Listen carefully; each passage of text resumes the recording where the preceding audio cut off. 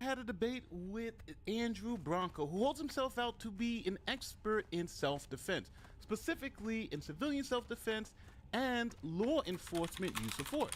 But I quickly found out in this debate, not only is he not an expert in use of force when it comes to law enforcement, he doesn't know any of the cases, any of the case law, and doesn't understand any of the core principles. Now, I'm going to say this, and I hope no one's feelings are hurt, but Andrew, unfortunately, doesn't know what he's talking about when it comes to law enforcement and the laws concerning law enforcement officers.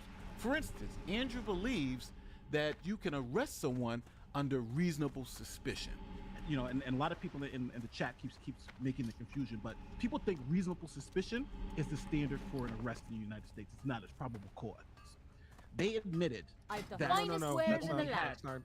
That's yes, not it correct. Is in the Fourth Amendment. It's reasonable. What do you mean? Probable cause for an arrest. You have to have probable cause. Don't confuse law enforcement officers and citizens. This was a citizen's arrest. The Georgia statute in effect at the time was shockingly broad. Reasonable suspicion was sufficient. That's one of the reasons they repealed the statute. Well, it was very low standard. Well, hold on. Just to be clear, the defense attorney, in his opening, said the standard is probable cause, right? Well, I don't know what he said. And the judge and the prosecution, they all are saying the standard was probable cause, and it's based on it wouldn't be the first time a judge or prosecutor has been wrong. Now, this legal expert is telling everybody that you need reasonable suspicion to make an arrest. Now, if you are a novice, you know that's wrong. You need probable cause to make an arrest. And as you hear, I told him, the judge, the defense attorney, everybody in the courtroom agrees that it's probable cause necessary to effectuate an arrest. And Andrew's retort, they're all wrong. The judge, the jury, the prosecutor, and the defense attorney, who all practice law in Georgia, are wrong. So I eventually just play the defense attorney, who clearly states we're talking about probable cause. I just wanted to make sure I was clear of what the standards in Georgia. Now, this is why I think they're going to get convicted, because he's arguing probable cause. But I'm assuming they're all making the same argument. So here we go for all the defendants. Reasonable and probable ground. I'm going to make that at the beginning. The second sentence is, if the offense is a felony and the offender is escaping or attempting to escape, this is the defense attorney for the shooter. May arrest him upon reasonable and probable grounds of suspicion. Yeah, so they kind of blend the two concepts there. Very Travis helpful. McMichael and Yeah. Greg McMichael sought to retain him at Arbery. Here's what he said. There was no crime committed in their presence. We're not contending there was a crime committed in their presence, but there was probable cause to believe a felony had been committed and that this man was attempting to escape or flee. And if you listen to the prosecution's opening, and even when they go through the colloquies, it's the same thing. Probable cause, probable cause. It says reasonable and probable suspicion, but even the case law has interpreted it to mean probable cause. So for citizens arrested in Georgia, you know, I don't would know about appreciate anywhere it. else, but here. There wasn't much case law on this when I looked, and I looked pretty hard when this first happened. But obviously he didn't look hard enough. Now, this is a law enforcement use of force expert who doesn't know that you need probable cause to make an arrest in the United States. Now, I assume, since that was like 4 or 5 years ago, that he had read up on this part of the law. But obviously he has not. He is just as ignorant now as he was back then. And this is a guy you guys call an expert and sent me to debate, forgetting that I am an actual expert, and he's not read up on any of this stuff since back then. As an example, Graham v. Connor. That is the seminal case if you're evaluating any law enforcement use of force claims. It's used at the federal level, it's used at the state level, it's used at the local level, unanimously throughout the United States. If a cop uses force, that force is judged with Graham v. Connor. Now, this is where my first mistake occurred because Andrew Branca didn't know any of this. He's heard about these cases, but he's never actually done any research, looked up any case law. So I'm in a position where I'm going to a legal debate to debate the legal principles, and the person who's the expert on the other side absolutely doesn't understand any of the legal principles, but is held out to be an expert in those legal principles. And we're going to go over it, and I'm going to show you how bad it actually was. So since we were talking about Graham v. Connor, let's start there. Now, the Department of Homeland Security acknowledges that Graham v. Connor is the standard that they judge officers' use of force. If the officer fails Graham v. Connor, then the officer has violated the policy and also has violated the Constitution, therefore violating federal law. This is like somebody claiming to be a car mechanic and who's never seen a car before. And this is used coast to coast in all these famous cases. Derek Chauvin, they applied Graham v. Connor. Eric Gardner in New York, they applied Graham v. Connor. This is not a secret.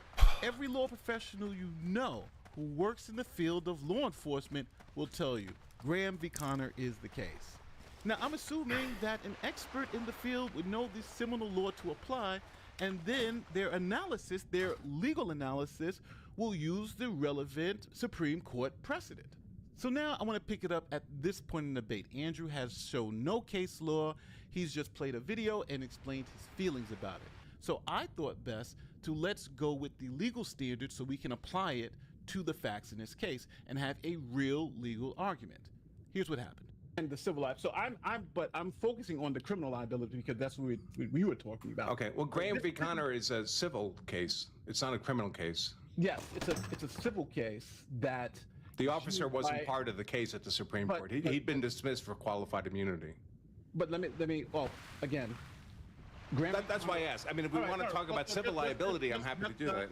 Just to let you know, well, again, this is maybe an ignorance to Graham v. Connor, but if you just look at the policy from the use of force from the Department of Homeland Security, it says it right here. Right, they don't want to get sued. The officers are going to be sued by the Graham standard. This is what they say. In determining the appropriate and particular use of force, the department is guided by the constitutional law interpreted by the Supreme Court. The Fourth Amendment applies the Constitution baseline for permissible use of force by LEOs. This is not about being sued. This is about if you fail Graham, you will go to jail. Now, I was honestly very thrown back that he dismissed Graham v. Connor because it was a civil case. It's almost like he doesn't understand that most of the cases that define use of force for police officers are civil cases, like Tennessee v. Gardner, for instance. It's called the fleeing felon case. But from a legal perspective, a technical legal perspective, I think it's inappropriate. Now, as you can see, Graham v. Connor is used in civil cases, e.g. United States v. Reese, Ninth Circuit, United States v. Leonard, Supreme Court 1997, United States v. Vati, and Barnes v. Felix. The Supreme Court applies Graham v. Garner to all of these criminal cases. I'm But so dead. even Where the with fuck is the these fucking... Even with these citations, Branca cannot admit that he doesn't know what the fuck he's talking about. That was so fucking close. I was surprised when I heard Tennessee v. Garner was a civil case. I was assumed because of Okay, the state of Tennessee versus Garner, but you guys were saying it was a civil case. So the Supreme Court uses these civil cases to define the constitutional right, and then it's applied to any constitutional violation in a civil context or a criminal context. In a civil context, you have to pay money if you violate the Constitution. In a criminal context, you violate the Constitution, you go to jail. And this happens a whole bunch of times in this discussion, where it shows Andrew is totally ignorant on the law in this context of law enforcement use of force. For instance, the Supreme Court ruled last year in a case called Barnes v. Felix that you have to look at the totality of the circumstances with any type of police shooting or police use of force.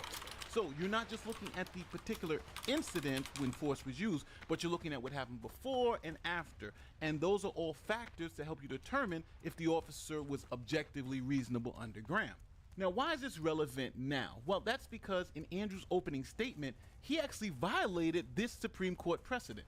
He looked at only a part of the incident, while the Supreme Court in Felix says you must look at the totality of the incident from beginning to end before you can make an assessment on the reasonableness of the officer. So my response to his opening was, you literally violated the Supreme Court precedent. The Supreme Court says what you did was wrong, and you need to look at the whole entire thing.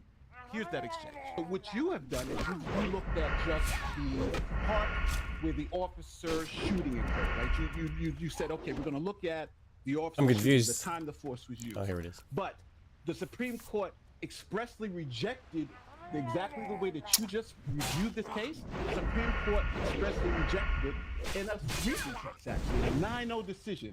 It's called Barnes v. Felix. And in that case, the Supreme Court said, well, hold on. The ruling, the Fifth Circuit had said, we're only going to look at the time force was used. In that case, a cop, a guy was pulled over, guy's going to pull off, the cop jumps on the hood, the guy starts driving off, and the cop shoots the guy. Now, the cop was like, he was scared for his life. He was on top of the hood, the guy was just driving. But the family was like, well, hold on. You put yourself in that situation by jumping on the hood. You weren't endangering who you put yourself in danger. So then the Supreme Court, the Fifth Circuit at the time, said, well, you only have to judge it when the force was used. So if he had a fear for his life and he was on that hood with that gun, then he was that's a good shoot. But the Supreme Court overruled that and said, no, you have to look at the totality of the circumstances from beginning to end. You can't just pick that particular moment and ask. You got to find out what happened before. And now Andrew, unfortunately, he didn't look at the entire event to see what happened before and what happens after. He actually violated the Supreme Court precedent by only looking at that moment. So what I'm going to do now is that we're going to look at the entire event as the Supreme Court demands we do, to see if this officer was justified in using this type of force. So now, all you people out there who know holdings in the case, I've explained the facts of the case, and I've explained the holding. Now, what is the holding? The holding is the principle you take from that case and you apply to the next case. And the principle in this case, Barnes v. Felix, is that you look at the totality of the circumstances. You don't look at. I still had this open, but I'm pretty sure this is deleted, removed. That's why you can. But the rule from the case. No info here. Obviously, look at everything, not just a moment. Now, here is Andrew Branca's response to that holding. Now, let me. I guess what I would ask, Nate, is I'm familiar with Barnes v. Felix, where the cop jumped on the hood of the car, and that's why the cop ended up compelled to shoot, because he put himself in that position of peril. Where's the jump on the hood of the car moment here? Who's saying this is jump on the car? No, you're saying Barnes v. Felix is relevant here. So the key issue of Barnes v. Felix was the cop jumped on the hood of the car. Now, this is a lawyer, people, and he should know that the holding of the case is why we use the case. not the fact that the cop jumped on the car. Now, either he's being dishonest or he just doesn't know what the F he's talking about. Where's the equivalent of that here? Well, maybe he'll show us that. No, now. Let's let him show his video. Hold on. There's an ignorance about what I'm using Barnes v. Phillips. So I'm ignorant all night. No. I'm just saying there's an ignorance and maybe you're understanding what Barnes v. Phillips is saying. Barnes v. Phillips is not stand for the proposition of cops jumping on cars. Barnes v. Phillips stands for this direct proposition that you must look at the totality of the circumstances and not just the moment before the shot. Now, you have to understand my frustration here. This is supposed to be an expert in this field of law. He can't understand what a holding of a case is. He doesn't understand any of the legal principles. He cited no law. He's brought no case. He's just making it as he goes, and he thinks he's winning a legal debate. He's not mentioned anything about the actual law to be applied to the case. Now, I'm about to leave this conversation because he's brought no law, he cites no cases, and he's just making it up as it goes. And when I'm trying to show him the law, the precedent, here are the cases, here's what the Supreme Court said in a 9-0 decision, he understands none of it. So we get to felony murder. Now, everyone knows Derek Chauvin was convicted of felony murder. They say he assaulted George Floyd, and that assault caused George Floyd's death, i.e. felony murder. Now, at this point in the debate, I feel like I'm wasting my time. I have somebody who's being inherently dishonest. They've brought no law, no cases, no nothing. The only thing they've brought are their good feelings about what happened. It even got to the point where Andrew started just lying about things that I know for a fact he knows. For instance, Derek Chauvin was convicted of felony murder. Andrew knows this. We've argued about this. Joe has argued with us about this, and we all thought it was a tragedy that they would convict Chauvin on felony murder instead of just like a plain second-degree murder charge. Now, because Andrew doesn't want to concede a debate point, he's just going to outright lie and say Derek Chauvin was not convicted of felony murder. In the case of Chauvin, first and foremost, to those who are not unfamiliar with the concept of felony murder, Chauvin was not convicted of felony murder. I thought it was one of them. He got murdered too. Yes. Oh my God. Too. You know what? He doesn't Felony know what murder. he's talking about. He absolutely He did. doesn't know what He was he's hit talking on all of them. I'm out of it. Nate. He doesn't know what he's talking about. He just said Chauvin was not convicted of felony murder. Like. All right, if I'm mistaken, just correct me, Nate. Relax. Correct me. Nate. He's got to know what he's talking about. All right. Now, I don't know how I found myself in a debate with a legal expert who doesn't know the law. This is crazy, but this is that YouTube life. He doesn't know about Graham v. Conner. He doesn't know about Felix. He doesn't know about Tennessee v. Gardner. He knows nothing about the fundamental law of the topic we're discussing. He's come to debate, but doesn't know what he's talking about. Now, you guys asked me to talk to Andrew Branca about these cases, and I'm just going to tell you, I have talked to him, and he absolutely doesn't know what he's talking about. He's out of his depth, and maybe he needs to read up on the subject matter before holding himself out as an expert. That is my opinion.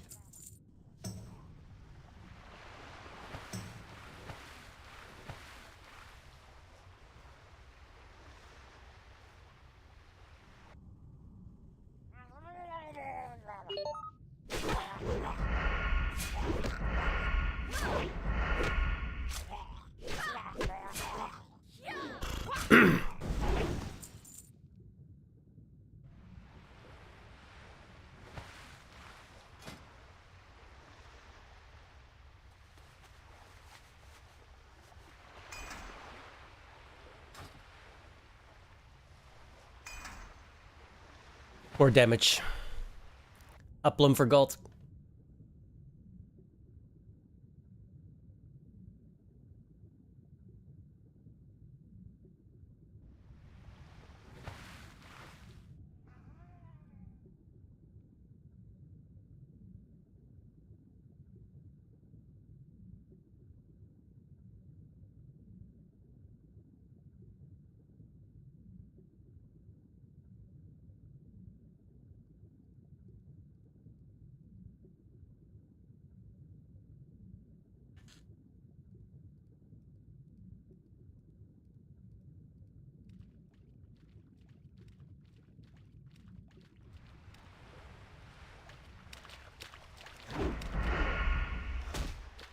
Achoo!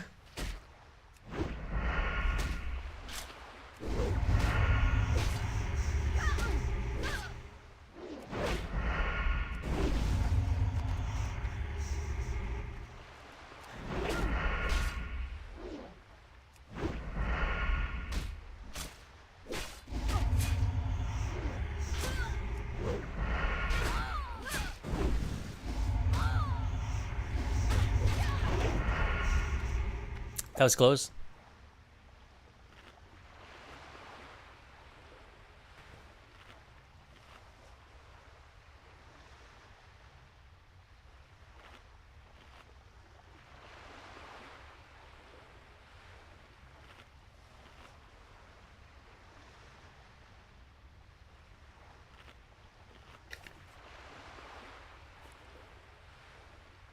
Attention alien army, we do have a Dodo. raid incoming. I repeat, a raid incoming.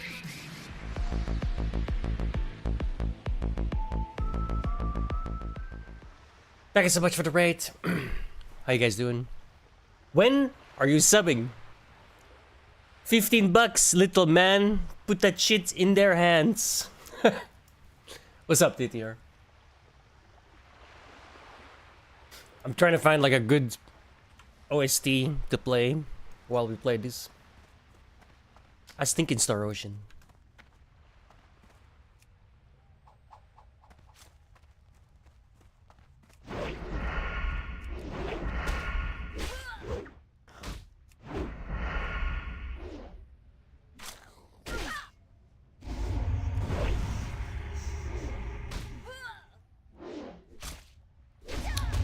Just unlock poisons, which will help. Level 22 almost. It's up 21 and 80%, I guess.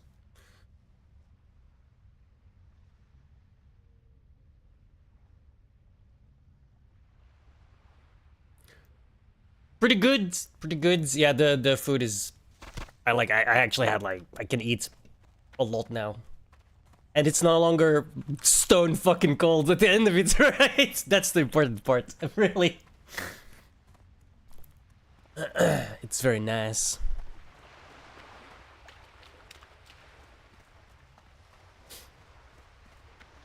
I wonder what changed. Time. It's just time, right? The more you eat, the more, like... I'm not gonna say every day it gets a little bitter, but like every week or every month it gets a little bitter. You know what I mean? I still do weird shit to swallow, like I still grab my nose or do this like a fucking autistic person. Like, yeah, I don't know. Anything to like get me off the focus of it and just swallow. Yeah. It looks stupid, but it works.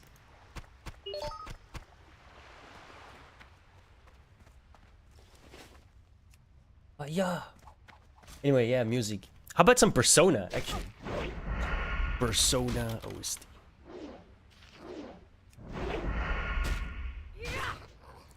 What are we feeling? 3 or 4? Let's do 3.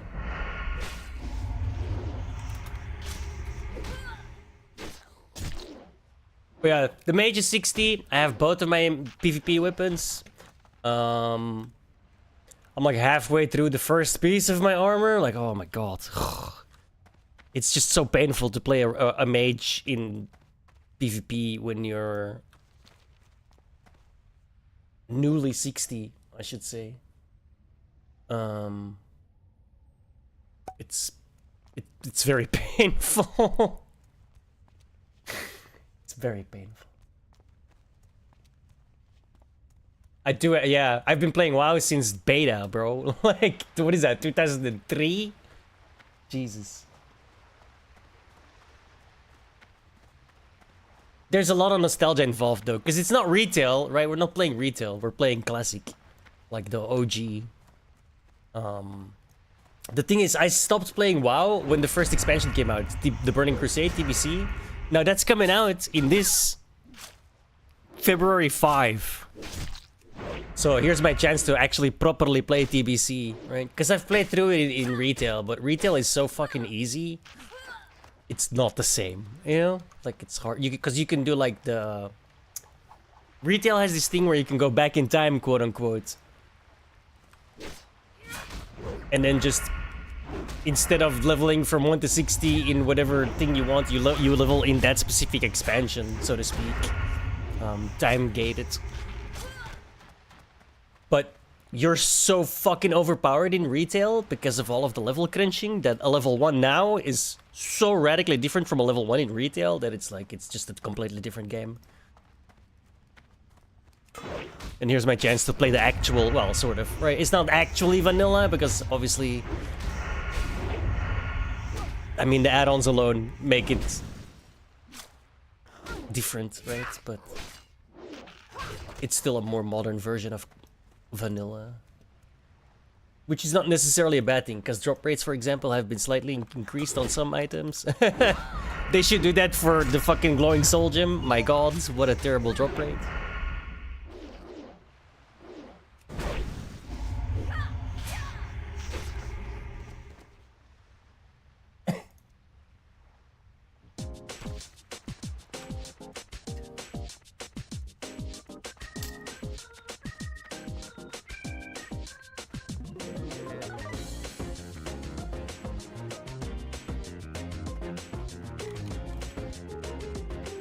Another 24 hours on this character. I have 2 more characters with 24 hours on.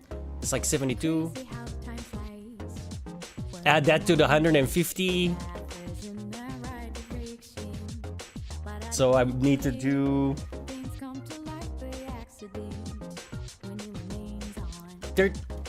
36 euros divided by, let's say, 250 hours by now.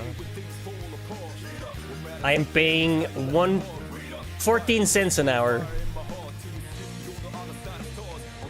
Wink wink Dodo. 14 cents an hour is a pretty good deal, my man.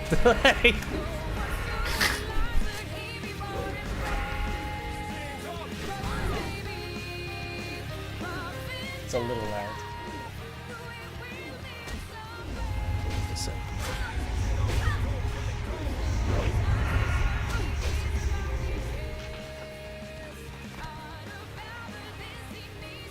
The guild's actually doing pretty nice too, like 19 people online and almost everyone's 60 as well, so. And all of these people that are not 60 have a 60. Except for Zed. Actually no, because he boosted a character apparently. So yeah, everyone online has a 60.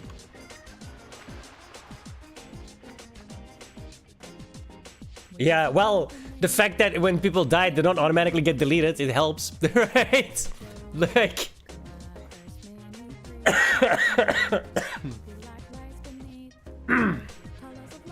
Definitely helps.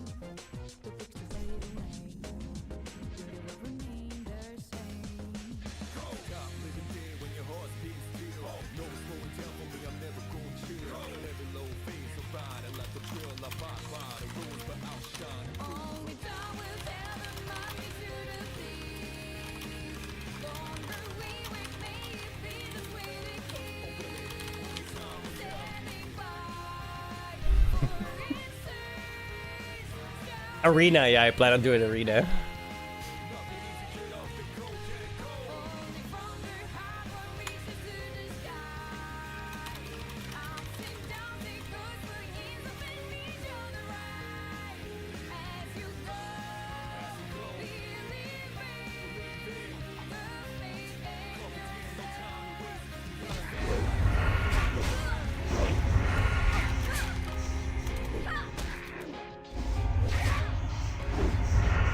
Typed Action House, apparently.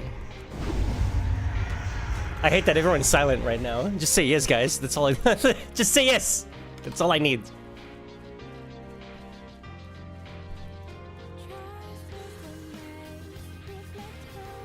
Yeah, that's not who I'm talking about. We're talking about a certain lovable rat.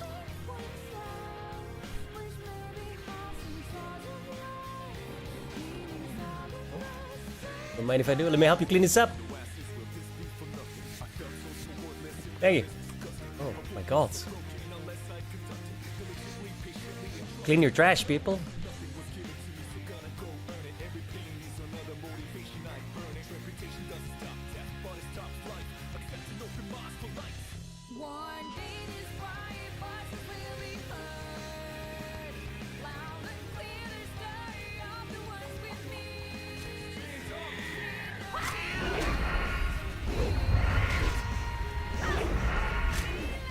That's the perfect answer, TTR. He was trying to evade responsibility and threw you under the bus.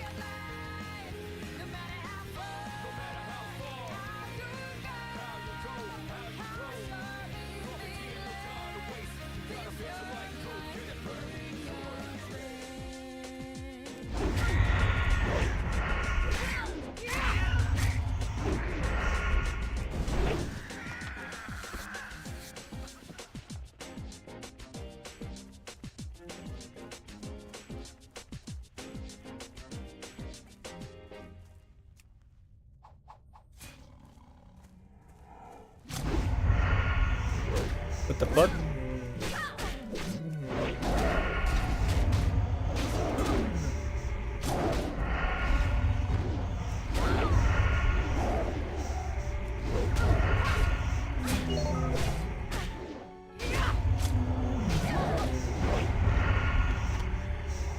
What the f- Why'd that disappear so quickly?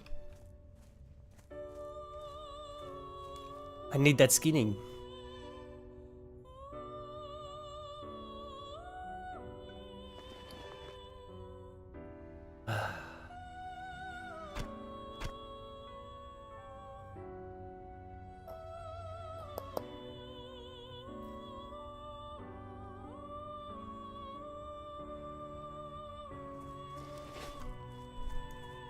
The only downside of the speedrun guide is, my god, this guy never goes and sells.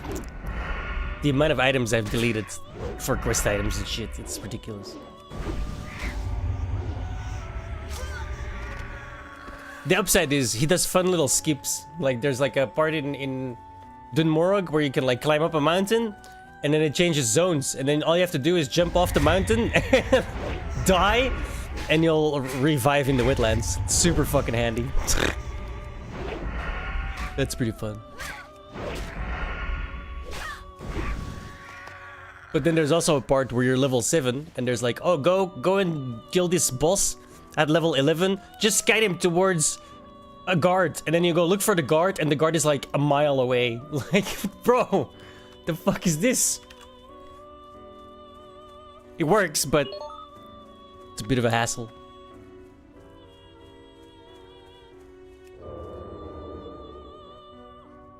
Yeah.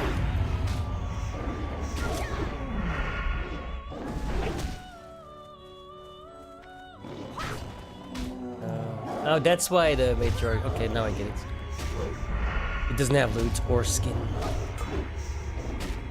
I mean, it has skin, I just can't get it.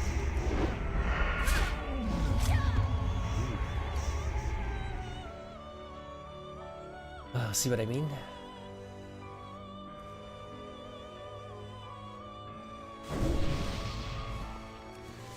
Bit of a waste.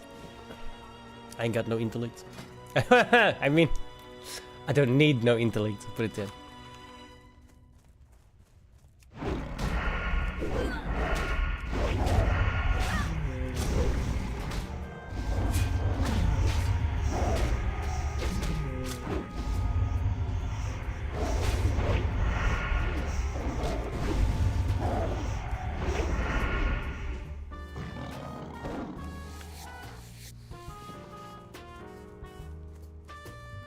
Warrior's pretty good in PvP in this iteration.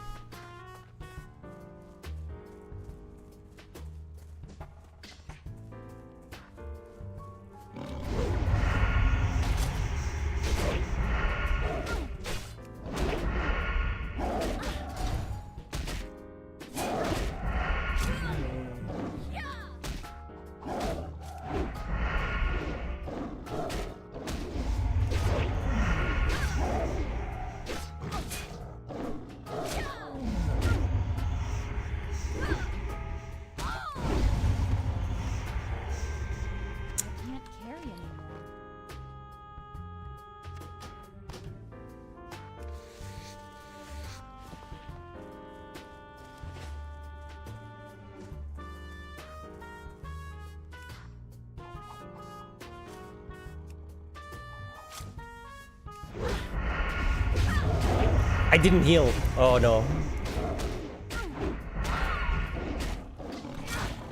You come on. Schneller.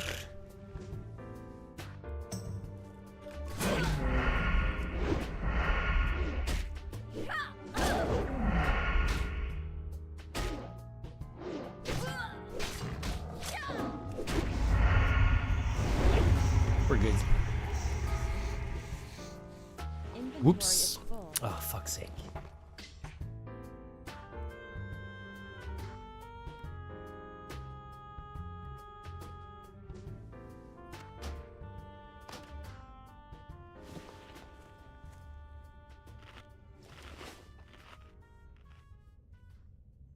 That was kinda iffy. I healed for more than 30%, so if I hadn't bandaged, I would have been dead.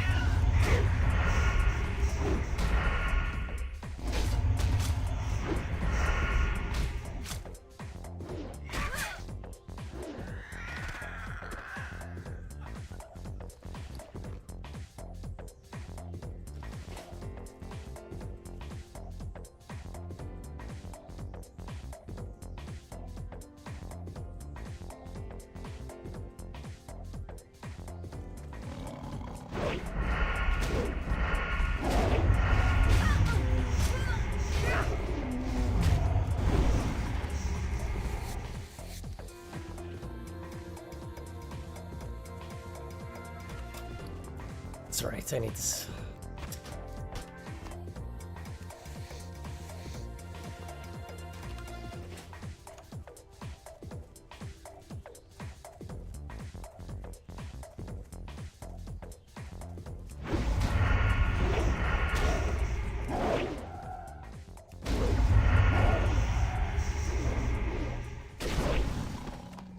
The only thing I wish that TPC had, which it doesn't, is a button so I can PvP in the game. But now you have to like go to Ironforge or Stormwind and just stay around the things, because you'll end up there anyway. It's like it's kind of annoying. Because I would definitely be playing PvP while leveling otherwise.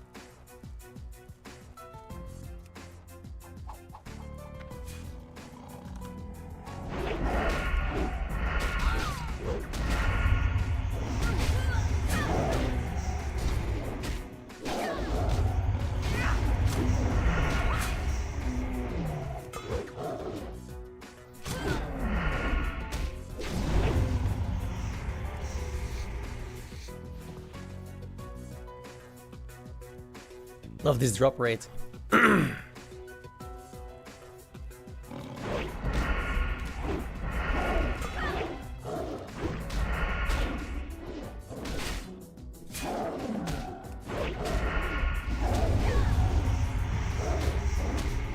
Doing BRS.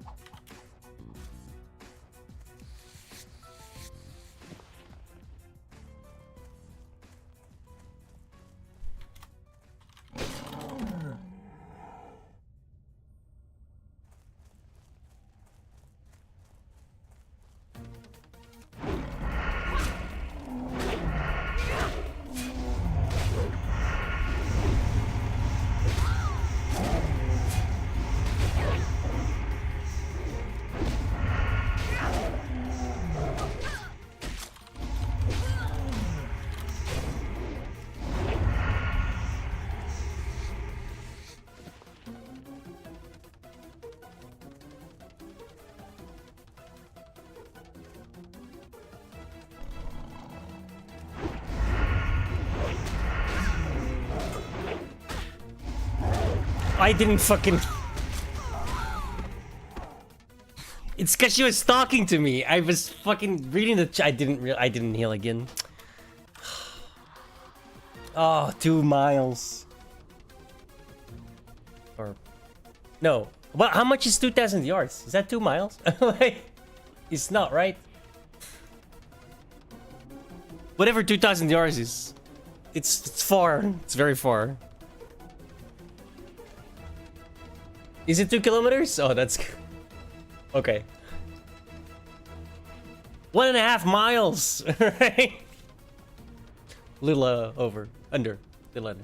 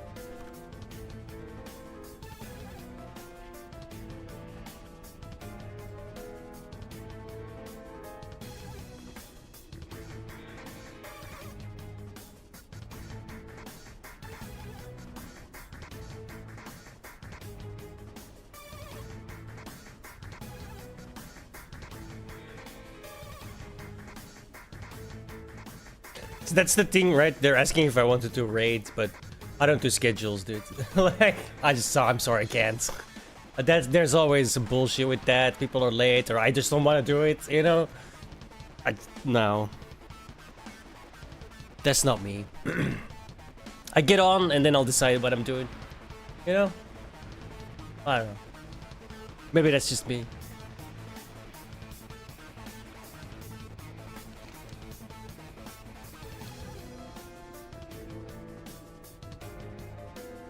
Right?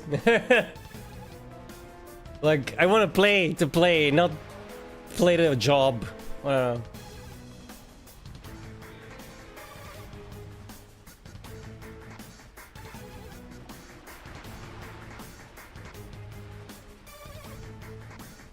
Like, if they need people and I'm on and they're like, oh, we need a mage, you want to help? I'll be like, oh, sure, why not?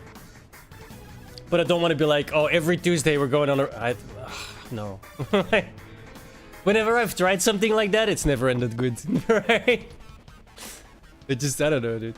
It's like I tried to do Blood Bowl leagues at one point, right? Maybe you guys remember. And it's just like... I have to be in a mood to play a certain game, and sometimes I'm just not in the mood, and then if you like force me to play it, I'm just gonna lose my mind.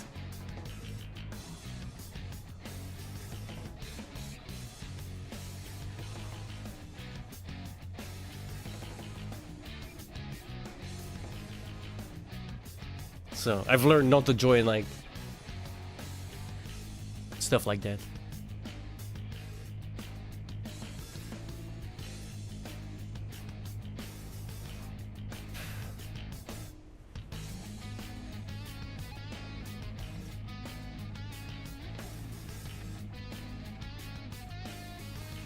Alright, we've arrived.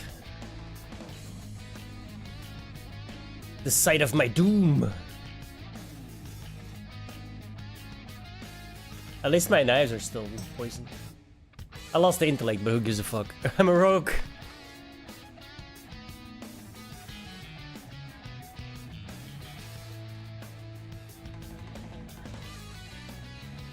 Come here, you.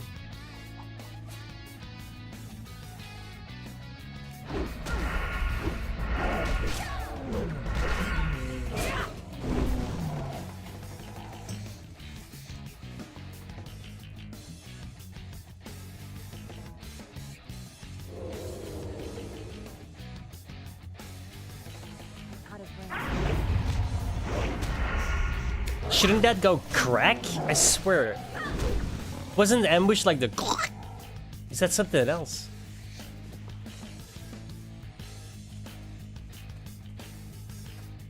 Like, that just sounds like a backstab. Same dude. I feel like. Oh. We got him.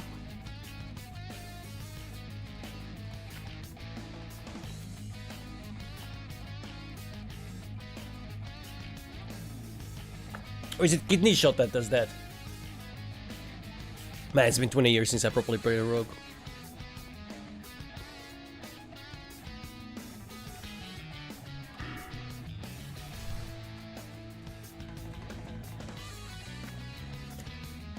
But yeah, Dodo, I basically have every single character as well again. The 21, well 22, let's say, 22 Rogue. 17 Warlock. 11 Warrior. I just made a Hunter as well. I think my Shaman is like level 3 or 4, but Exquisite wants to play Shaman. So if I get him to play, I'll just... When he's playing, I'll just use that Shaman. I've never played a Shaman, so I'll just... Yeah.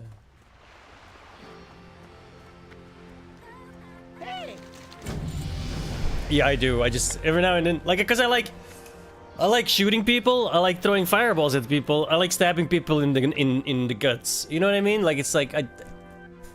And all of those are options, so I like, yeah, why not? Right? I still don't have a Paladin yet, though. I need a Paladin as well. Well, I think I'm gonna ignore Priest and Druid. Druid, I just think is... I've never played Druid. It's never appealed to me. I don't think I've ever even played a Druid in like a Baldur's Gate or a D&D game. Maybe like once in a Dragon Age. Is there a Druid in Dragon Age? I don't even remember it. Like, maybe, but yeah. In general, I don't generally play Druid. But everything else I do, so I can. They all play different in games as well. In PvP, I mean. Yeah, see, and even Diablo 2, I've never played a Druid. Like, and I've played Diablo 2. I've had that game installed since it came out, right? Literally. On every single iteration of my computer, like, because I usually just move over the hard drives, right? So it's been installed, like the OG version. Never played Druid. Oh, what? Oh, alright. I spaced out.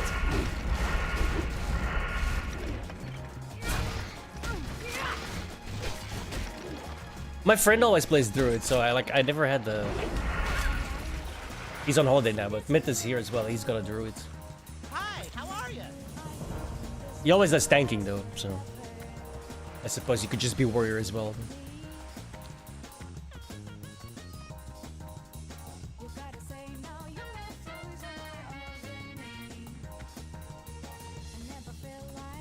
I keep looking at it as like...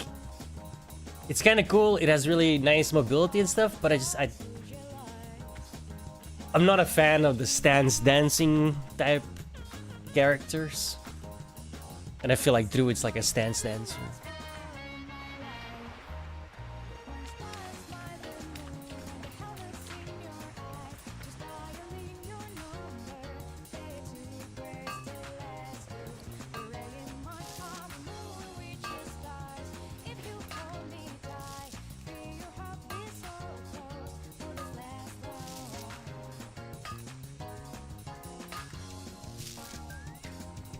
Not in the arms variety. If you play PvP with a warrior, you don't stance dance at all, right? You just berserk, rah! Right? Perfect, right? It's perfect for me. Like, yeah, that's what I mean, right? Like, yeah. I don't need to tank nothing. I just go rah, and then run in. Like. Fantastic.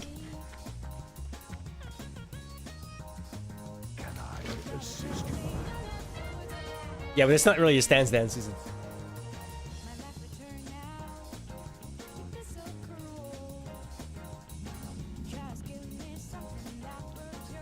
This is not a good sign. Actually, it is. That means they'll respawn. Because there doesn't seem to be anyone here.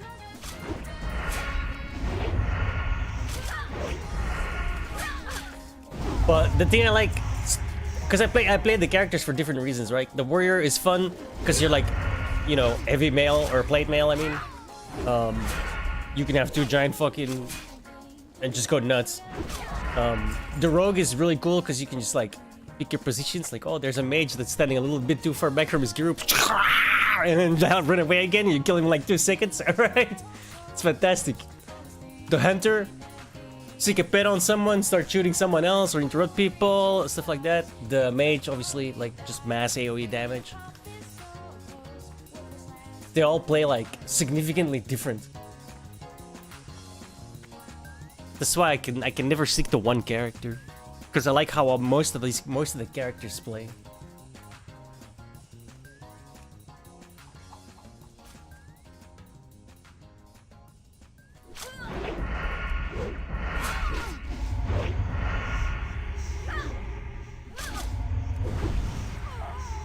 Inventory is full.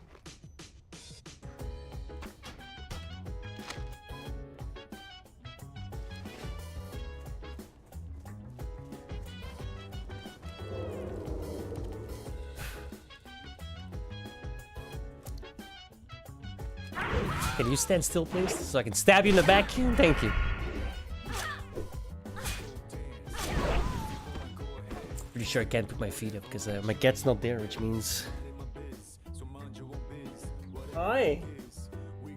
Comfortable? Yep.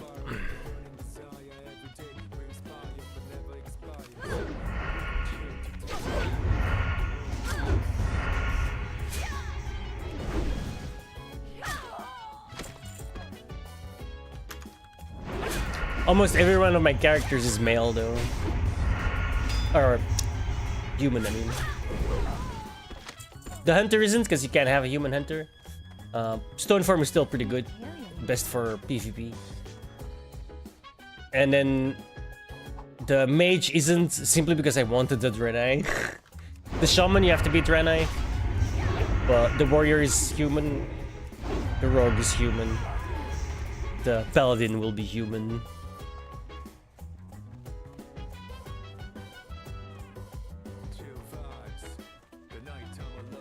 It's just the best choice for PvP. Can a dwarf be paladin? Maybe if it can be paladin, we could do dwarf. But my warlock is gnome, just because I thought that would be hilarious, like a gnome warlock. That's just funny.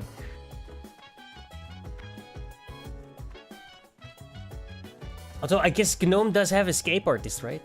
So that's also not too bad in PvP. But the extra stealth pierce with human in PvP is just so fucking... Bro, that's just too good, dude. Especially as a rogue as well, right? If you're... Because they don't have that, they can be human. So you'll always see their rogue before it sees you. I mean, by this much, right? But still, it can give you the tactical advantage.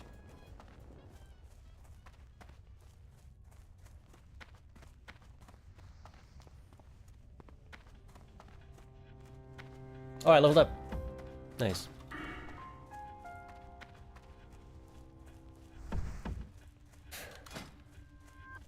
%9 crit chance. That's gonna go higher. Hello. That's gonna go much higher. About as hard as it takes from 40 to 60, I'm guessing.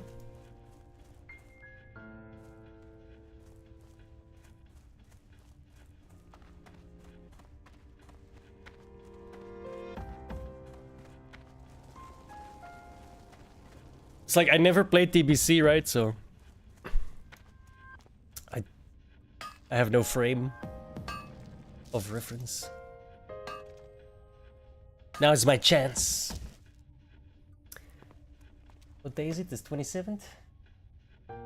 9 more days. Nu 9 dagen.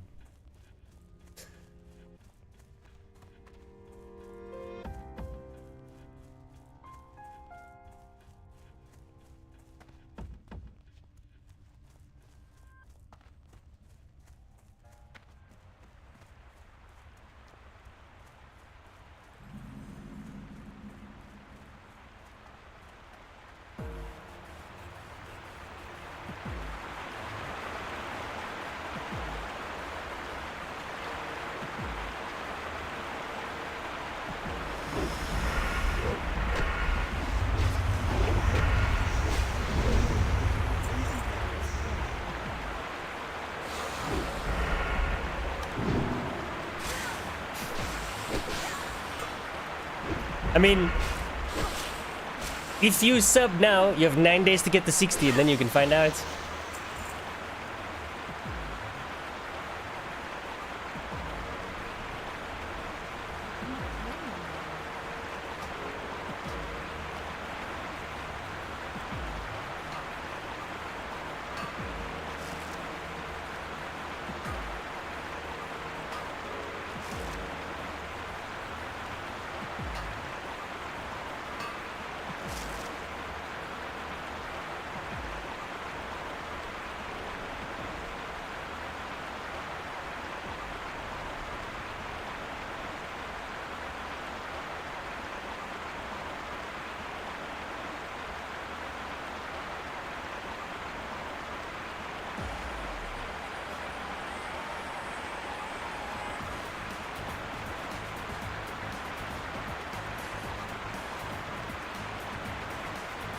Did I send you the screenshots for when the pre-patch came out? I expect it's going to be like that.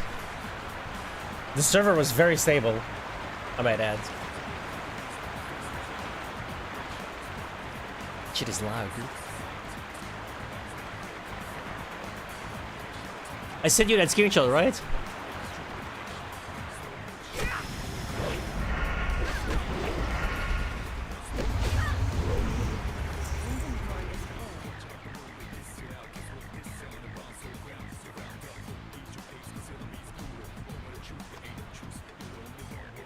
I did not send you that screenshot. Okay.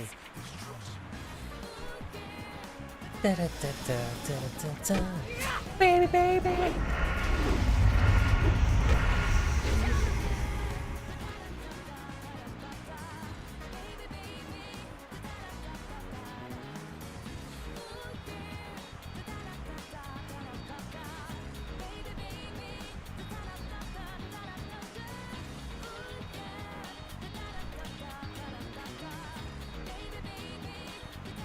No, I sent you the screenshot. That was 3 minutes after the game came back online with the pre-patch.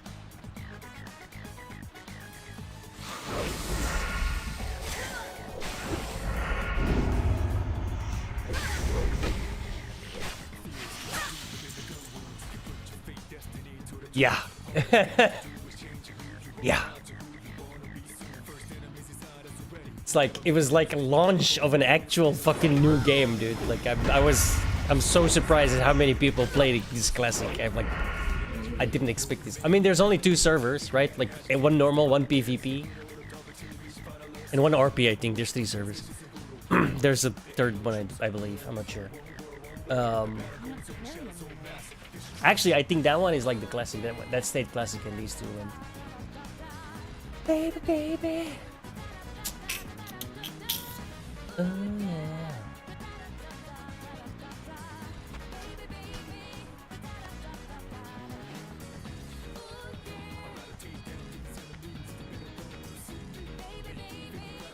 Let's just say I was out of that area quickly.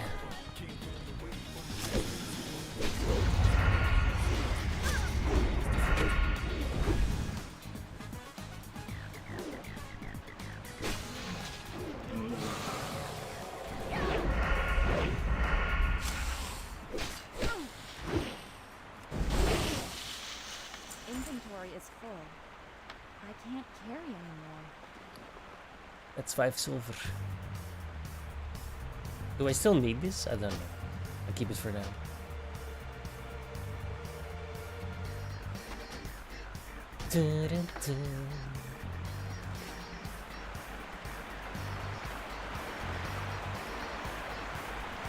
But yeah, people are really nice in Classic for the most part. There were like a couple of mages in the starting zone that were like, free portals, free portals. I was like, please send me the Stormwinds. Oh no, shit. I saw the mine too late.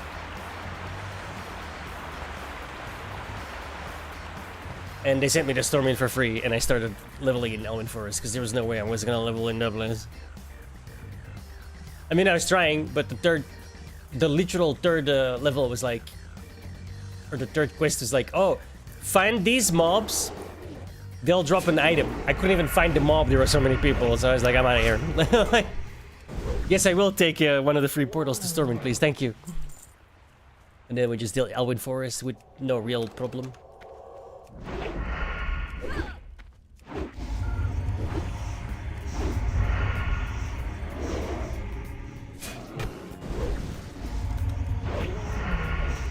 Inventory is full. Ba-da-ba. I can't carry anymore.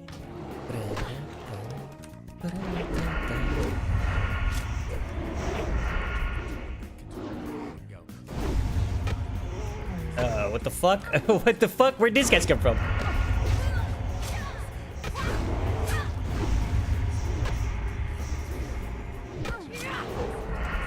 Oh no, you wanted to fight. You ain't gonna run away now, bitch.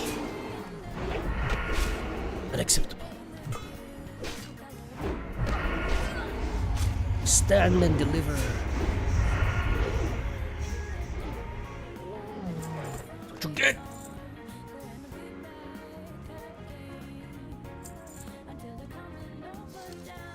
Good thing I'm slightly over leveled.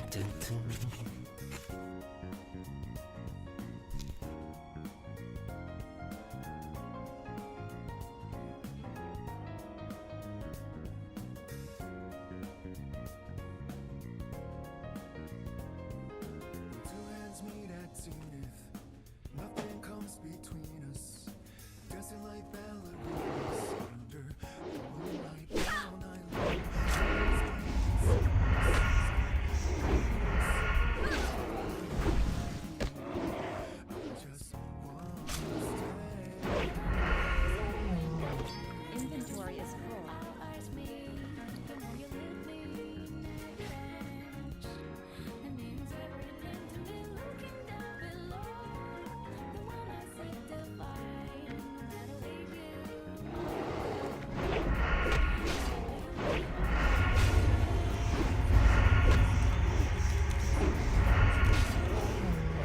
Too far away.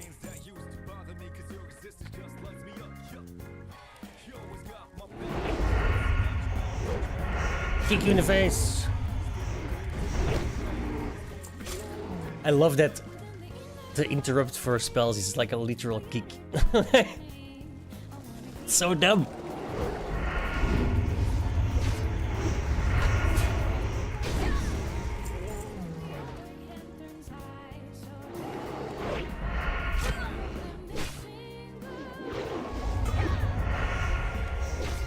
I pressed the wrong button.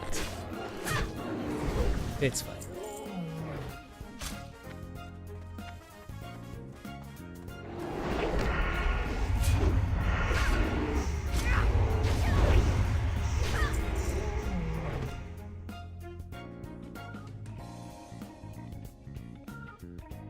I can't carry anymore. What else is new?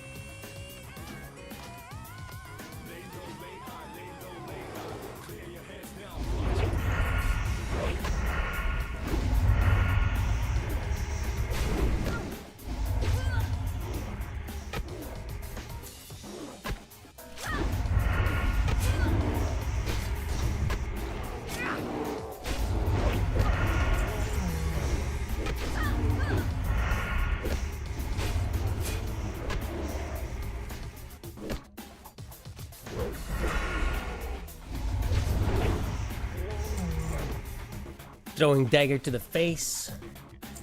Bitch.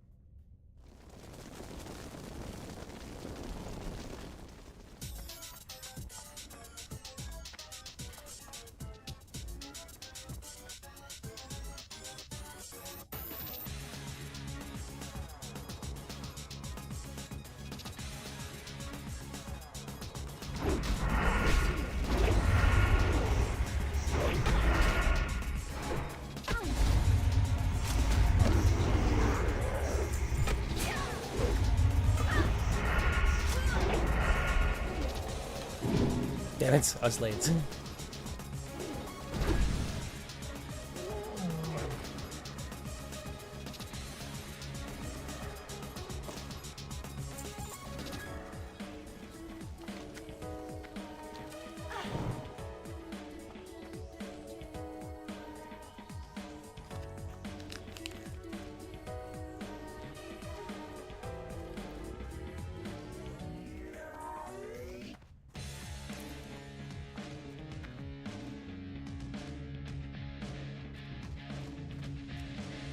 Took me a second to realize I was a druid.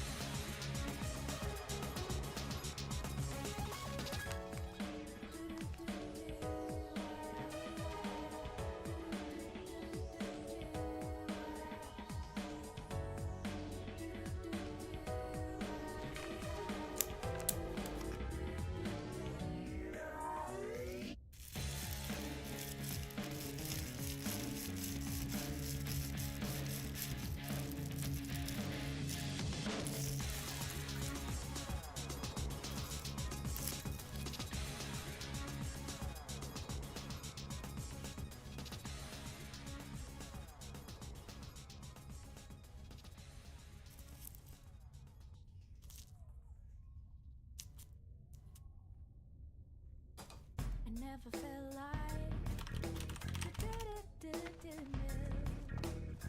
I never felt like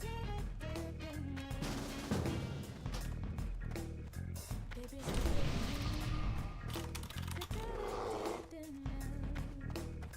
you gotta tell now.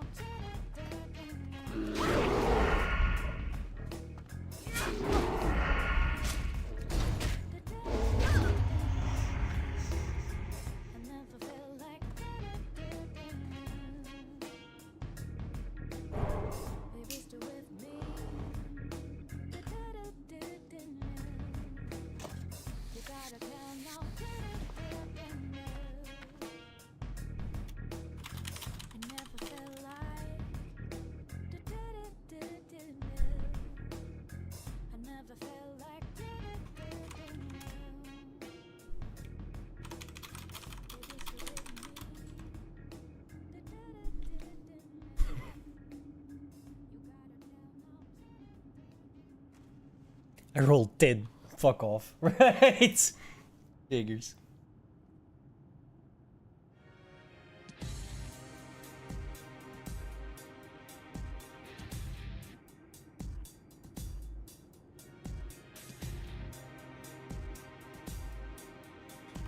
Sometimes I have trouble controlling the volume of my voice!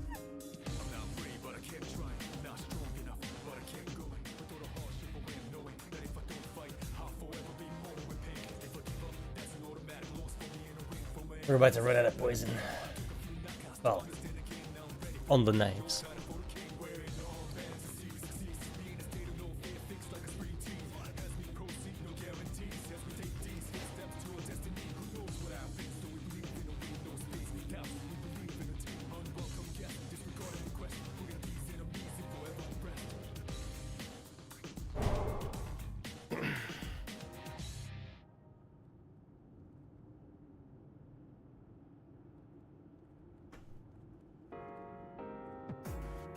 I'm sorry, Cat.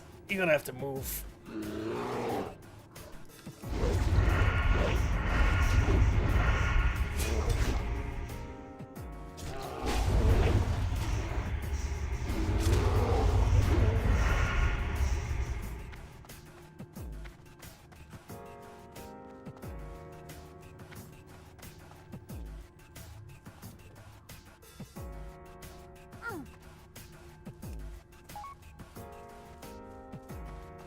I'm trying to get myself killed.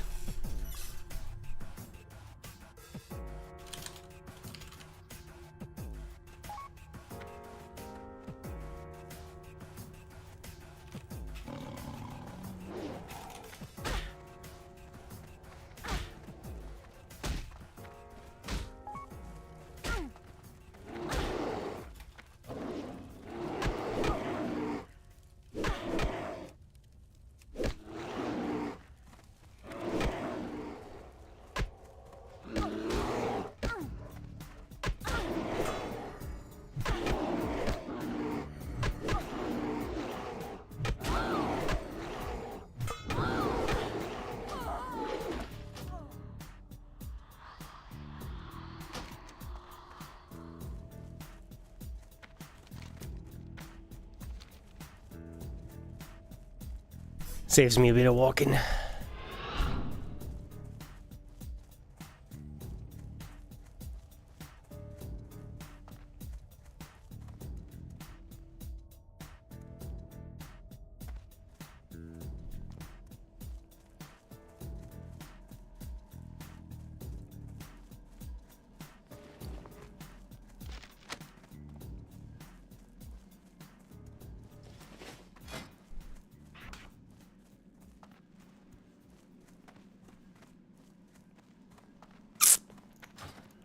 Oh! Bloosh. Shit.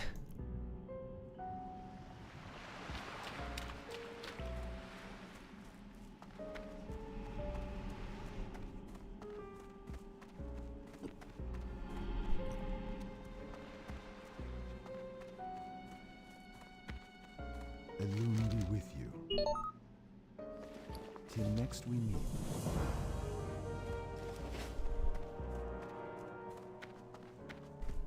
I'm listening.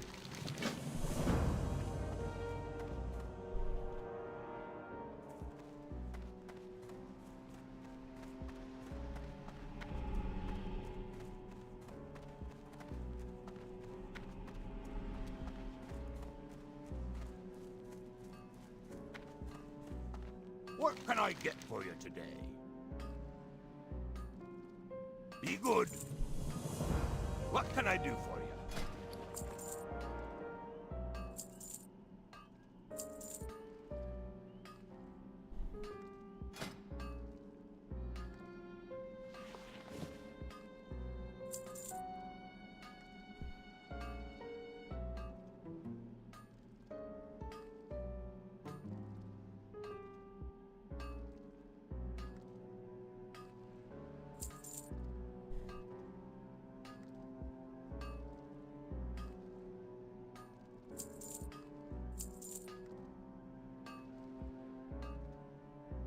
Oh no!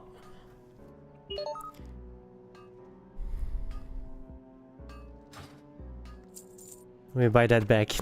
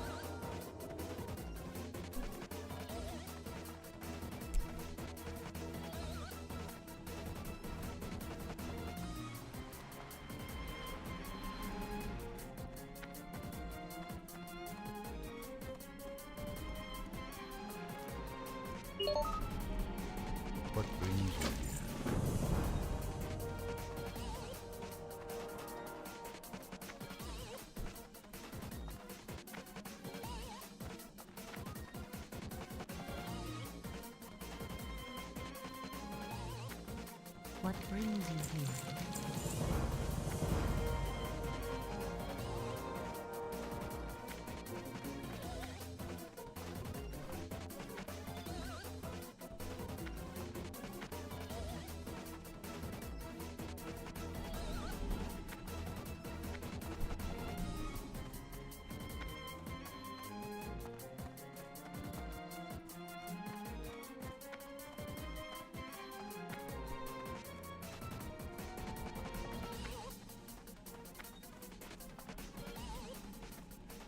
God damn it. Different time.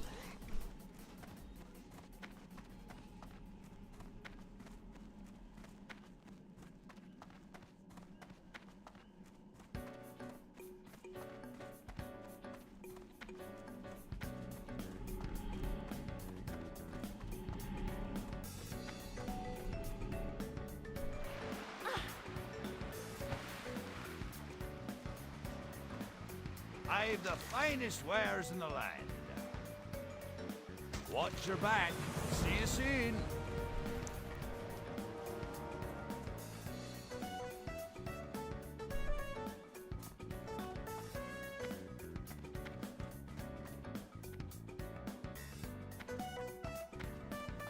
How may I help? Und now, Vivat for 90 seconds.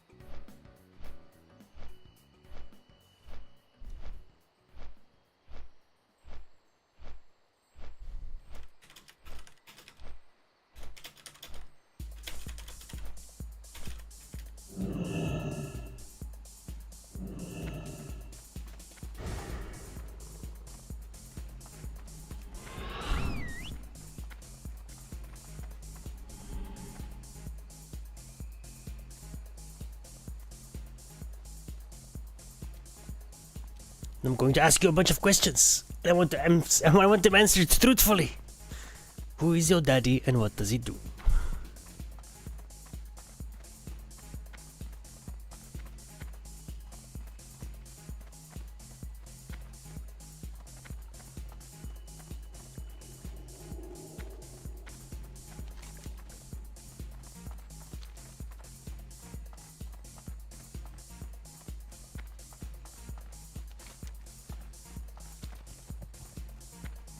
I still say there should be a World of StarCraft.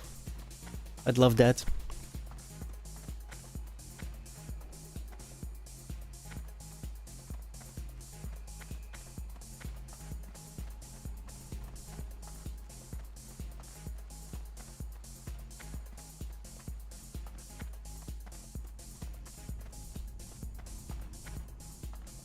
Well, with actual guns though, right?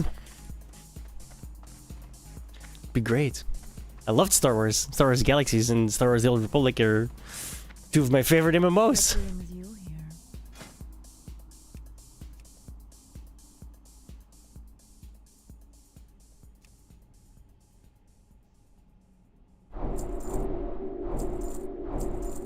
Farewell.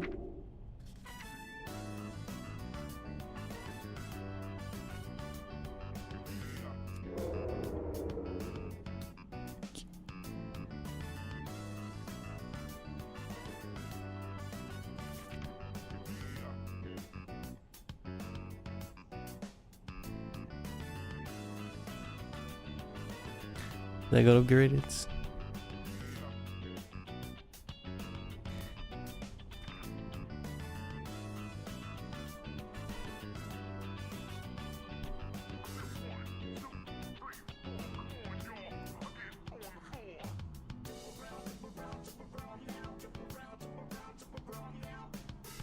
Oops, sorry.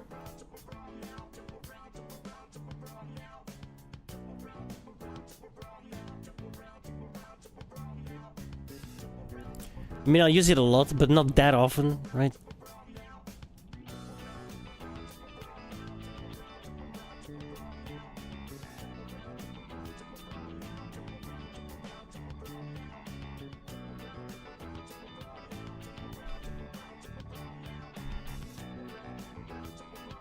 Yeah, let's put it on this one. And then Vanish is that one. So regular, normal, control, Vanish.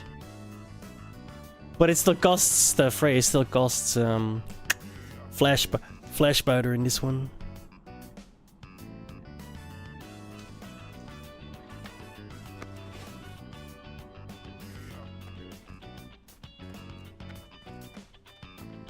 We're gonna have to be careful. Don't waste that too much.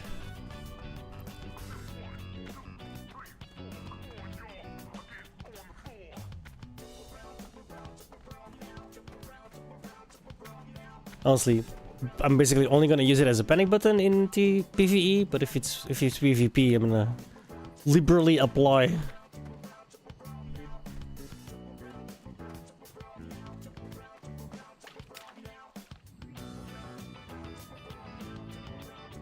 That's how I get the damage.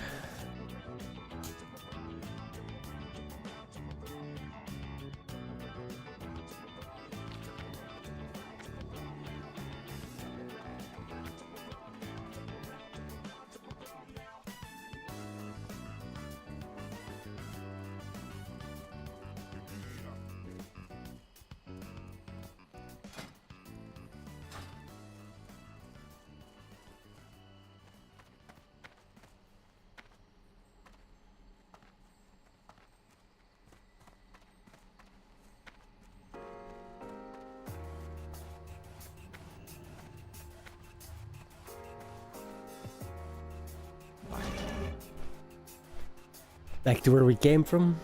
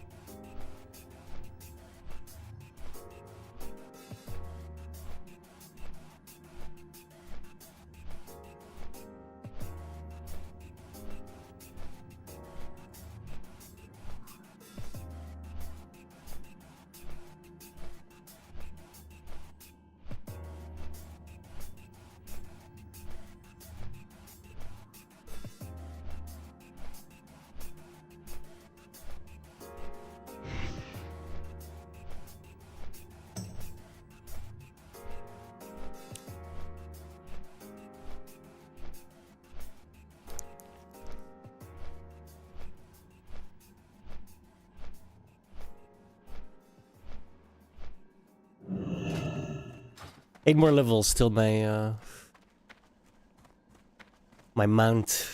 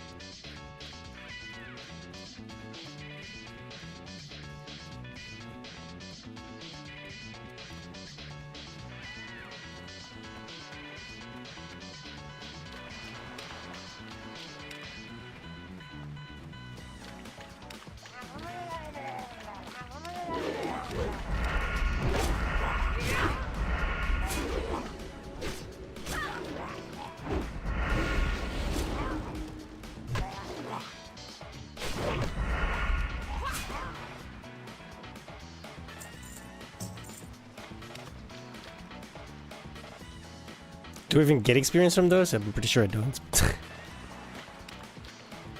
They just get in the way.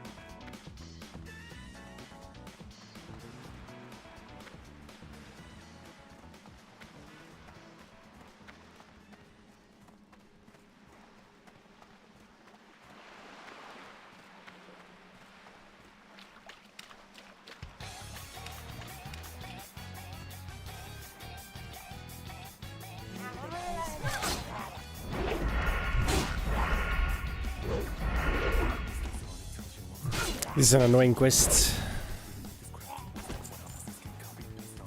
Not really, it's just annoying because you have to clear them out and you have to wait for 3 waves.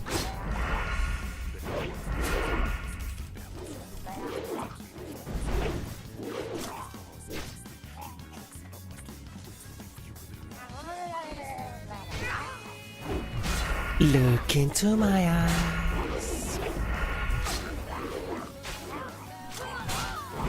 Best song in the game.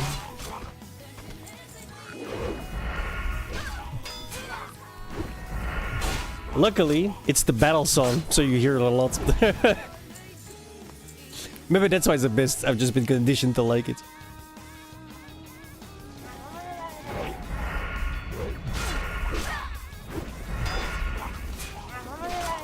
Really? What's up with that bullshit?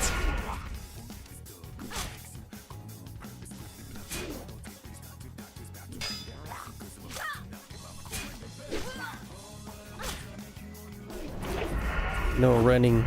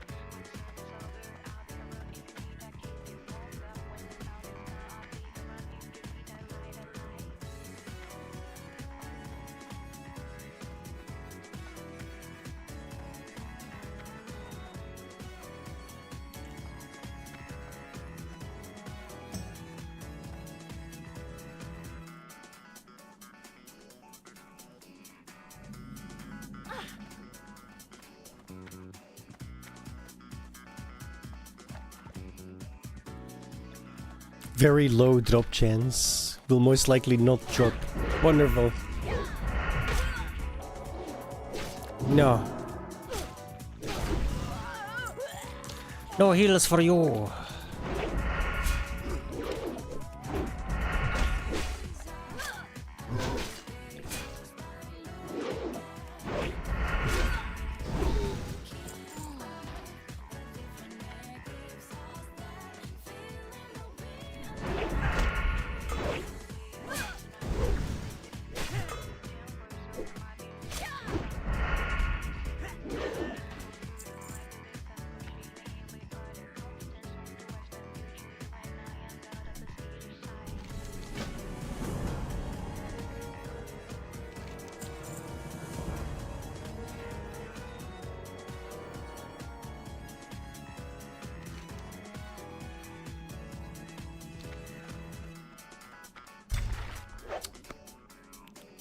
What the fuck? What the fuck was that? Random.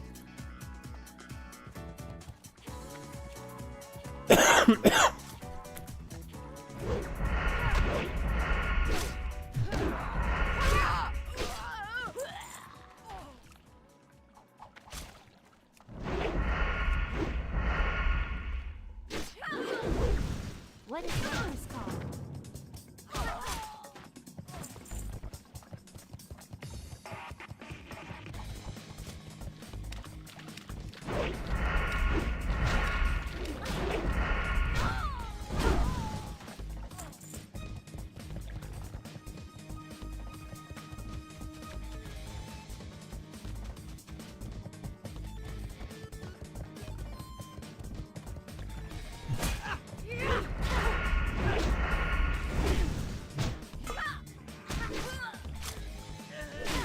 I can't carry anymore.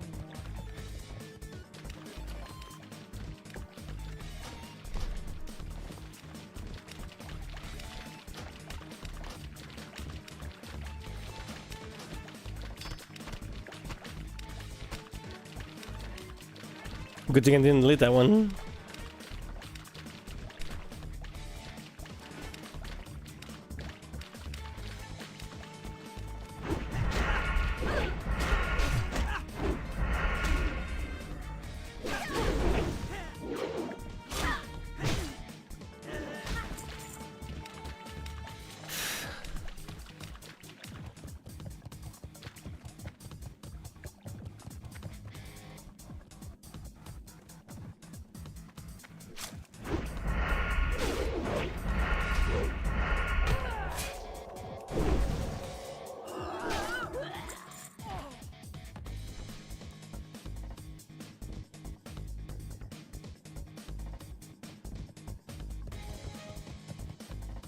Today, lady.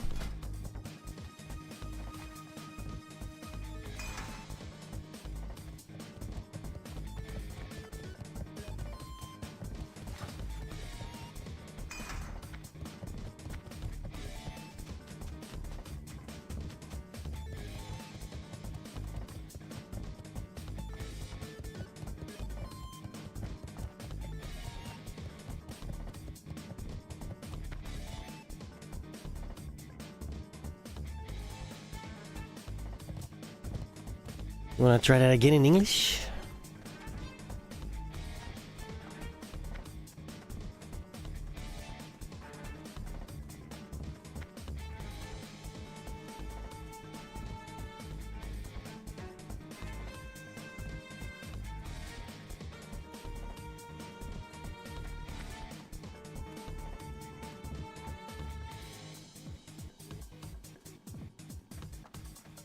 Oh, okay. Dunzo.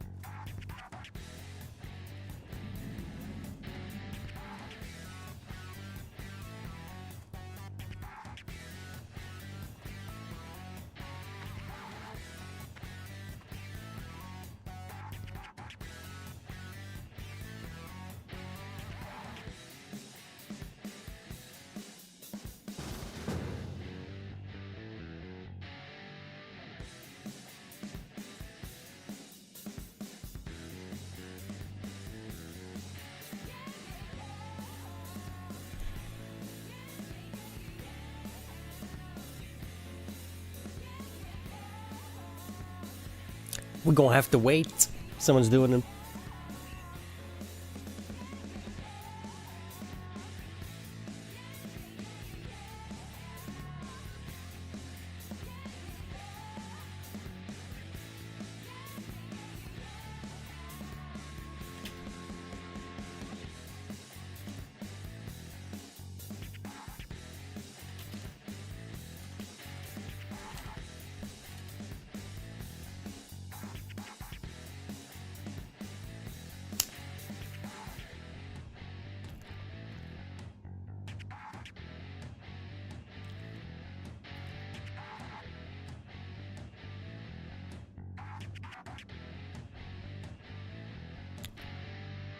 She complained about my gear being low durability last time.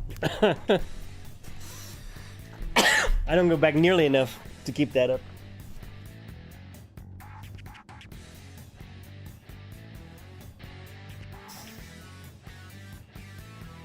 To be fair, it's not that bad. It's just the gloves.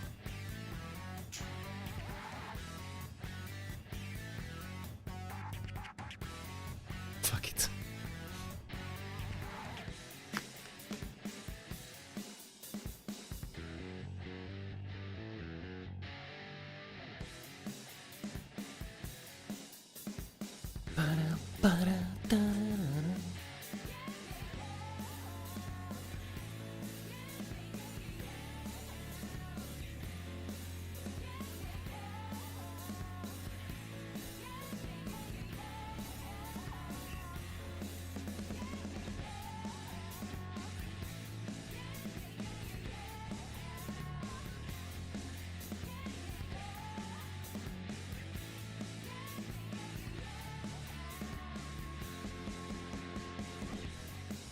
I do get his sentiment.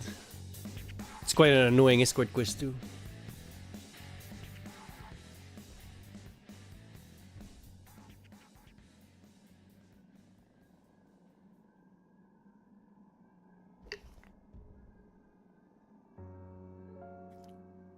He very slowly walks around the excavation site. Whatever it's called. Oh, sorry.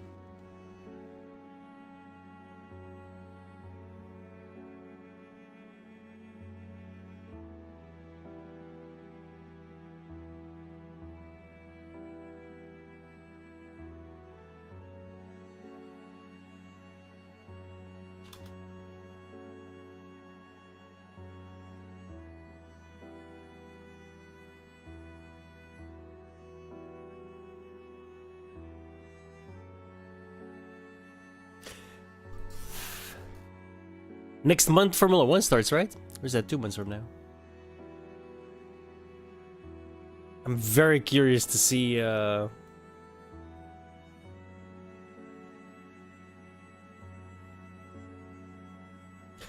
there was Shakedown today. How did Chevrolet do? Did they do anything yet?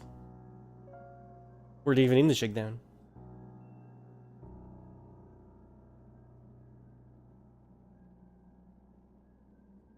Mercedes, Audi. Oh, is it Cadillac? Sorry, it's not Chevrolet, it's Cadillac. My bad.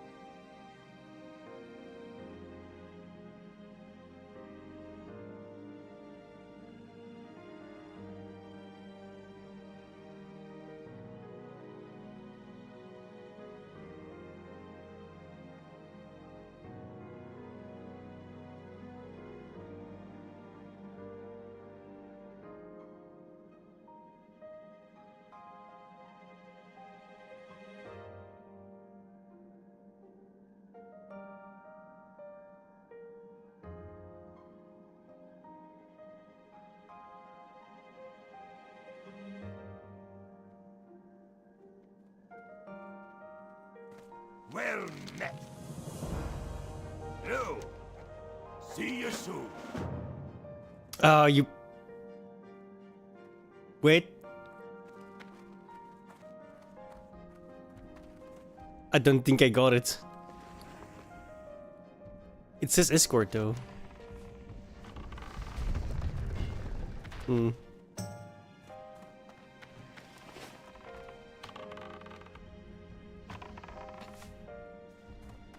If they rolled up and took it from me, I'm gonna be pissed. I'm pretty sure I got it though. It says...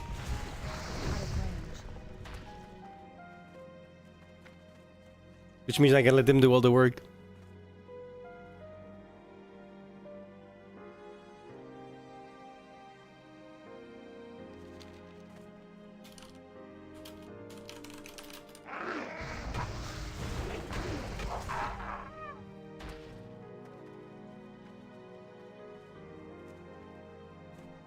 Okay, then I'm just stealing a mob every now and then.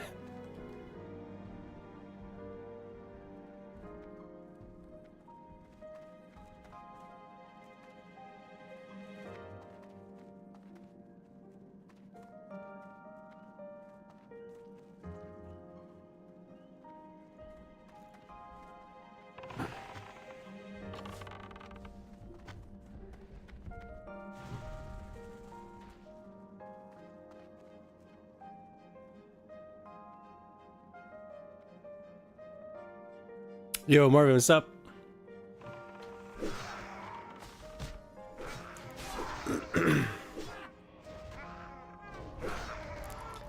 What happened now?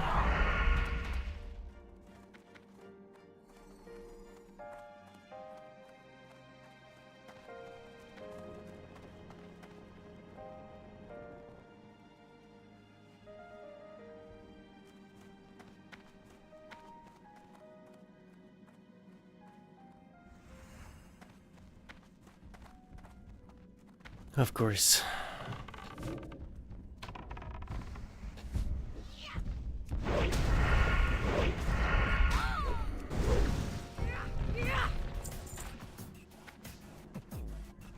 Oh god. Well, it's over. We're down the drain.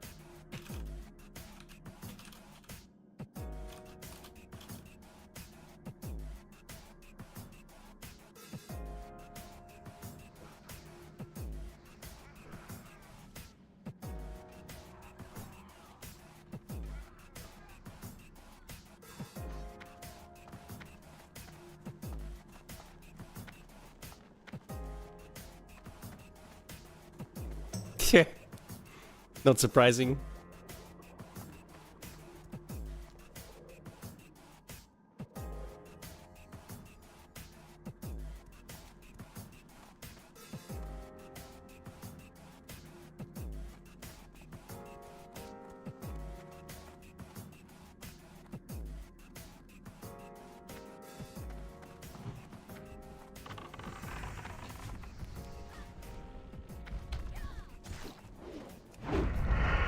Yeah, we would have massively voted for the opposite, right?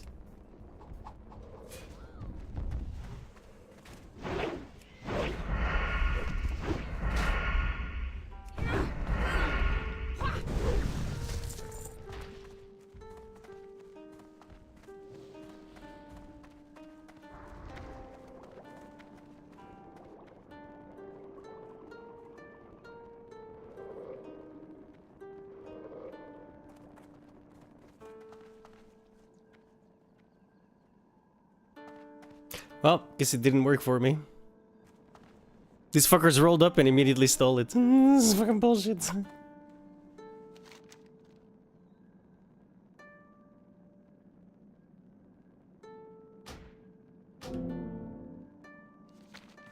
How are you? Safe travels. Then why did it trigger for me? Fuckers.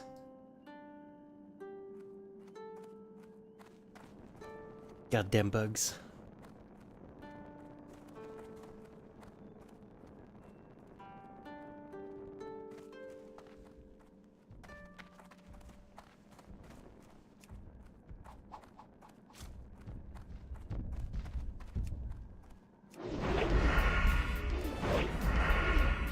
I know, right?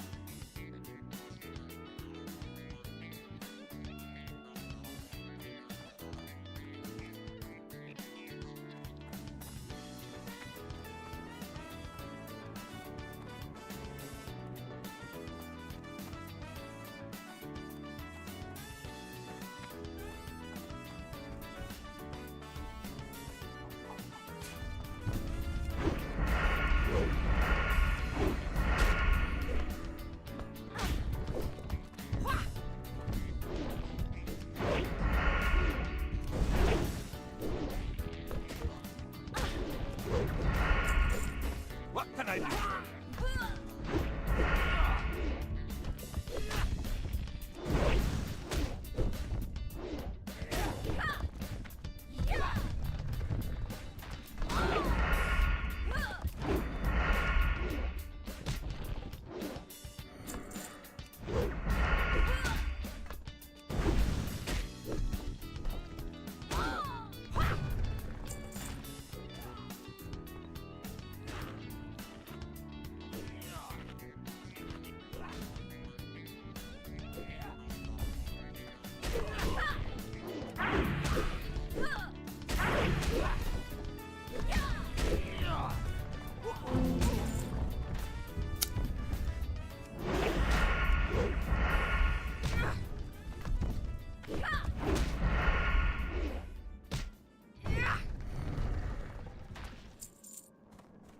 Fuck's sake.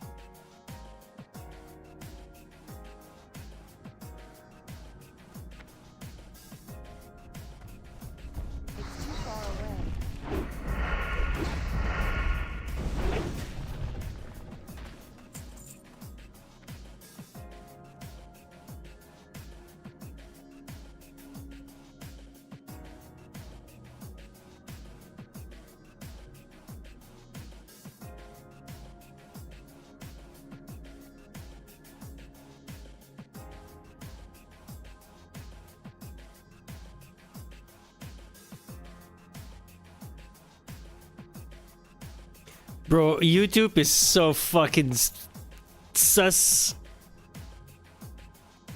I Google the F1 shakedown, like Google, and like read a news on it, right? Now I click on YouTube and the first fucking video it gives me is Day 1 Highlights 2026 F1 Barcelona Shakedown. Bitch, what? How the fuck? Could you be less obvious with your fucking spying?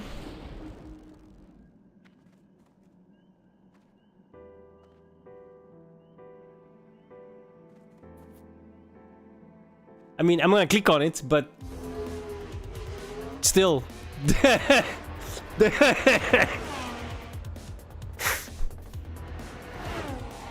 It's still fucking creepy. Formula One is back. The next generation is here. Just 7 weeks after Lando Norris crossed the line to clinch the 2025 Drivers' Championship, the wheels are turning once again as Formula One rolls into a fresh season with a new generation of car.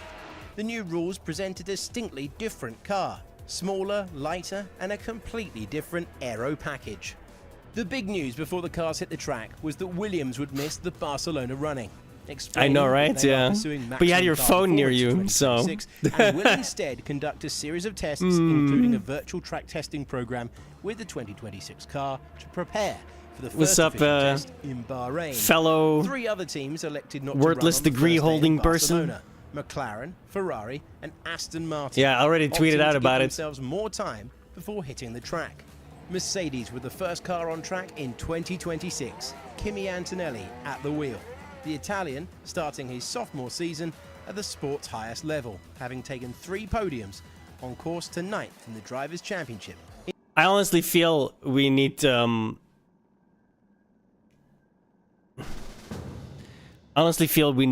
like depose the filth that's in charge of the EU. They are literal dictators, bro. A small cabal of other people voted for them. No, that's not how it should work. We vote for you, and if you don't, these people need to... Yeah, they are aristocrats. These people need to get the fuck out of power. Like, they are literal traitors to our nations. Like, it's fucking disgusting. It's an illegitimate system, and it should be treated as such.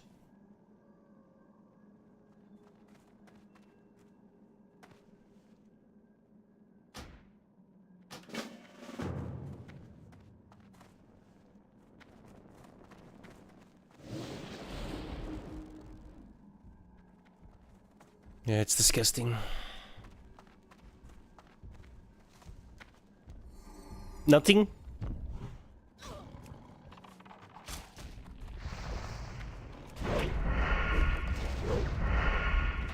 Yeah. Now the trash can pile up in the streets.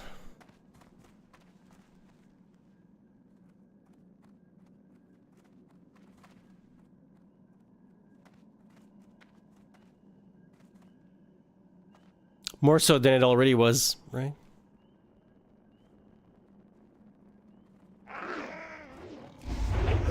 IT, yeah. Yeah, my degree just basically became worthless.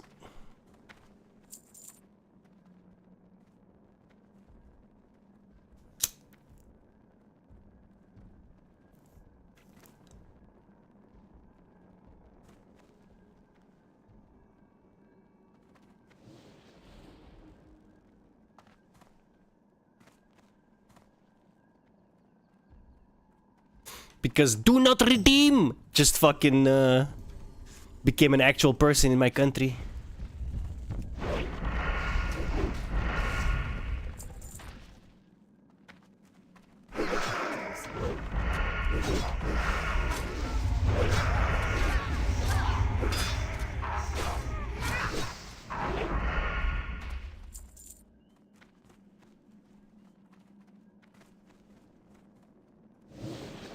They're literally selling our country out, bro. All of our countries.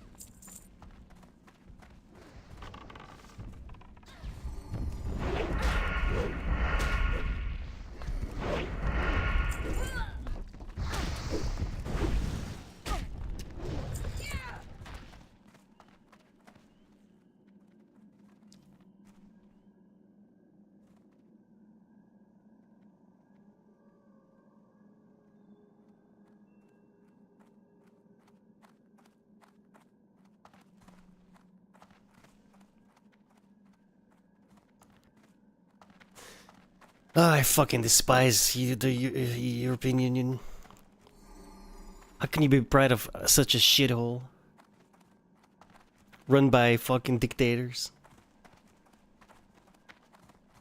A small cabal of subhumans that don't give a fuck about their countries.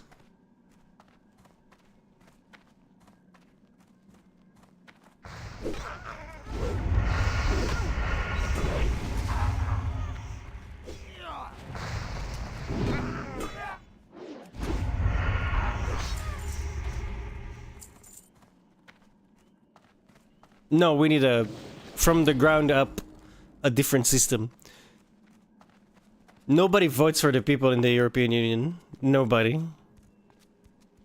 Just like I said, a cabal of subhuman filth votes for the people at the top. That should never be the case.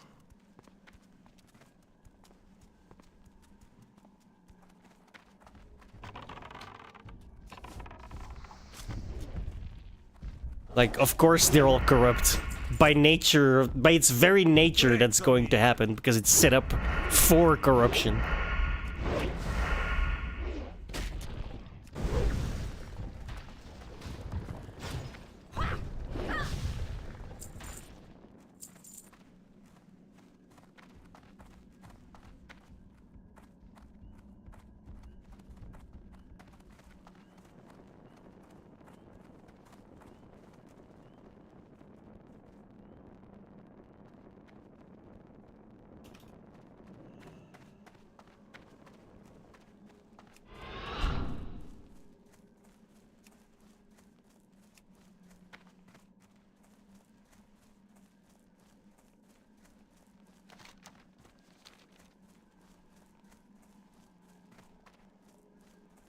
True that.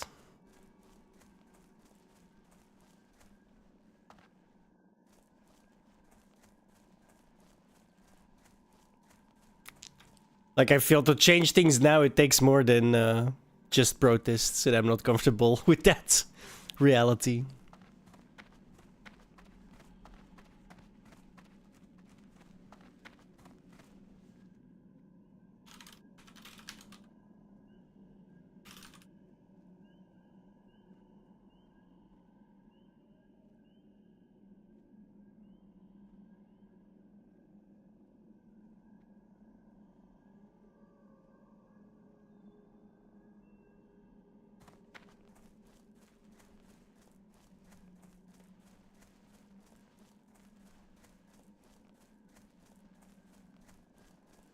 Yeah, that's what I'm saying, excuse it.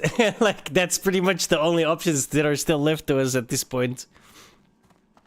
Like, the system is set up to be rigged.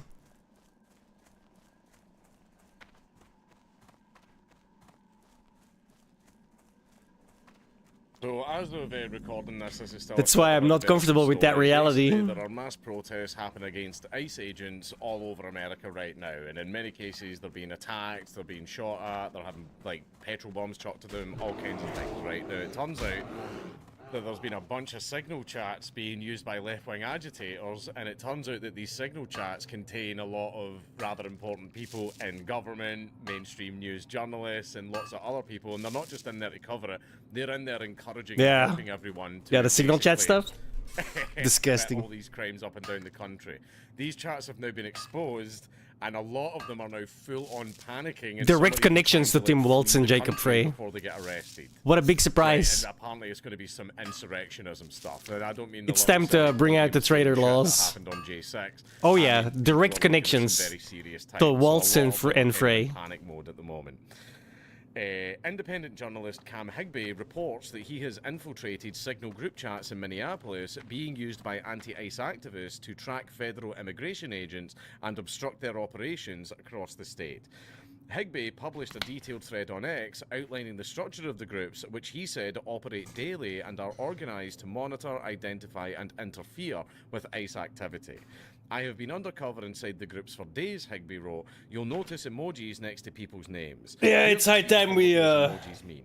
The highlighted positions of we vote way more right than we already Mobile do. Patrol spend their entire shift searching for suspicious vehicles. It's both. It is treason. It is insurrection.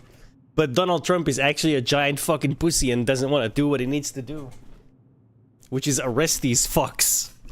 And slap them with treason charges. They send it to the group so that I swear I made a post can like not that compare long their ago. database and see if it's a known federal vehicle. Saying exactly Or if that. the patrol can make the Let me find it. confirmation so that the database can be updated. Dispatch runs a maxed out call all day. Blah.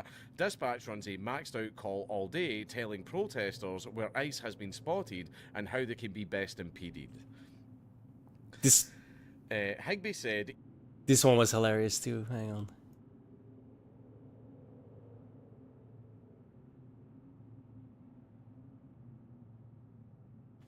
Somewhere in America, a little girl is hiding in an attic writing about ICE. You know I couldn't resist this. You already know, right? You guys know me. There's no way I'm resisting this, okay? Dear Diary, today I saw a bunch of illegals get arrested by ICE on the way to their deportation. To make our country a better place. It was a good day. You know I couldn't resist that shit.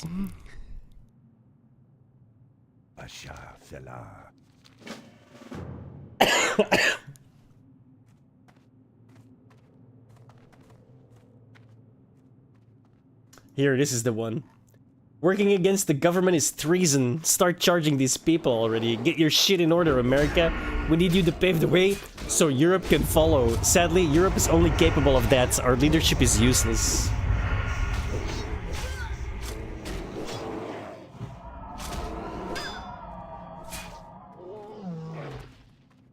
For what those emojis mean.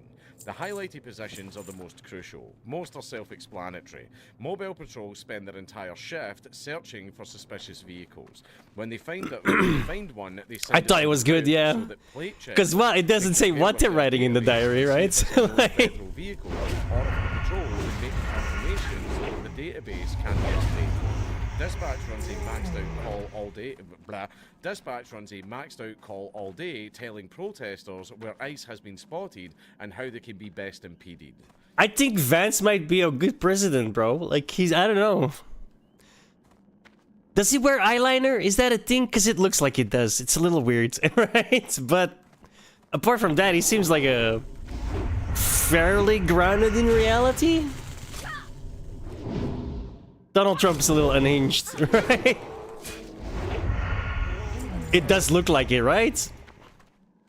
I can't carry anymore.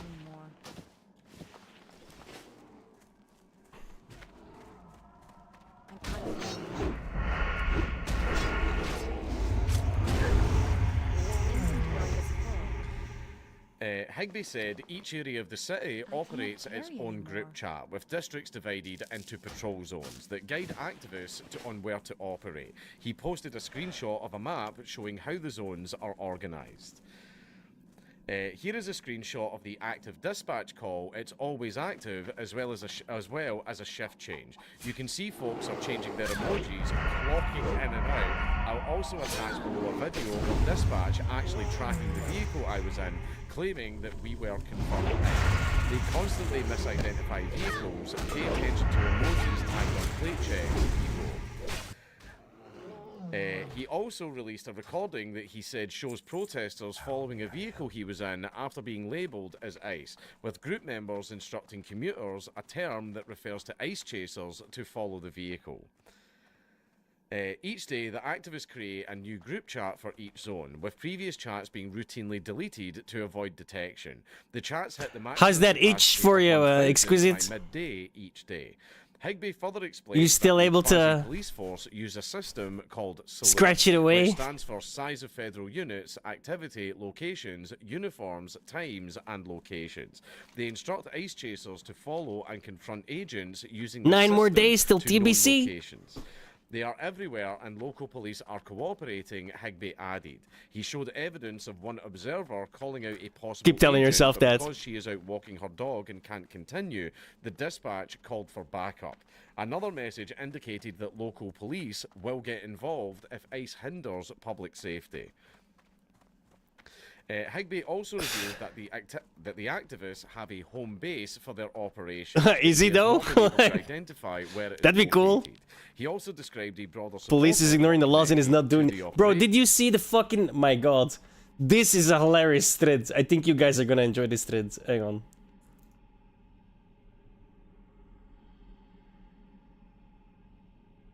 Okay, so blah blah blah blah. Far left terrorist attack and stab. The stab is maybe not that I think they maybe squirted something on him. For he was waving an Australian flag on Australia Day in Melbourne, right? Like, so they fucking. He's just. They fucking literally rob him, trip him. You should join too, dude. We could have like an arenas, man. Arenas is gonna be fantastic. I hope, right? Be fun. So they literally like start fucking mugging him and robbing him for carrying his own nation's flag in his own fucking nation. And then I said, or some retard says, in the image it's very clear that the far-right individual is the one being violent. He can't act violently and expect others to just stand there and watch, right? He got a response, of course he did.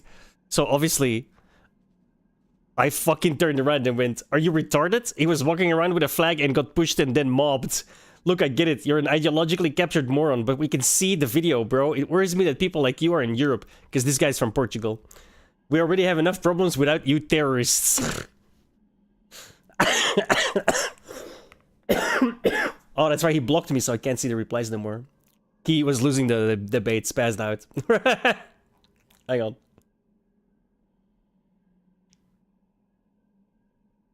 Okay, here's where he blocked. Scroll up.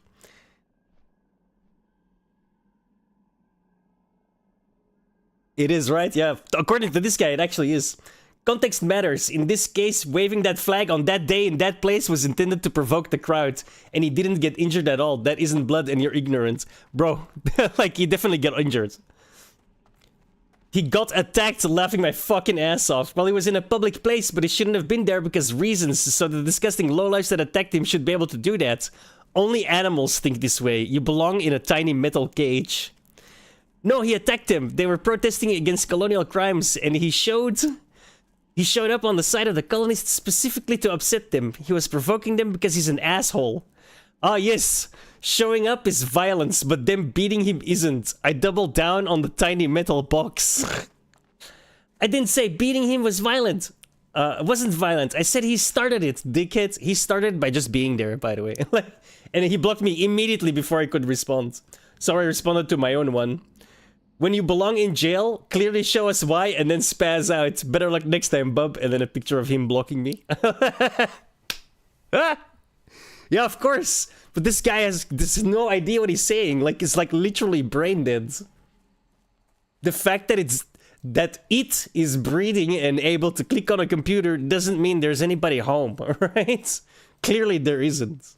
Like, these people belong in boxes, okay? Stick them in boxes somewhere underground, give them enough food to survive, and just throw away the fucking key, dude.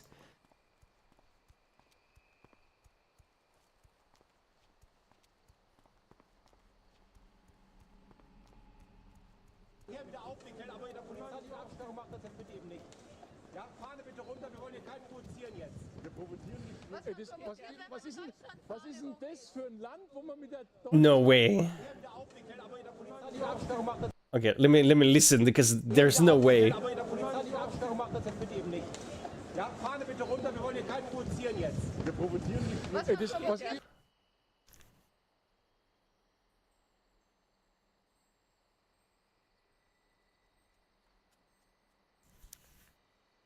We need to take our country back from the filth that runs it.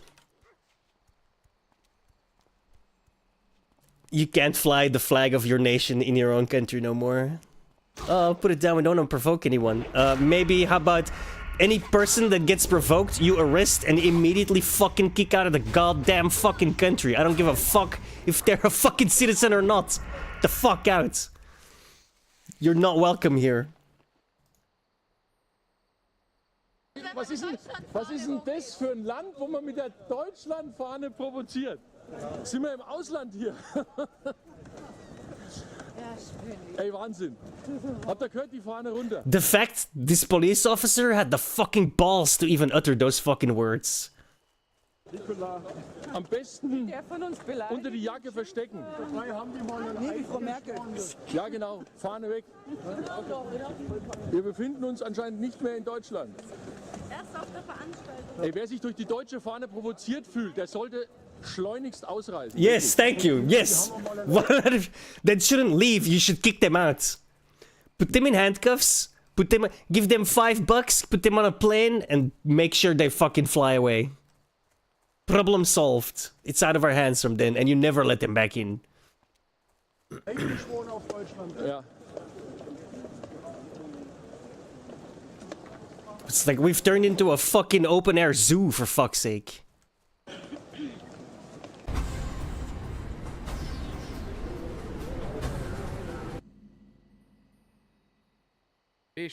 Including a mutual aid group for educators. The protesters use a mutual aid system. I tried to join the mutual aid that for Bloomington. An admin told me that it was a vetted chat for teachers and that I'd need to describe my relationship to a school. Like, if I wanted to see wild animals fight with each other, I would just go to a zoo. I don't need that in my fucking neighborhood. And give my real name. I couldn't do that, so I never made it in. Why are there teachers aiding in this effort? Well, there's a thing called the long, slow march through the institutions. You don't have to waste time convincing adults. I don't need to go to my capital. I need to go to a fucking square I grew up on, 15 minutes away. I told you, man, there was a terrorist attack there. Bunch of wild animals stabbing other wild animals. Why are they even here? Why are we allowing a bunch of wild animals to fight their territorial wars on our fucking territory? Through your bullshit. So you get job as teachers so that you can indoctrinate the children when they're young. But if I get mad about that, I'm a Lots of racist. The fuck out of here. All over the world do that. You want to stab each other? Do it in the shithole you came from. Yes, pay attention. Anyway, according to Higby, the operations run around the clock. Drives me up the wall, dude. Like, so much. All night. The dispatch call is 24/7. These are messages screenshotted at 2 a.m. asking for observers at a location with potential illegals. And here we are at the end of the article. Yeah. Now, I'm not surprised by this. I knew that there was probably something like this happening because I know that Antifa and all these other groups use places like Discord, Signal, Telegram, blah, blah, blah to arrange all their stuff and to exchange information. So Here we go again, Exquisite. I'm not very surprised about. Of course, they were doing stuff like this. But the thing that's making it very, very interesting is allegedly... Watch, the first guy's gonna drop it now. Allegedly. Right, this is, I don't know if this is stuff that's been kind of exaggerated because you know how the internet is. Apparently there was plans to actually torch vehicles, attack officers with weapons, and also plans to try and shoot and snipe them. Again, don't know if that's some exaggerated stuff or if that was actually I was a little hopeful, just saying, you know. People are now being looked in for I needed a win after that last time, right? Jesus. And insurrection charges, right? And it's got to the point where a lot of people in these saying, boys, the group chat leaked. I know, man, and this is the thing is, if our group chat leaks, then, yeah, we're going to get in trouble for all of our racism, bigotry, anti-Semitism, misogyny, and, all the other fun things, no fun allowed, I guess. But as far as that goes, we're looking at a little bit of a cancellation. Maybe a little year or two in jail under the Section 127 of the Communications Act of 2003, because unfortunately, unlike the Yanks, we don't have freedom of speech here. However, these guys, when their group chats leak, they're looking at like 25 to life. Right, because of some of the shit they're planning and they're doing. And it's caused a lot of them to just go into absolute meltdown. Like, there was people still posting in the chat, not realising there were spies still in the chat. Now, again, this isn't just one chat. There's, like, dozens and dozens of them all over the place. And they were going, what are we going to do? Oh, my God. I think one of them said, oh, my God, we are so fucked. Because they knew the type of shit that they'd been talking about in the group chat. And they knew they were in, like, massive trouble. And all that. So apparently some of the leaders as well were saying, like, I'm leaving the state tonight, I have friends in Mexico that I can stay with and everything. And wouldn't it just be fucking hilarious, right, that all of these people are trying their best to stop foreigners from being deported, and in response all of these people end up being the ones to self-deport because they're now wanted criminals. Oh man, you know the old switcheroo, but it's fine. It's fine. Like those immigrants you love so much, they can have your house and your stuff. After all, that's what you wanted, isn't it? You know, get out of that studio apartment, right, and give that to a Mexican. He's earned it. He deserves it, right? After all, that is what you want. You want as many of them over as you possibly can. Because my GDP matters so much more than, you know, my native countrymen and stuff like that. Now, basically, this is still a developing story. There is still stuff being posted about this, like, online, and there are still a bunch of different things coming out, right? So, again, all that stuff I said earlier is allegedly, right? But apparently there is a bunch of stuff that's coming out into this. So, it's a developing story, so we'll keep a little eye on it and see where it goes. Yeah, I'm following that closely too. It's a hilarious story.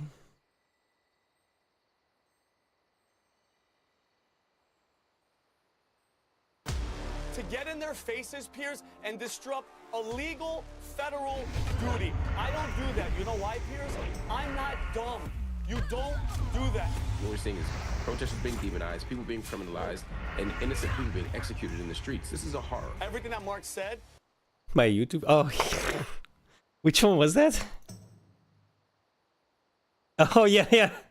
The betrayal, bro. Like, yeah. Check this one. Check this one out, Marvin.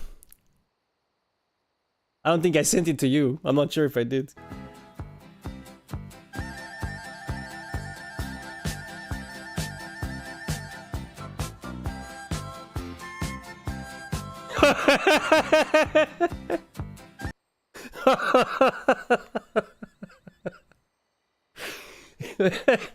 I knew that was gonna happen. It's still funny. Like, no hesitation. I don't like you very much. Yeet! Oh, okay, it's fake. Moving on.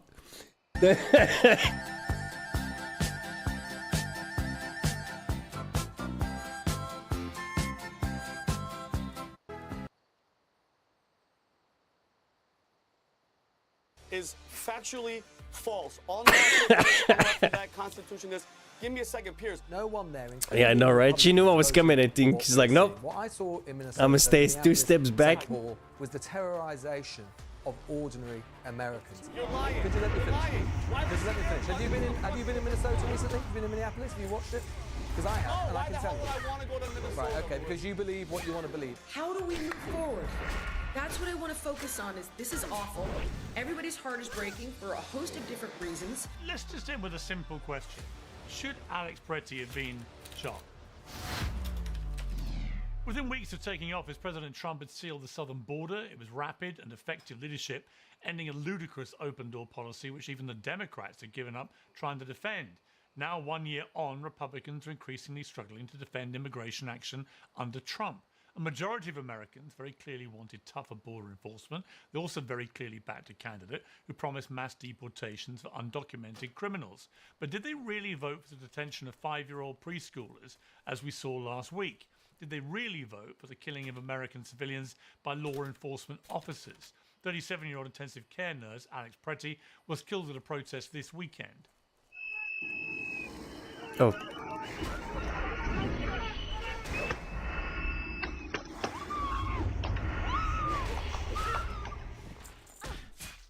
Well, I feel the same way about this as I did about Renee Good, who was also killed by protesting against police in Minneapolis. I still think that's a bad shoot. I'm sure we will. The crux of the matter is that Alex Pretty was not a domestic terrorist, and he didn't deserve to die. The ICE agents are having a tough I also think he should not have been there, but I still think it's a bad shoot. Both things can be true at once. time, that much is clear. Protesters have been whipped into a frenzy by politicians who want them to feel like they're under attack from a Gestapo, but branding civilian protesters as dangerous terrorists and attempting to implausibly justify these deaths is now having the exact same effect. President Trump says the administration is reviewing everything. He spoke to Governor Tim Walz and surprisingly says they're on a similar wavelength. Trump will be well aware that if it carries on like yeah, I'm not sure who yelled gun. I don't think it's the guy that disarmed him. Debate. I'm joined by Vincent Shana, PBD podcast Patriot. That's what I'm saying. Like, I think the broadcast someone saw them remove the gun. I don't know if that's the case. They gain as much training as a regular police officer. They have to deal with the exact same situations. Like, I don't think it's the untrained aspect. Like, I think it's just... You fucked up in the worst possible way, right? Like, shit, mistakes happen. That doesn't mean I don't think the guy should see some fucking... fallback for that. Obviously, he needs... Something needs to happen. Like, well... I'll wait for the investigation, but it looks really bad, right? But people use that as a talking point a lot, right? Like, oh, ICE is just untrained. They have as much training as any regular police officer. And the police officer are... They are in exactly the same situations, right? And guess what? Not all police officers get through those situations in a perfect manner. Right? Like, bad shit happens. And in a situation like that, like Minneapolis is, where you have the government literally, like, stoking insurrection, in my opinion, obviously the chance of such events happening skyrockets, right? Like, I mean, duh. Look at all the animals in the street right now, dude. That place is fucking anarchy.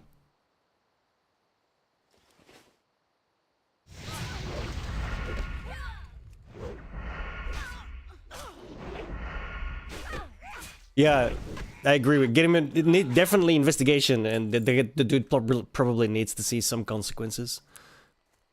Because whoever took the first shot, at least, because I think from the video, I think that one guy takes the first shot, and he was looking at the other guy, like, disarming him as well.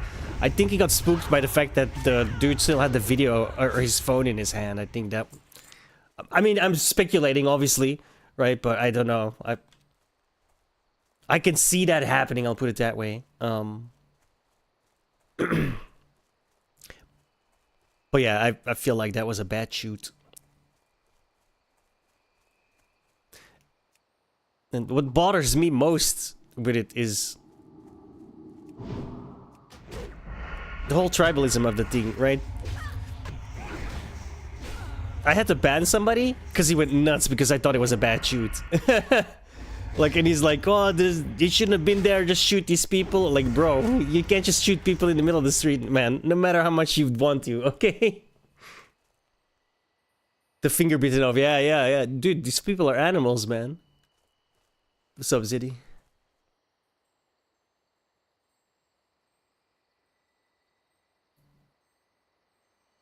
Yeah, but the guy that did the shooting, I believe, was an 8-year Border Patrol veteran. Because it wasn't even ICE, right? It was border control.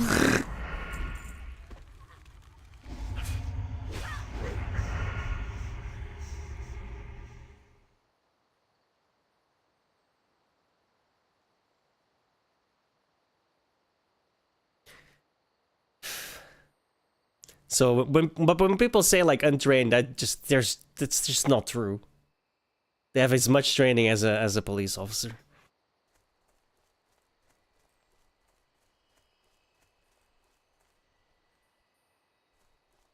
Yeah, that's such a stupid talking point.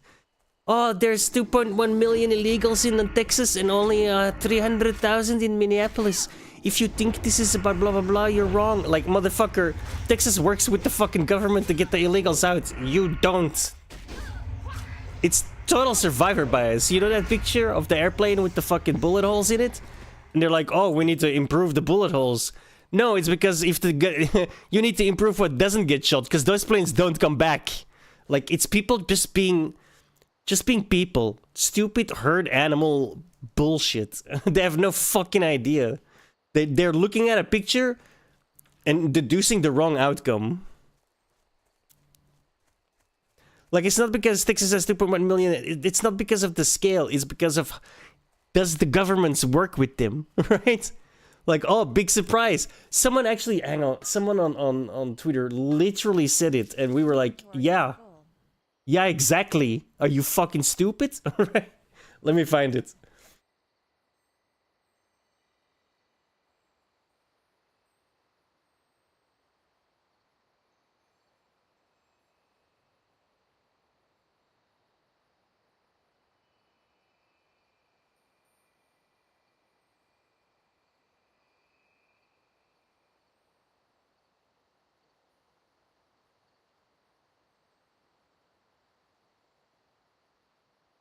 No, I can't find it now.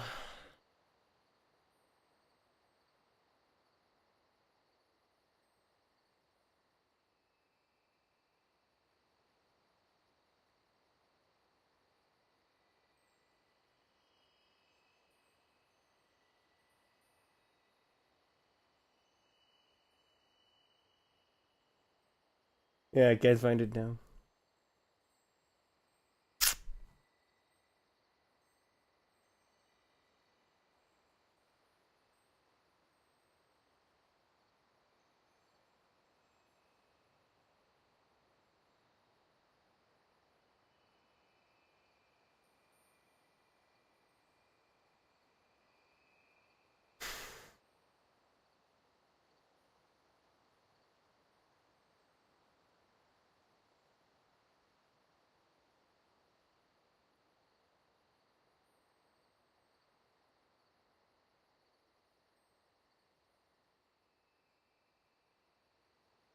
Damn it, I can't find it now.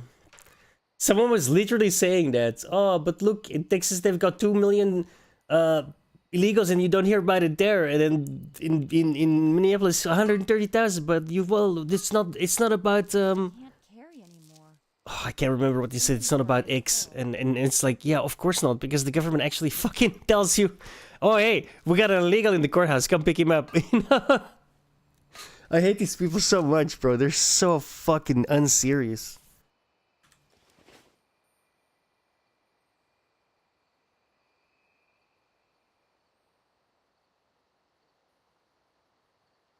Keeping it real. Welcome to all of you.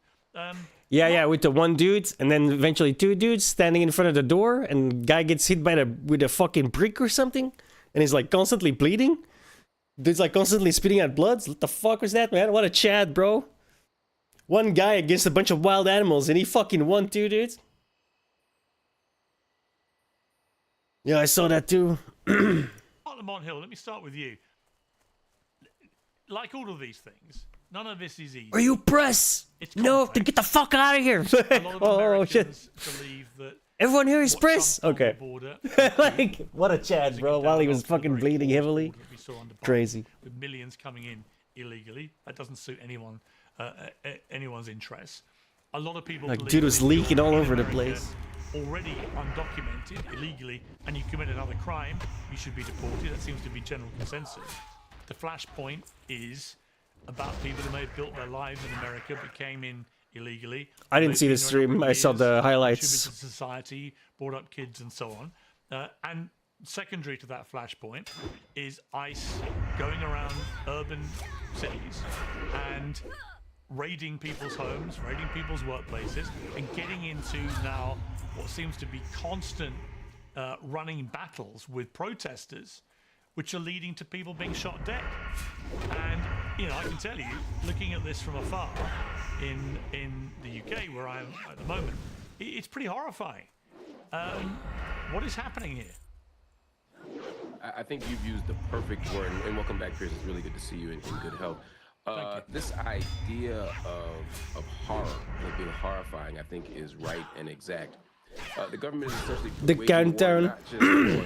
Dodo wants to play as well, apparently, according to Exquisite. It's an entirely different conversation that we can have, because it's far more complex than just saying Americans don't want them here. I don't think that's true, and I don't think that that's the full story, even if it were.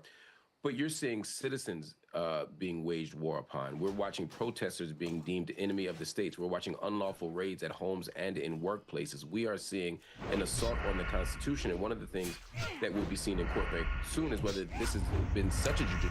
I want to say something weird. You know what? This whole thing makes me want to play. I just clicked. Fuck. It makes me want to play a Revolution. If you guys remember that game. LVY is pretty nice.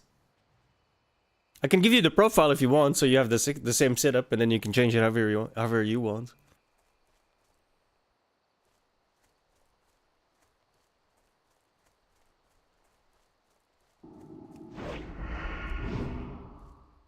This has been such a judicial or such an overreach that it constitutes a violation of the 10th Amendment right of Minnesota's right to state sovereignty. We'll find that out. But regardless, this is not the solution. This is not the way to solve whatever problem we imagine, because what we're seeing is protesters being demonized, people being criminalized, and innocent people being executed in the streets. This is a horror. Vinny Ashana, great to see you. I've never seen you looking so smart, which may suggest you're viewing this with a new gravity. So, first of all, what's the tie all about? I've never seen one uncensored with a tie. I just felt, Piers, I had to step up my game. You're always professional, so I want to be professional. And I want to A, thank you, Piers, for always having me on, and number two, that you're healthy and you're a strong man. You'll be back. Piers, I want to say one thing to you. Do you know what I don't? By the way, everything that Mark said is factually false. Unlawful this, unlawful that, Constitution this. Give me a second, Piers. Do you know what I do, Piers? I carry a 9mm Hellcat Springfield gun. It's on me right now, okay? I protect myself. I protect people that are around me. I was in the military. I was in the Air Force shooting team. I'm that guy, Piers. You want to know what I don't do? I don't take this gun and go to a federal agent's ICE event, which he was on Signal, this guy, Alex. Is that dumb to do? Yes. Should you do it? Probably not. Does that give them the right to shoot him? No. So this is like irrelevant. The whole debate about should he have not have the gun. He probably shouldn't have had the gun if his intent was to go to a fucking protest that can easily turn riotous, considering. What the fuck is that in English?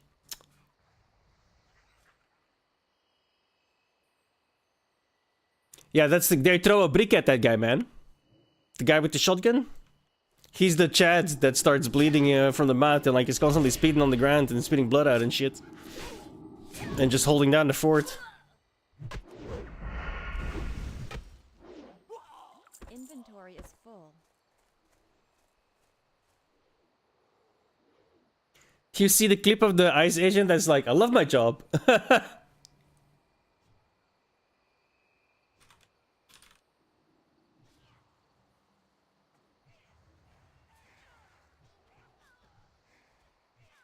I can't believe I love my job.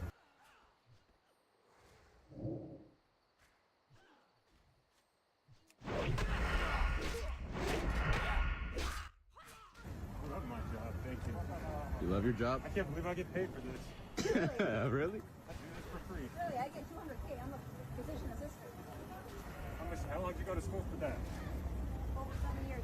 I went to high school, and I make $200K. People regard me as someone.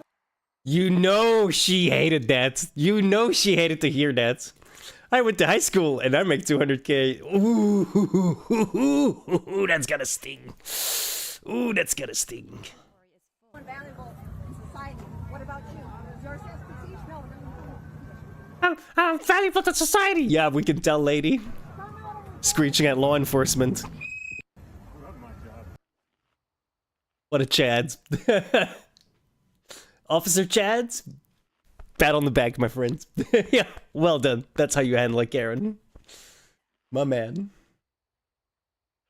Purposeful, on Signal. It's all coordinated to get in their faces, Piers, and disrupt. Bro, I'm 40. If I was fucking in America, I'd sign up for ICE right now, dudes. I fucking would.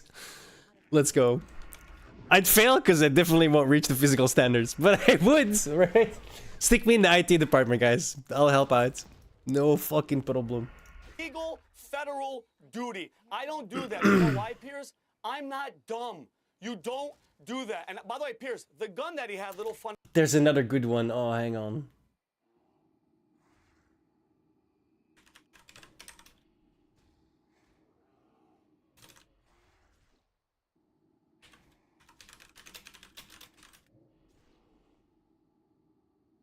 I have no idea what the video was named.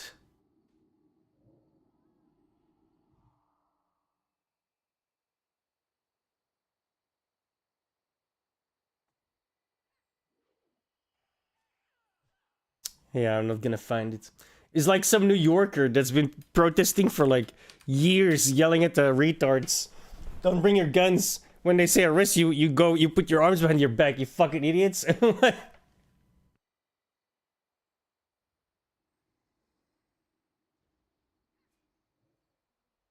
And by the accent, you sounded like the guy's been around the block. You know what I mean?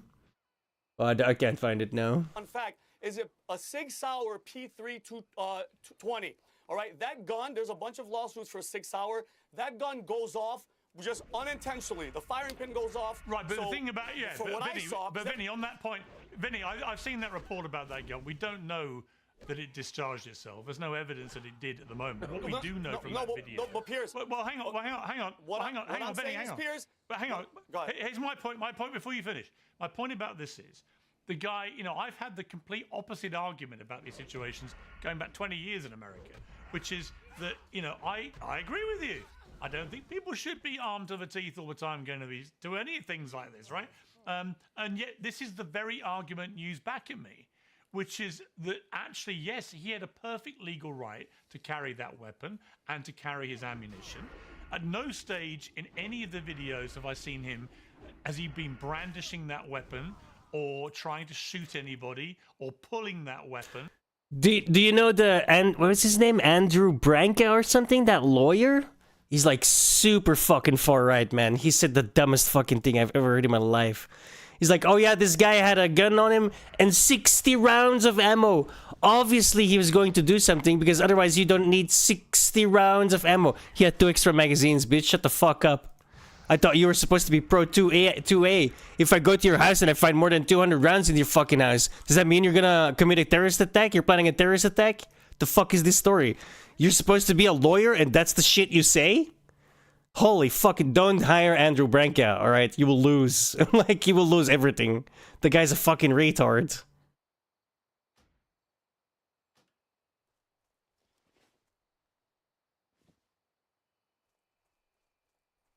He had no idea what was going. Yeah, I know. He walked that back. It's like when he said like, oh, we went even in after 9/11. They helped us in Afghanistan and Iraq, but they stayed behind the lines. And then everyone was like, no, dude, they really didn't. Like, the UK alone lost like 700 people. Oh, let me walk that back on Truth Social. This much post. I meant to say I love them. I mean, the UK army. They did a great job. But like, fucking Trump, dude. He just says shit, bro. Like, sometimes it's funny, but sometimes it gets him in real trouble. For good reason. Like that. In fact, the opposite. What we see is dude's a shotgun man and just like descend on him, fucking hits everybody. Very clearly reach down and take this guy's weapon out of his holster on his waist and take it away, and he is then shot with the first shot a second after that when they know he's unarmed. So every part of this. I agree with the timeline. The timeline is very accurate, and it's why I think it's a bad shoot. But I don't think they know he's unarmed. Hey, see Exquisite? Progress.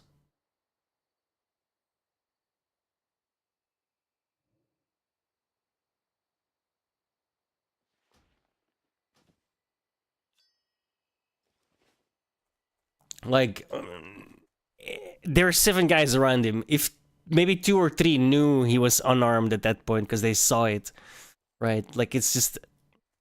Yeah. Fails, but so does the logic. I have to say, to me, I don't want to say they knew he was unarmed, right? Which is that I've always because maybe like again 2 or 3 of these people saw that. Second Amendment, no one can interfere. Because I don't think the guys that are like literally like grabbing his arm and looking towards his head can see that someone grabs a gun off of his waist belt. You know what I mean? Like those 2, I don't think will even have noticed that. So when someone starts shooting, yells gun, then starts shooting, I can understand why those guys would also start shooting. For me, it's the first guy that starts shooting. He's seemingly, if indeed the first shot happens by the guy that I think does the first shot, that guy needs to be charged with something because that in that respect, it's a terribly bad shot. But I don't think the people who then aided in the shooting should be punished, if that makes sense. If that's the circumstances, right? Yet when this guy does it, suddenly this is wrong. I don't remember that being the way the Kyle Rittenhouse debate was framed, right? I didn't see people on the conservative right then saying that. They said the opposite. That's right. Piers, I'm not. Hold on. You're talking about a military veteran pro Second Amendment. I'm not saying any of that. But if you're going to go there and disrupt and get into effect, because Piers, all of you are watching this slowed down, nice video. It's happening in seconds in real time. And my point about the gun is, Piers, my opinion, when they disarmed him, he doesn't know the gun is gone. It goes off. He's still reaching for the magazines, which he thinks are a gun. But No, I don't. That's not accurate. Piers, here's the point. Why is this all happening in Minnesota? Can we stop? In Texas, there's 10 times more illegal deportations. You don't hear none of this, Piers. None of this. You know why it's in Minnesota, Piers? Because Tim Walz, Mayor Fry, he's right. Omar are pushing for people to get in their faces and do this type of stuff. Under Obama, you didn't hear any of it, okay? And he deported way more people than Trump. He's kicking Trump's butt in deportation. But I want to know something too, Piers. It's funny how all these leftists, all these... Sit down, you're all under arrest. Nobody sits down, and then the DHS agents are like, get the fuck out of here! Get the fuck out of here! Yeah. Democrats, like last week when it was that 5-year-old kid, oh my God, he was detained. The road just scattered his quickly. illegal father ran away and abandoned him, all right? Nobody here even knows that freaking kid's name. The mother didn't want to take him. I'm just curious, everybody on the panel who's here. Does anybody know who this is? Mark? Lewis? Anybody? This is Ivory Smith, 7 years old. She was in her mother's car, and a freaking drunk driver, illegal, hit her and killed her, okay? You know who this is? You guys want to talk about Alex being a nurse? This is Laken Riley. She was jogging in school, and guess what happened? A guy raped her, tried to rape her. She fought back for 11 minutes, and then he crushed her head. Why wasn't she on the news? Why didn't you hear about her? And lastly, you know who this is? Put them all on the... Sorry, I know Laken Riley. I mean, even I've heard of that, and I'm from Belgium. She was on the news. I think all of I'm curious. Well, I think they were. She was strangled. Wait. But Vinny, they were on the news. They were on the news. She was strangled. They were on the news. And her throat was slit, and she was raped by 2 illegals. All you guys care about is headlines, Piers. You know why? Because Democrats are hemorrhaging votes. At the end of the day, this is all votes. Why else do you want illegals? You're fighting so bad to have them in here to count on the census so that Democrats could keep power. Piers, plain and simple. You know the irony, Vinny, that you guys care. Vinny, the irony is the polls at the moment suggest what's hemorrhaging votes is the activities of ICE, and in particular where it's leading to these deadly encounters. That is hemorrhaging support for the Trump administration, and we're only a few months away now from the midterms. He's the most popular. I think Piers.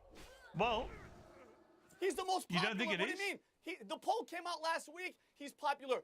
It's, Henry Anton just came out with the poll that Democrats are having the horrible percentage, and it's been the lowest of support. Piers, this is all emotion, and what I'm telling you is all the same thing happened for Obama. And you know why, Piers? You're across the pond and you're seeing it because you're watching CNN, you're watching MSNBC, and that's their agenda. Plain and simple. Actually, Vinny, useful idiots. Vinny, I watch a lot of Fox News, and I watch a lot of the PBD. I watch a lot of PBD with a guy called the Angry Patriot. So you have no idea what I'm consuming here. And by the way, since I broke my hip, I have nothing else to do but watch you. So don't mischaracterize me. I do watch the others too, because I like to watch what they're all saying. But I appear on Fox all the time, as you know. I don't take a side in this. I just basically, get to reality. Yeah, that was funny, dude. Like the PD's like, under arrest, sit down, and then you see the DHS guys go, get the fuck out of here now! Like, I don't know what to do. Capital at least once per year. Big banks conflicting instructions. Paperwork for months. If you want competitive bank rates without all those frustrating bank delays, visit our sponsor, cardiff.co/peers, for up to $500,000 in funding. Cardiff's application takes less than 5 minutes and has no impact on your personal credit. Approvals happen in minutes. Banks try to lock out small businesses. Cardiff has the key.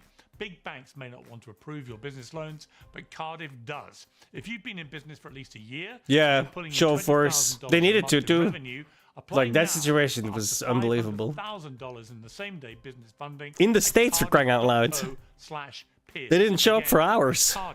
Cardiff.co/peers. Real growth, fast funding. Lewis Goodall, welcome back to Uncensored. One of the really So weird exquisite. things about these two shootings in particular. How do you think is that we're a all shaman would on videotape. level We up can all alongside see a from paladin? multiple angles Should be what's great, happened. right? And yes, we should wait for Two the tanks that can both heal each Yes, there other. might be new Sounds things that fantastically emerge, fun. Change perhaps the narrative. But I know what I saw with Rene Good, and I know what I saw with this latest incident too. And there is no amount of person in authority anywhere in the world who's going to convince me that what I saw was a justified murder or a justified killing. That's not called. Rene Good was clearly justified. And see where the investigation takes us. But a You're just justified being an killing. anti-gun It just pussy seems to me ridiculous in that case. overreach, probably by ICE agents Seemingly. who are not trained properly in crowd He control. literally got hit by the car, dude. How's that an overreach? It's a 4,000. It's a 2-ton car. 4,000 pounds. You broke your fucking pelvis.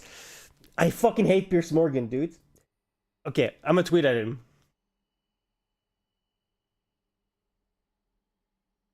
Okay. Dear at Piers Morgan. Why do you insist that Rene Good is not justified? You stepped off an inch big step and broke your pelvis. She was driving a 4,000 pound car and hit an officer.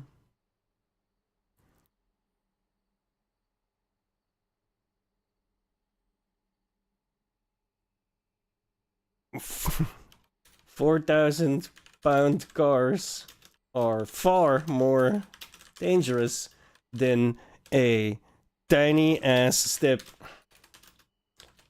And yet, you feel. And yet, you maintain unjust. Damn it!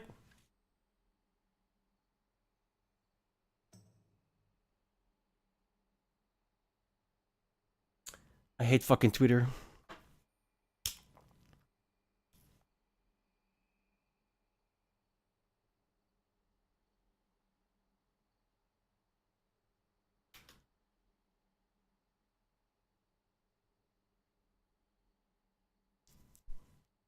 Considering you just found out how fragile human bodies actually are, maybe you want to engage your brain one more time on this matter before you become tribalist over it because you don't like guns.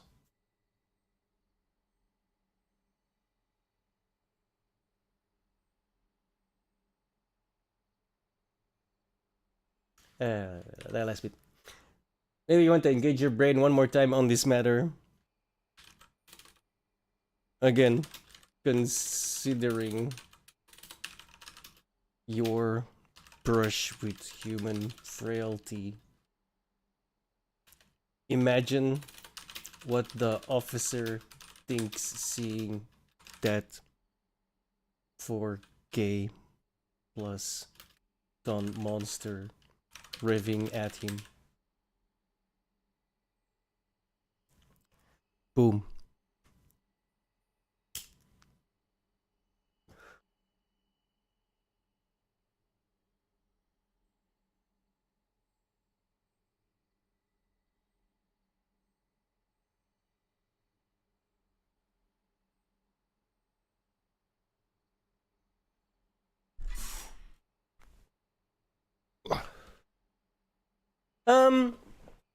I don't think he's like spineless. He definitely plays the troll for clicks and views, but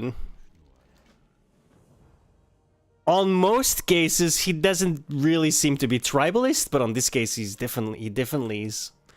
So, this is why I tweeted at him as well, because if I wouldn't even bother if I didn't think these people were salvageable. You know what I mean? Like, he's basically Jerry Springer, but for more.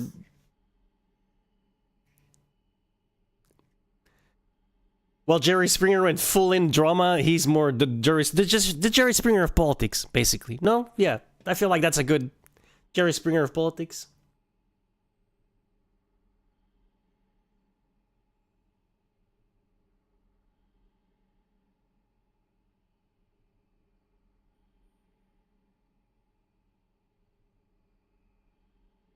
I mean, he's never gonna read it, not that much, but I did my due diligence. You know what I mean? Fuck it.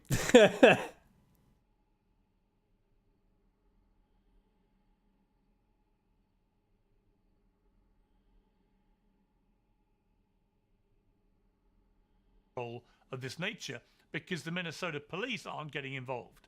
And that is a whole different area about federal v state and how they deploy the law enforcement, and about the politics of a blue state and a red administration and so on. But you know, you're a fellow Brit. Like, I mean, literally, he was saying it in his previous show. He didn't see a step this fucking big, and he fell and broke his pelvis. Bro, what the fuck do you think a 2,000 kilogram metal box is gonna do to you, right? Of course you shoot.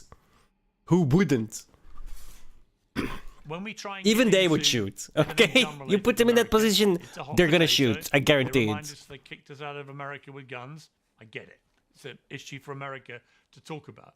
We also, and if they don't, they get run over. Squeal about 50,000 people coming over our southern border when it's estimated 10 million came over in 4 years under Biden. You know, massively larger number of people. And a lot of Republicans say to me, I think with merit, that because Biden made the border so porous, and where'd Exquisite go, man? Political aspect to it, because by doing so, he may have then had people in the country. We gotta get him on the game, bro. Trying to vote Democrat, as ever. Chop chop. To shore up support. Let's have some forward. fun. I don't know, but that's the theory.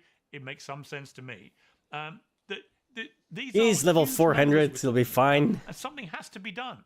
And if ICE don't do what they're doing, then how do you actually identify and remove people who are there? Well, you didn't ignore it because you heard it, which means you internalized it. So bit by bit, the glass is filling. Well, something has to be done, Piers. I would agree with you, and I would also agree. But there was a question in there. You never answered it. That's kind of rude, didn't no? Because political oxygen in space was created by the Biden administration. No doubt they lost control of the border, and no doubt the politics of this on the left went too far. But no one voted in the United States, and I've not been watching it from afar because I've just come back from Minnesota reporting from there. Yeah, see, it sounds like a fantastically wonderful friend thing to do. Republicans voted for what we are seeing. Two buddies in Minnesota, Minneapolis, destroying everything, killing each other. Of ordinary. Where's the? Hang on. Shit! I should have queued that up. Fuck! I missed my calling. What animation?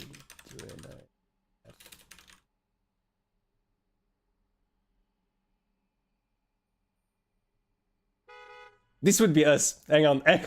Oh, this is this one. This would be us. You know it is.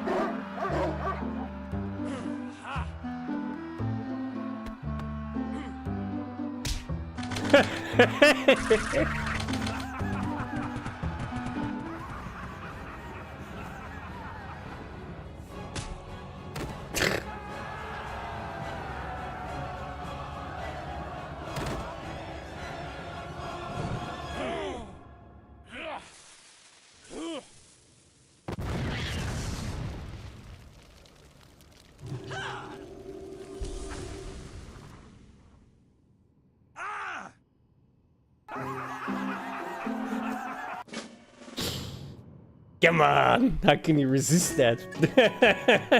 I love the laugh, dude. That's the actual laugh as well. It's so fucked up.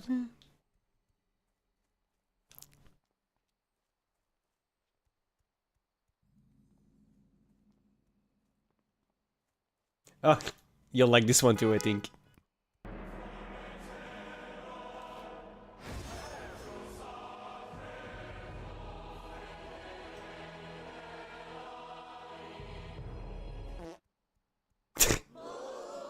You shall no longer taint.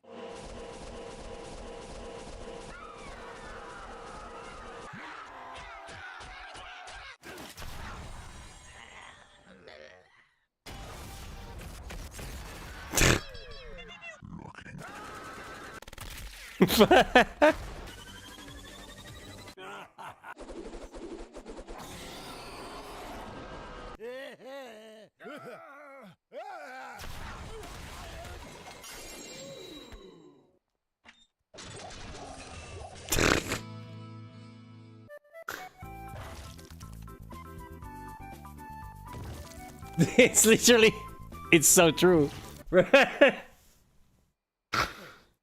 Oh, fuck. Glorious.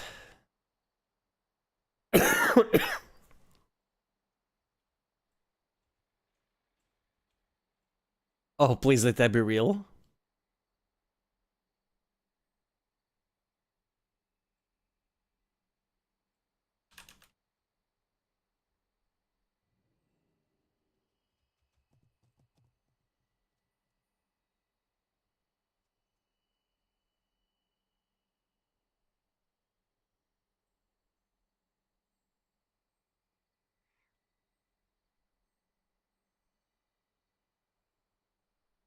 Skydance views Alex Kurtzman as a major liability. Their Saudi investor arm is extremely anti-woke and doesn't want gay crap in their programming, and the low viewership of Starfleet Academy has drawn their eye.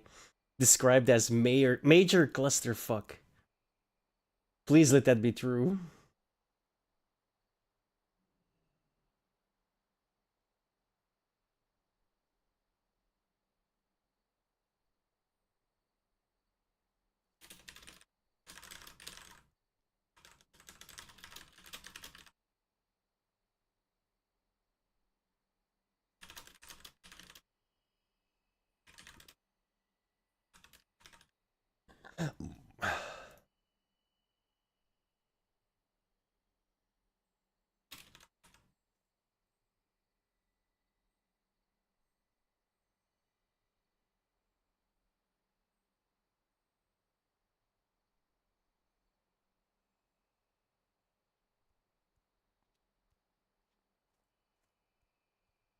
America. Let's hope it's true. Everybody there, particularly if you're black or brown, has a story. They have started in the last 50 days or so, taking out their passports with them, taking out their documentation with them. So scared are they about being accosted by ICE officers, even legal American citizens. Also, exquisite, Dodo will be the warrior to our Shami Impala gloriousness. About being picked up and detained for however long, going to church, going to the supermarket, picking up their kids from school. No one in the United States, even Trump voters, voted for that. Much less did they vote for the killing of American citizens on American streets. And just to pick up what Vinny said, look, there is a reason that these people, many of these people, Rennie Good and Alex Pretty, completely model American citizens. No criminal record, simply people concerned about what is going on in the community. Why are they out observing? Just observing. Useful. They were not just observing. Actually, Peretti maybe kind of, there's a case to be made there. But Renee Good was definitely not just observing. She was blocking the street for multiple minutes and then tried to dive through police officers. Yo, I don't care if you have a hilarious accent, but how about you stop lying through your goddamn teeth? Observing what ICE is doing. That's a lie. No, That's no, a lie. let me finish, Vinny, let me finish. You're lying. Observing, no, I'm not. You're lying. I saw it Yeah, myself. you are. Observing. Renee Good was driving her car and barricading In front and touched the agent. Yeah, he was kind of in yeah. It was more like he didn't really. He touched the agent. Yes. Okay. Yes. You said touched. That's a good save there, right? Like, it's not like he went up to the guy and like either. You know what I mean? Like, there's like a... he definitely should have been arrested at that point. But... you still don't shoot him after you disarm him, you know? Like... yeah. Yeah, like, the moment he touched the officer, it was over, right? Arrest. Guaranteed. In my opinion as well. Because now you're impeding. But up until then...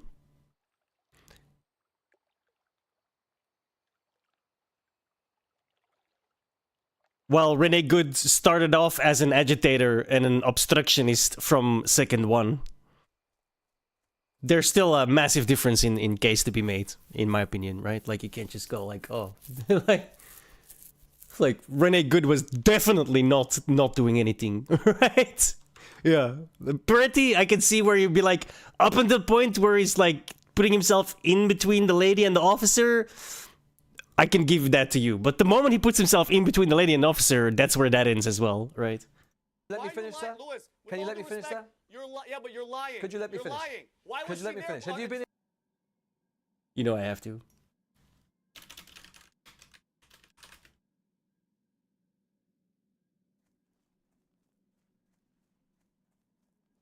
Thanks, Midget. Shocking report. The controversy began in the small mountain town of South Park, where the local PTA is trying to ban the movie. With us tonight is the head of the PTA, Sheila Broflovsky. Hello, Tom. And the Canadian Minister of Movies. Thanks for having me, buddy. Minister, parents are concerned about your country's entertainment. Your thoughts? Well, the film is R-rated, and it's not intended for children. Oh, but of course children are gonna see it. Can I finish? The fact is that we Canadians are quite surprised by your outrage. You just don't care. Can I finish? Hello, can I finish? The United States has graphic violence on television all the time. We can't believe that a movie with some foul language would piss you off so much. Because it's evil. Can I finish? Please, can I finish? Okay, I'm finished. But Mr. Minister... I think of that every time. Have you been in Minnesota recently? Have you been in Minneapolis? Have you watched it? Because I have, and I can tell you. Why the hell would I want to go to Minnesota? Right, okay, because you believe what you want to believe. I'm telling you what I saw. I'm telling you what I saw for myself. You think Rene Good? I'm telling you what I saw for myself with my own eyes. People are observing, and why are they observing? So they're observing because they know that the federal government will lie about what ICE agents are doing. They have done that repeatedly. They do not wait, as any normal government would do, for an investigation. They do not wait for the facts to emerge. They do not wait to interview observers and people who were there.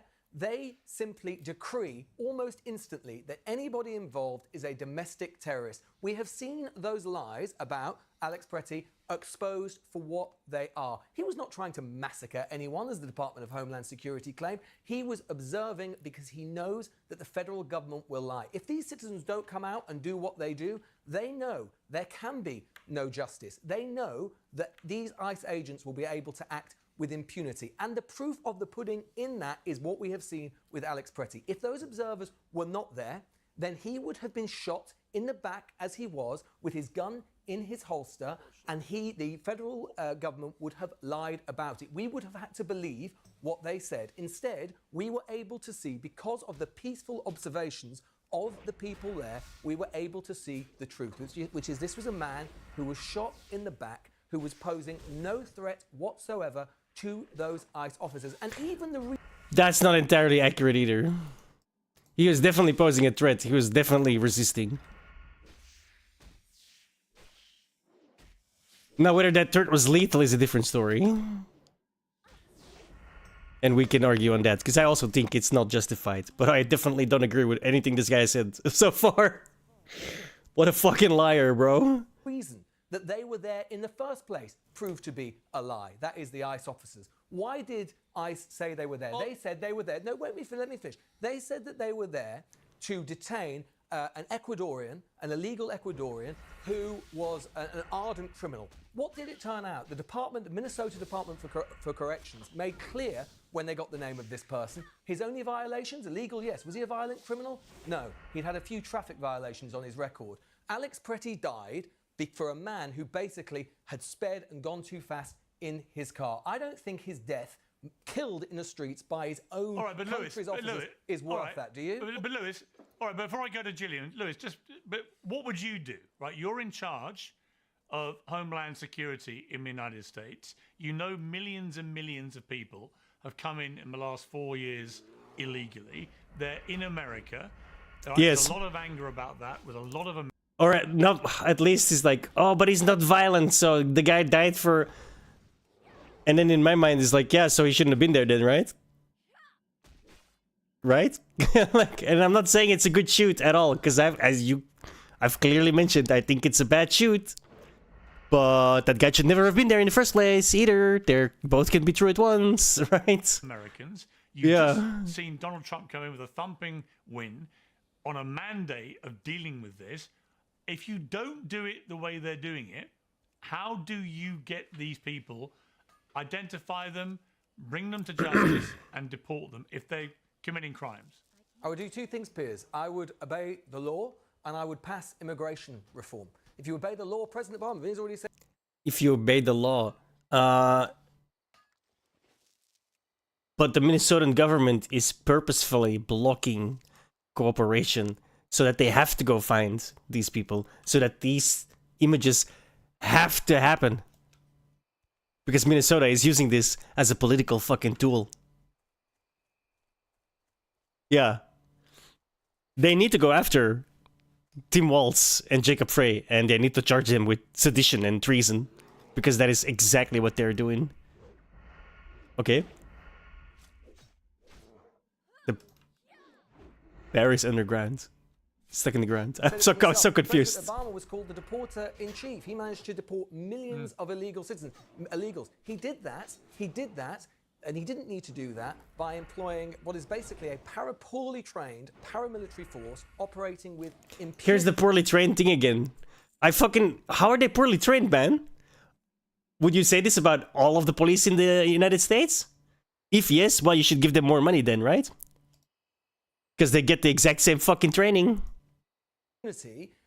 Attacking citizens of the United States. Lengthwise, at least. To do what has long been necessary in America, which is comprehensive immigration reform. The bargain should have always been, the Democrats get what they want, which is a pathway to citizenship, particularly for children who have come over undocumented. But the Republicans get what they want, which is a bolstering of the border. That has been tantalizingly close multiple times. Normally, it's been Republicans, including now the Secretary of State, Marco Rubio, when he was in the Senate, who walked away from it because they thought it was a good political issue for them to do. You do not need to deal with immigration by breaking the law. Can I have 1 minute?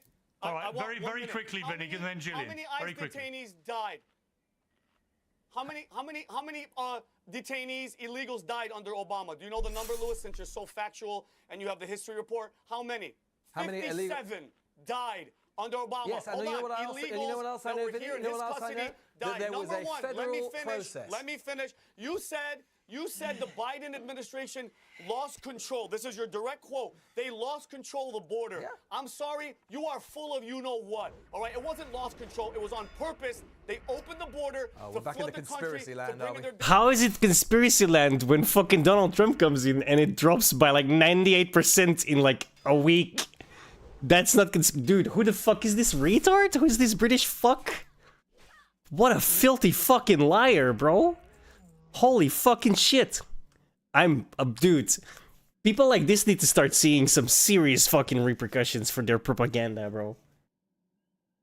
This is disgusting, man. This guy is like fermenting violence through his propaganda. Surely that has to be like... Right? I don't know.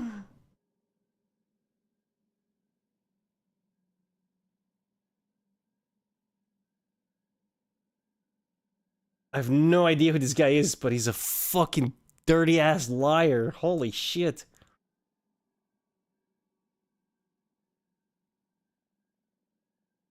damn votes. Well, And then how when would they have been able to vote if they when weren't Texas citizens?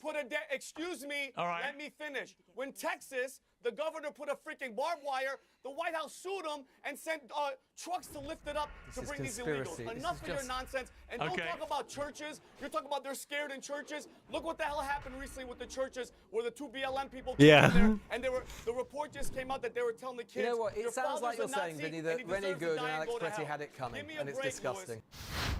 Well, the first one definitely had it coming. The second one, I don't. Yeah, no. That's not a good one. But the first one, yeah. You drive at a fucking law enforcement officer, you get shot in the face. I have zero fucking compassion with you, dude. Like, not even remotely. Optimum night. That's a good shoot. And get deep, refreshing sleep.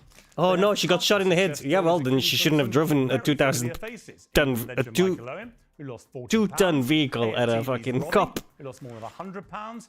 To watch their full stories and many more, scan the QR code on your screen or visit oxfordnatural.com/peers. And here's the best part. Use the code PEERS and get 70% off your first order. Yes, 70% off with the code PEERS. All right, let's get back on point. Gillian, thank you for your patience and welcome back to Uncensored. Thank you. It seems to me in all of this, what I've been pleased about in the last 24 hours is that unlike Renee Good, where there seemed to be just a complete void of humanity and any... They're all like, oh, the ICE is the Gestapo, ICE is the Gestapo, and meanwhile, the only people I actually see conducting purity tests on the street is the fucking left protesters. That's way more Gestapo than anything ICE has done, by the way. Just so you know, right? A purity test in the middle of the street? What the fuck are you talking about, dude? Tribalists ruin our world, bro. For what happened to that woman, regardless of the circumstances that led up to her death, people were just treating this like a pure political pawn, right? You were either, she had it coming, she shouldn't have been there, she's a domestic terrorist, blah, blah, blah. There was no, like, empathy. This time round, I'm detecting that even President Trump realizes some of his administration on the airwaves was sounding completely ridiculous, calling this guy, Alex Pretty, a domestic terrorist, an assassin, somebody about to wipe out all these ICE agents. We know what we saw. That's obviously not what he was doing. He was actually protecting a woman protester who'd been thrown to the floor. Right now, should he have... I hate that they do that on the right as well. Like, in any kind of I'm so politically homeless, bro. Like, probably not. Like the right guy's like, oh, he was clearly a terrorist intending on conflicting as much damage as possible. What? No? Like, where the fuck did you get that idea? We can all see the video, guys. Bro, the left is lying about it, the right is lying about it. Can we just all fucking start living in reality again? The idea that we can't have incredible empathy for this guy, who's a medic, right? Who's now dead, who never brandished his weapon or shot anybody, and had 8 guys swarming all over him. I just find that it's gratifying we're not seeing quite the same reaction we did with Renee Good, but it's probably forced by the politics, which are increasingly damaging to the Trump administration. I have actually heard each and every one of you speak, and I have agreed with pretty much all of you for the majority of what you're saying. With Obama, he did expand expedited removal, which is something put into place by Clinton with a Republican Congress to deny a lot of people due process. It was passed in '96. He also had no sanctuary cities. He was getting cooperation from the cities. Those were his cages. They did deport kids. And the only reason I bring this up is because we're so busy pointing fingers at each other. Okay, this woman bit an ICE agent's finger off, and they're throwing cinder blocks at ICE, and they think ICE is the Gestapo, and they're impeding, and they are. And then at the same time, you've got ICE bear spraying people and executing. Lamont James is such a fucking retard. She said, and they impeding, and they are. But before he's like doing like this to the idea that I think he thought she said that ICE was like the Gestapo. And he's like, Fucking retard. She was saying they're impeding ICE, you retard. That's what she said, and they are. You just nodded your head to something you would wholly disagree with because you're a fucking moron. Alex What a retard. All of these things are true at the same time. So the bigger question I have is, instead of trying to figure out who's more wrong, who's more evil here, how do we do what you just said and pass immigration reform? There is actually a bill right now that is bipartisan. It's called the Dignity Bill, and it gives the Republicans what they want, which is strong border enforcement. Literally, I have it right here. So if you want to employ, okay, so just hear me out, guys. If you want to employ somebody, you have to go through E-Verify to make sure that they're legal. Republicans will like that. You've got physical barriers at the border. You've got enhanced technology, 24/7 surveillance at the border. Okay, you can come forward if you've been in the country 5 years, okay? And you can apply for legal status. It costs $7,000, which will be paid over the course of 7 years. You have to pay back taxes. Now, it doesn't give you citizenship because you came in the wrong way, but the kids that came in here have access to citizenship. It funds itself. Like, how do we move forward here? That's what I want to focus on. Is this is awful. Everybody's heart is breaking for a host of different reasons, and we got to move forward. Is this something that we could get behind? And if it is, go to house.gov and contact your local congressperson and tell them you want to get behind this bill or some form of reform, because that's what we need. Yeah, I mean, Mark Lamont Hill, immigration reform... Oh, it's Mark Lamont Hill. I thought it was like Lamont Davis or something. No, that's the basketball player, no? Whatever. For decades now. And yet there are a lot of points of agreement. Most Americans I've talked to think what Trump has achieved on the southern border is a good thing, and certainly by comparison to what Biden didn't achieve on the southern border. Most Americans are fair-minded and think if you're in the country illegally and you commit another crime that isn't linked to your status, you should be deported, right? You're abusing your position of being in the country. The rest of it, you know, America was founded on immigrants, and the rest of it is a much more contentious area. But I do think most Americans are fair-minded about it, and they want to try and find a way to navigate through the millions of people who've built lives in America and want to contribute and pay taxes, have kids, and all the rest of it. It shouldn't be that. That was a little dicey. It shouldn't be. But I think the problem is, and I agree with what you just said, not you, Piers, but the smart woman who Jillian, said, thank you. Jillian, thank you. Thank you. Appreciate that. I've been I'll snowed in take with it, a I'll 3-0 take for 2 days, so my names are blank. At least you remember my name, even if it wasn't for the right reason. Indeed. Jillian, I agree with you. I think the presumption in what you're saying, though, is that everyone is operating at... Can I just point out something this guy did just now? That immediately tells me he's a racist. There's one lady on the panel. It's 4 guys and a lady. Why did you specify the white lady?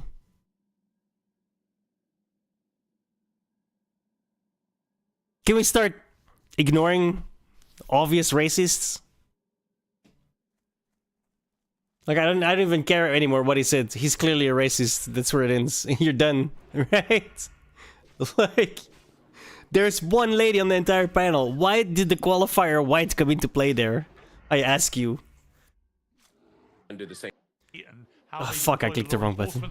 And about the politics of a blue... God damn it. I don't know how far I was.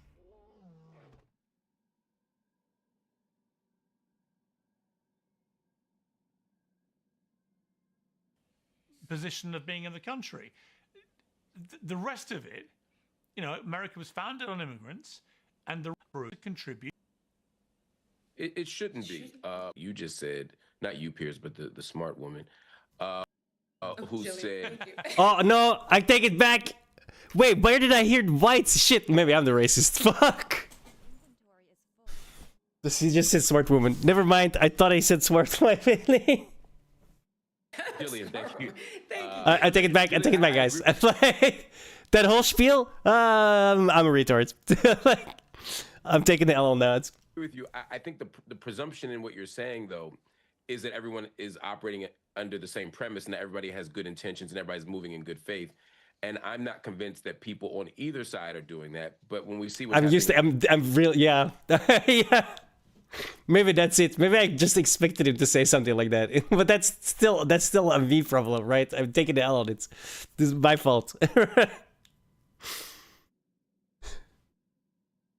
Whoops. Oh, get him.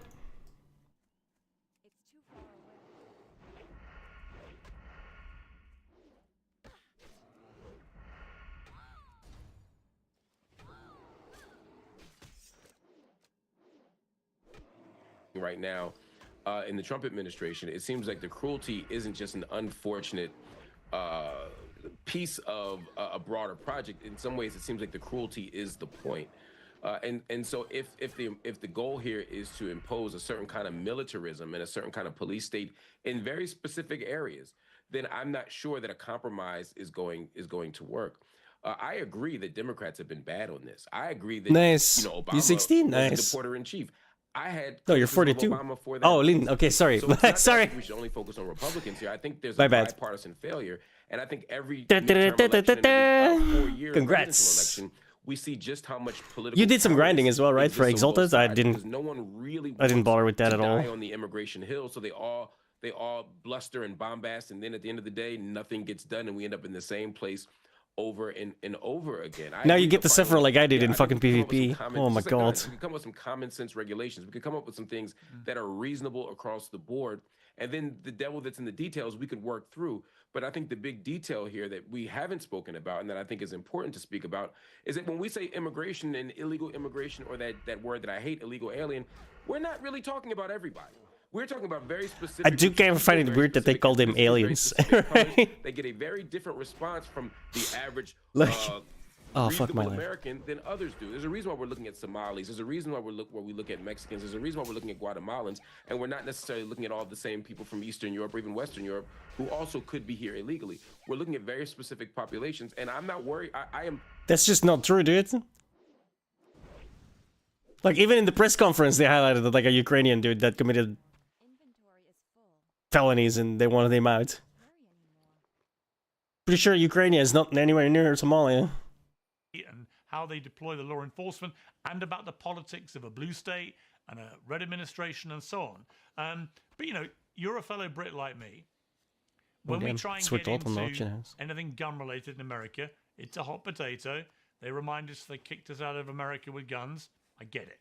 It's an issue for America to talk. Dude, I clicked on the wrong fucking... Oh my god.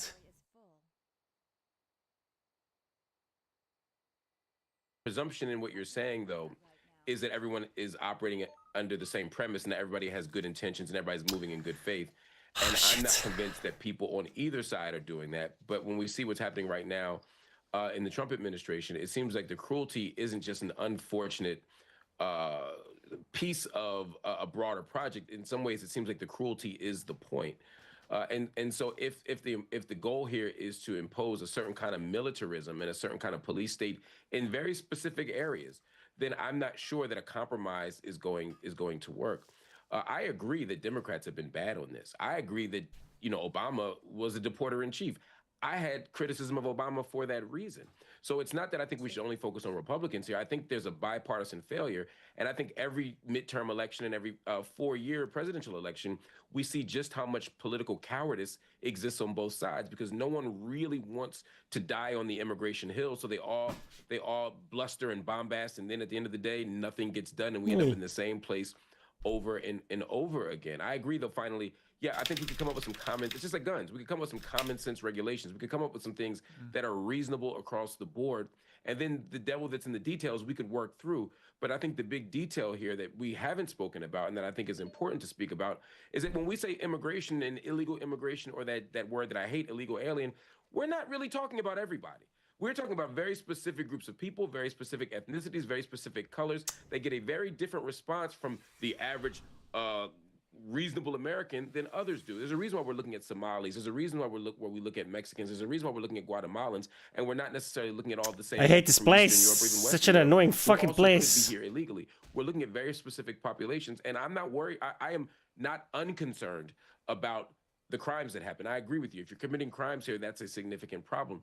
I'm worried about the lives of the millions of people who are not committing crimes, and I'm worried about the stability of those children who were brought here with no choice involved at all. That's where I think we can reach some common ground. Yeah, and you know, the Obama thing, I was banging on about that for years, even before this show and other, because it always struck me as hilarious that I would go to these like liberal dinner parties and they'd all be ranting about Trump, and I would always do my favorite question: how many people did Obama deport in 8 years? And they didn't know ever, had no idea, they couldn't guess. Or they made literally in a blue moon. Well, the number was, and they didn't care because it was their guy, right? And eventually I would say it was 3 million, more than 3 million. He was the greatest deporter pro rata per year of presidency in history, as he was the biggest bomber, by the way, Obama, right? It's the same Barack. But those were had a pretty Democratic chipped halo. drones, Piers. That's different. Predator drones in Yemen and Somalia are different than George Bush's drones. Totally different. Exactly. But here's my question for you, Vinny.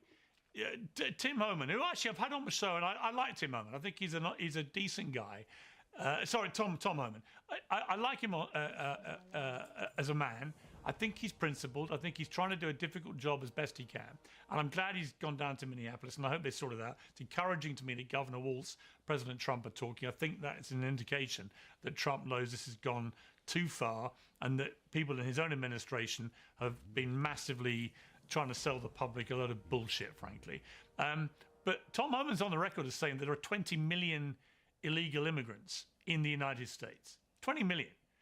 Now, if you try and do what they say they're going to do, which is remove all 20 million, that is going to have an incredibly negative impact on the United States economy right when it can least afford it. Do you genuinely want, you, Vinny Ashana, want 20 million people removed from the country? Piers, I'm going to tell you something right now. Yup. Okay, and when you guys say stuff like, who voted for this? 77 million people voted for mass deportation. And Piers, I am so sorry. It's not just criminals. It's everyone that came here illegally, from a murderer to a freaking Uber driver who's taking American jobs, Piers. My mother, my grandfather, my family from both sides came here and they waited. They did it the freaking legal way, and we're all doing well, okay? We came here the right way. Why does anybody get a pass, Piers? Why is it? Why is it? It's everybody, okay? A sovereign nation gets to pick who stays and who leaves. And just a quick, fun little fact, Piers, because nobody likes to talk about facts. Did you know that murder is down 20%, the most it's ever been in 1 year? Why is that, Piers? Fentanyl overdose, heroin overdose. There's so many percentages that are down, and everybody, I think it was the New York Times, was like baffled. They're like, what could this be? How could it happen?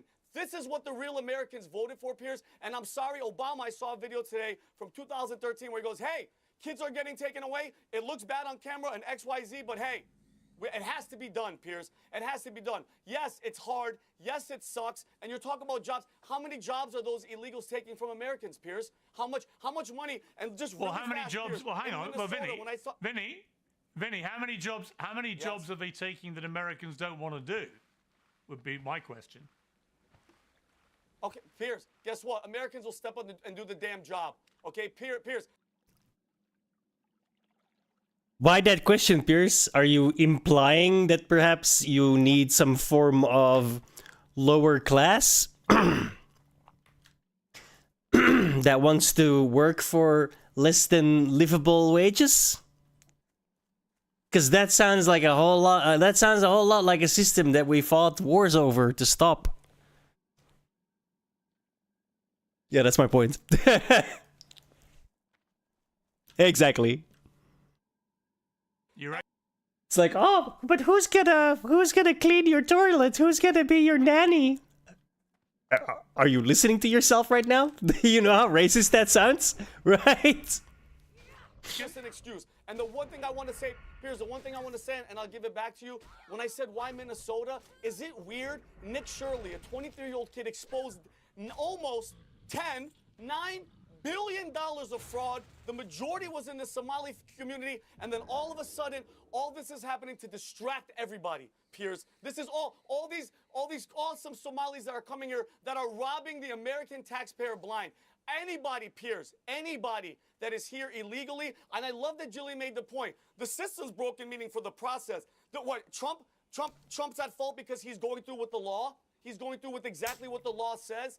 I voted for it. 77 million people voted for it. We are tired of everybody going, oh, you guys are evil for wanting people gone. What's happening in the UK, Piers? What's happening in Italy and Germany? Okay? They're all crying now, oh, wow, because Keir Starmer and everybody's letting you guys get invaded by all these freaking people, okay? America stays strong. Yes, we let people come in here, Piers, but enough is enough, bro. Enough is enough, okay? Get everybody out, leave, come back in the legal way. What's so wrong about saying that? What's so wrong about saying that? Come, there's a let me ask line. Lewis. There's a line. Why? All right. I'm going to ask Lewis. Lewis, you know, when I want to work and live in America, well, I've got a home in LA. When I want to, every 3 years, I apply for a visa. It costs me several $1,000s to process. I do it all completely legally. I get all the documentation, all the paperwork. I go to all the interviews.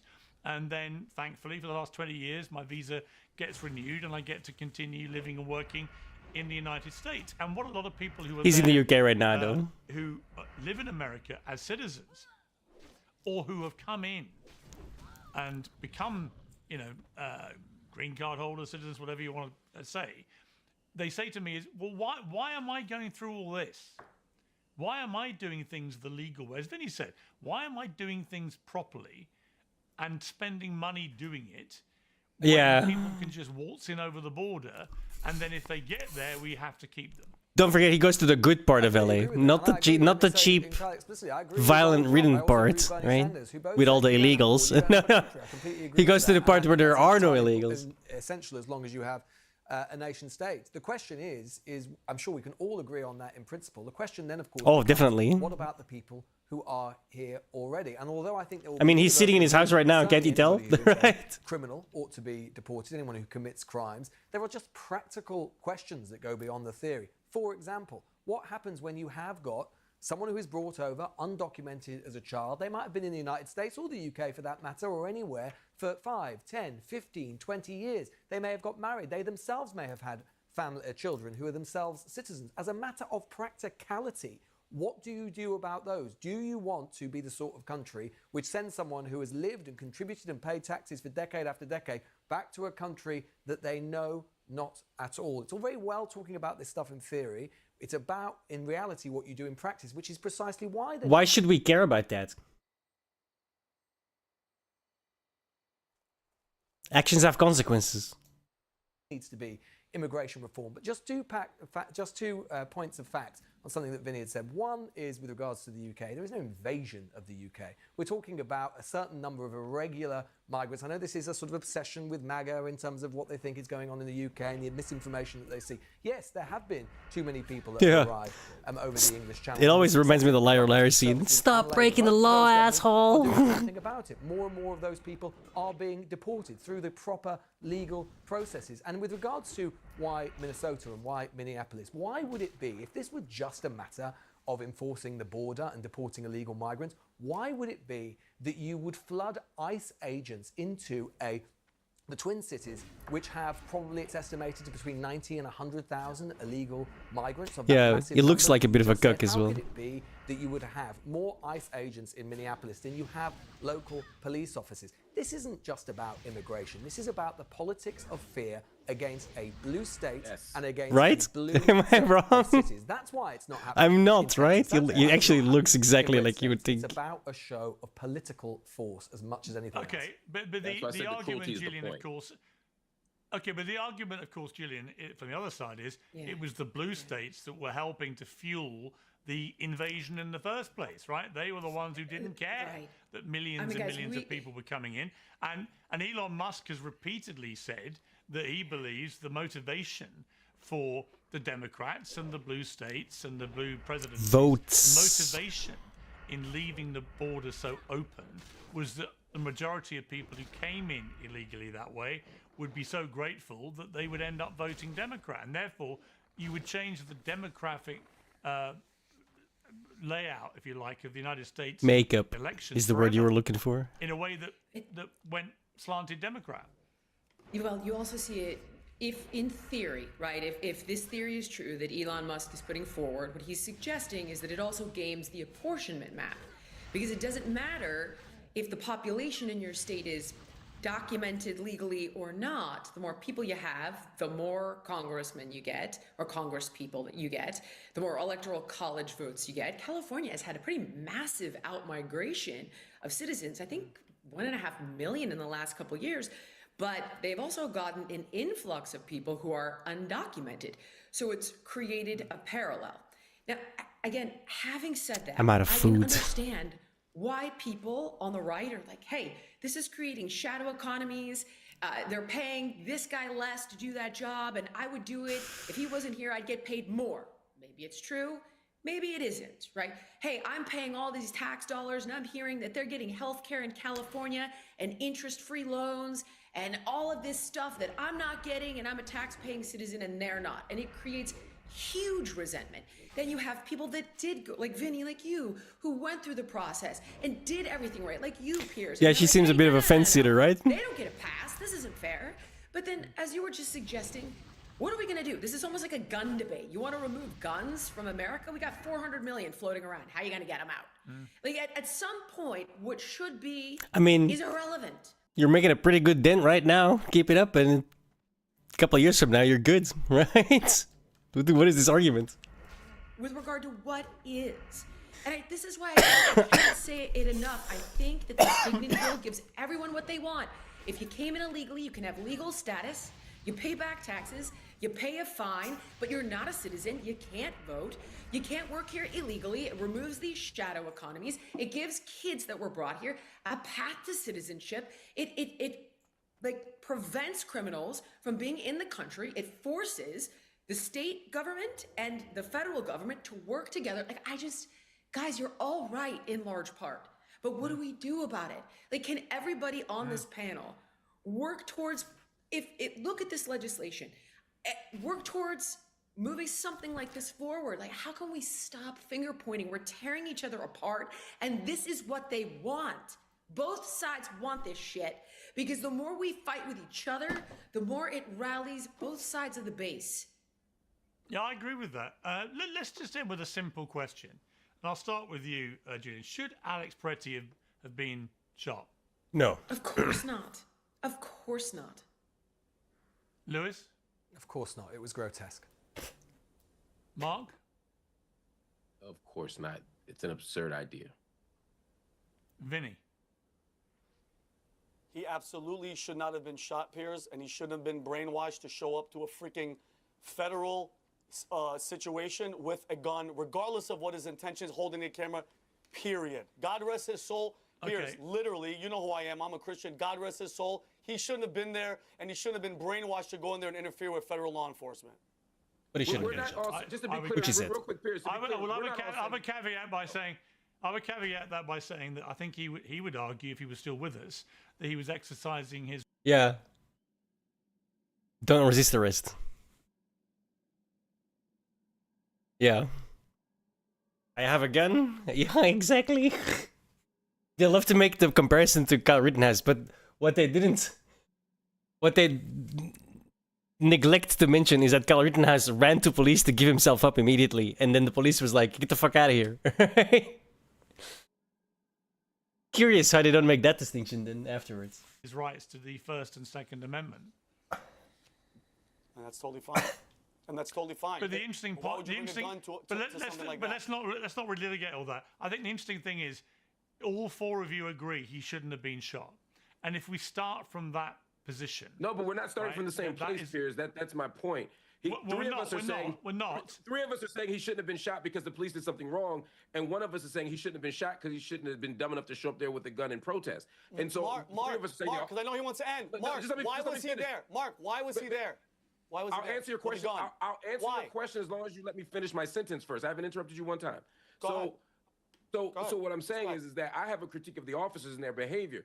If you show up with a gun to a place where you're allowed to have a gun, and then the gun gets taken from you before you're shot, and you never brandish the gun, you never threaten the officers with the gun, then I'm putting the blame on the police officers. You can always look at someone's actions and say if they had done like the butterfly effect and say, had he not done this, that would not have happened. I'm not disagreeing with that. But the question here is, what is his legal right and what is his moral right? He has a legal right to be there. He had a moral right to be there. He had an ethical right to be there. And what the police did was absolutely horrific. And so while the three of us are saying, yes, he shouldn't have been shot, and you're saying the same thing, you're still blaming him for his own death ultimately. And that's the part I find repugnant. Final word to Vinny. Mark, you're Mark, I'm with you, brother, 1,000%. First Amendment, Second Amendment, all that stuff. Who told this guy that going to ICE and interfering with them, legally taking an illegal out of this freaking country was the right thing to do? It was Tim Walz, and he didn't say just go there and protest. He said get in their faces, and he called them the Gestapo. Mark, they're rallying the freaking troops for a reason, and 70% of these arrests of these illegals have criminal histories. Let's just not just crossing the border. 70%, and I know it sucks, Mark. 30% are just people like, hey, you're illegal, you got to go too. But I'm not blaming anybody.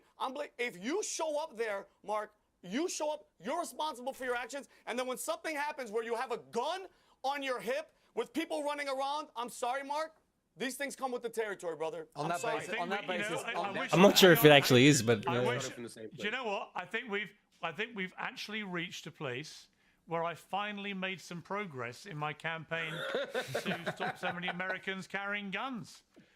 Vinny Ashana I think you're very mistaken. has now endorsed my view that America would be a lot safer if fewer of you walked around strapped with guns. I've got there. It's happened. Thank you, Vinny.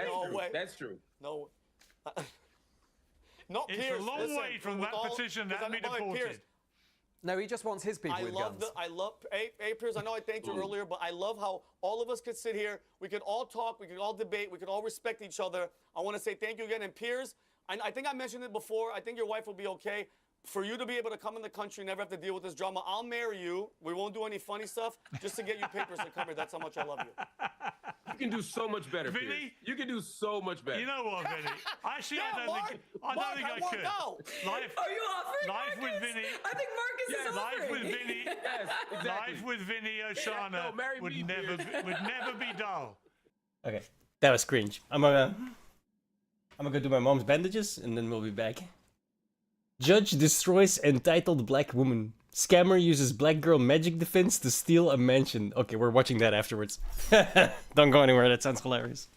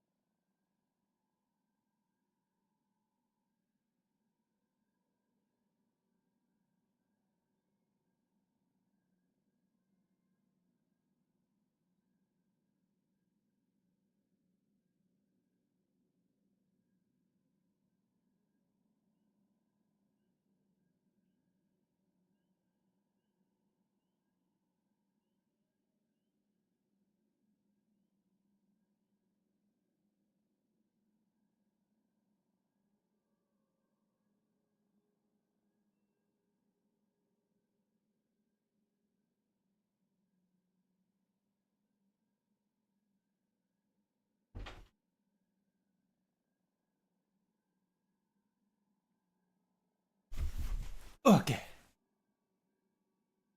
Back once again is the Renegade Master. Power to the people, to the people, to the people.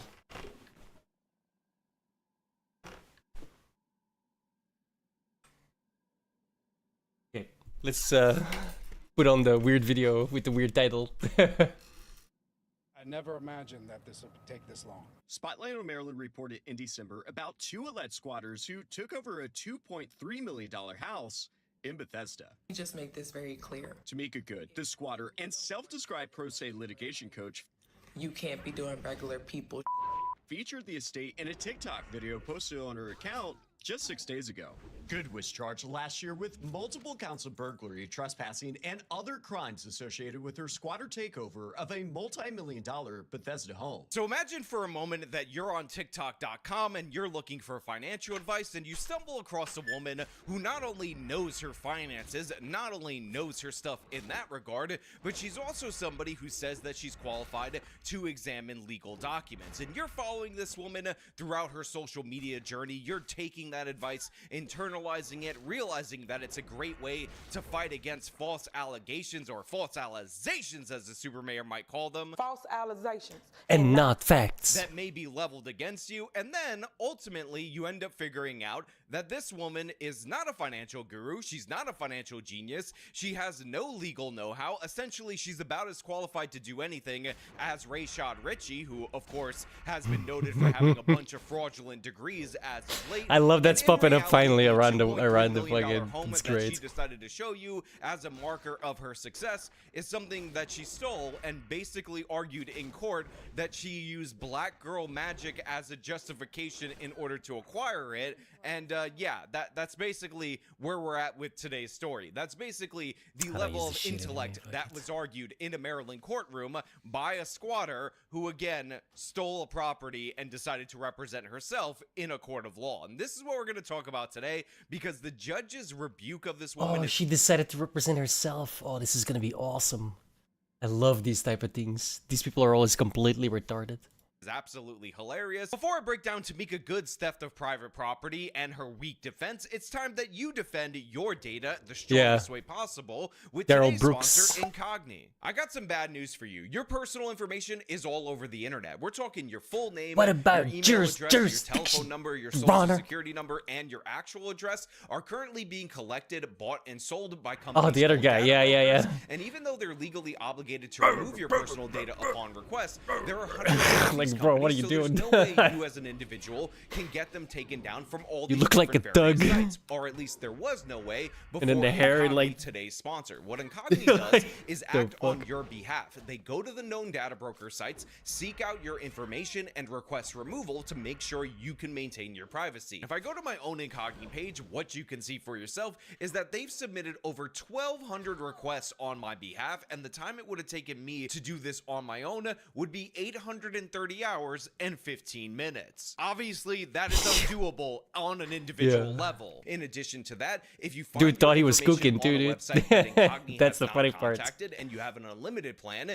you can actually Made drop himself that look 10 link times more into their guilty. custom removal feature and get that taken down. A feature, by the way, which I have benefited I from only hit her immensely based 3 on my times. position as a Oh, okay. YouTuber who is constantly Guilty, Your Honor. living under Like- fear of threats of doxing and whatnot. Now, while I'm personally Fucking subscribed retards. to and I recommend the Family Unlimited plan because it's not just me I want to protect, it's my loved ones as well. You can get whatever plan from Incogni at 60% off by going to incogni.com/AJW and using promo code AJW in order to get that discount. So secure your internet, get your data off these broker websites at incogni.com/AJW. Again, use code AJW for 60% off. Tamika Good, which by the way is spelled Goode, who has no relation at all whatsoever to Renee Nicole Good, is not exactly the smartest person there is out there, because while she has pending litigation against her 14 for cents, stealing exquisite. a home in a neighborhood, she decided 14 to post, which, by the cents. way, was brought up as evidence at her trial, multiple different videos of her Oh, talking he about left. how you gotta earn it, Lame. you gotta prove it, you gotta be beyond regular in The name order just to disappeared acquire off my property. chat But list. little did her TikTok viewers know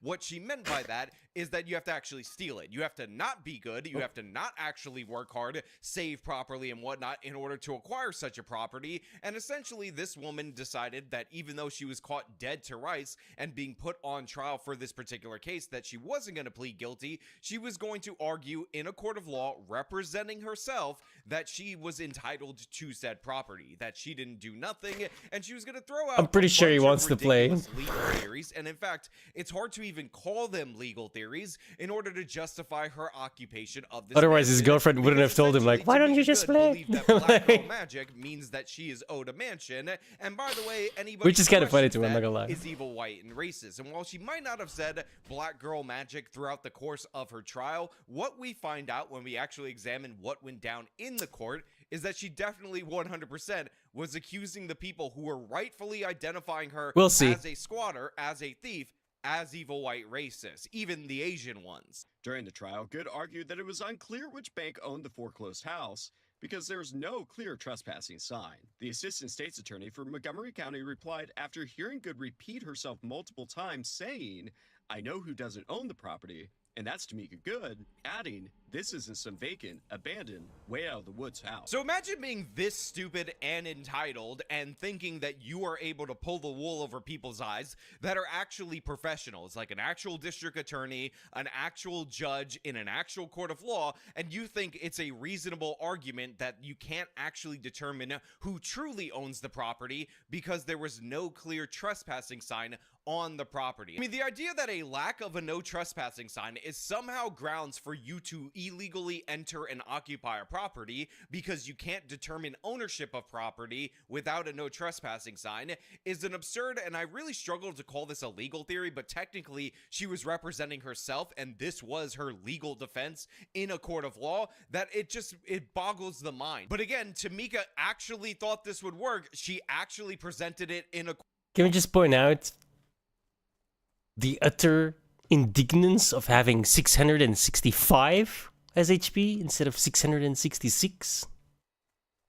Court of law, and needless to say, Like, the bruh, prosecutor's response, which how was, close are you gonna "I can skirt tell you me to for the sure who devil's definitely number?" doesn't It's own the bullshit. property. That's you, the suspect, you, the defendant, you, the person who is about to be convicted on all of these counts because, like a dumbass, you decided to defend yourself. In exclusive footage obtained by Spotlight on Maryland, Good can be seen in a black Porsche Cayenne leaving the property soon before 7 to make it to court. Now, I also want to point out the Hello. fact that Tamika was videotaped by a neighbor's surveillance camera exiting one of the 3 individualized garages that were attached to this property in a Porsche Cayenne, which is a very expensive SUV, or at least a significantly above average cost SUV. And the reason that this is actually significant is because she had somebody who was also arrested and charged with the same charges that she had, but as we find out in a local news segment from about a month ago, on December 8th, Pollard was arrested in the mansion's driveway. Whatever. As a Hey, result of the arrest, 24, Pollard is now baby. facing extradition to Pennsylvania to face multiple luxury vehicle theft charges for allegedly stealing cars. I see Diane is suffering in PvP now as well. Record, including a federal case involving transporting stolen vehicles from Pennsylvania and Delaware and possessing more than 100 grams of heroin.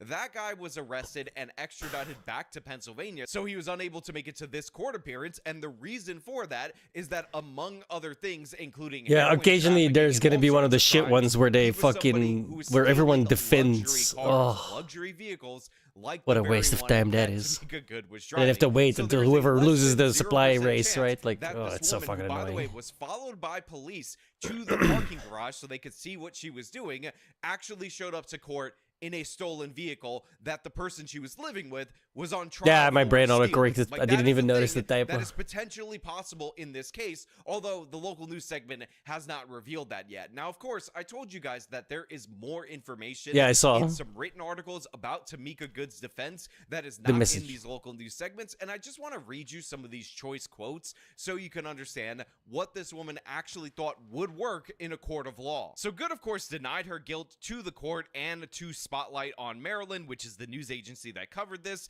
and she ended up saying, "They may not want me in the neighborhood," but, by the way, that's a typo in this local news affiliate's written article, "but what they're doing is guessing," she said in court. "They're trying to dispose of me." Now look, we don't have the full transcripts available to us at the time of the recording of this video, but the thing is, she was obviously implying, which by the way, the judge ended up responding to, calling her nuts, that the people in the neighborhood that identified her as a squatter, that reported her to law enforcement, that actually documented evidence, and by the way, actually tried to press trespassing charges against her for her transgressing on their property, were just evil white racists or racists in general, because there are some Asians in this particular neighborhood. And she says they're just guessing that she doesn't belong there because these people were tracking the foreclosure and resale of this home, and while they knew that somebody was expected to move in, they quickly sussed out that the two criminals that moved in, including the repeat car thief and of course the repeat drug trafficker, were not actually the people who legitimately bought this house, and they were able to identify this, bring this forward to hopefully get a resolution. But unfortunately, because of the way Maryland squatter law works, even though they figured this out relatively quickly back in July, around the 4th of July, this has taken up until January of this year to actually come to fruition. Now, of course, that video that she was talking about the house and showing it off, posted 6 days before her conviction, she actually ended up saying that this is proof positive that 2026 is definitely going to be her year. Again, 6 days prior to her being convicted, and 6 days prior to that video being introduced as evidence in a court of law I'm dead. in order to convict her. So essentially her argument is, well, I didn't know who actually owned this property, and nobody could prove who owned this property. You can't prove it's not me because there's no trespassing sign. Therefore, by the transitive property, this woman is entitled to said property. And again, I will remind you that she gives financial and legal advice on her TikTok. Like, she describes herself as a pro se litigation coach who frequently documents her life and legal battles on social media. He turns the tables on squatters in some very creative ways. He's known as the squatter hunter, and after his father passed away, he had to deal with squatters. So he became very familiar with California squatting laws and found some loopholes of his own. Now, because squatting is a civil matter, police can't do anything. You have to take it up in court, and that can take years. So he expedites the process by officially getting added to a lease, moving in, and becoming the worst roommate imaginable. If you aren't on parole, he'll just eat your food, blast music, and guarantee you won't be getting any sleep until you leave. But he noticed the worst squatters are often people on parole. So he had to get extra creative, and for those, he moves in with firearms. Since those on parole can't live in a home with firearms, they are instantly in violation. He calls the cops, and suddenly, it's no longer a civil matter.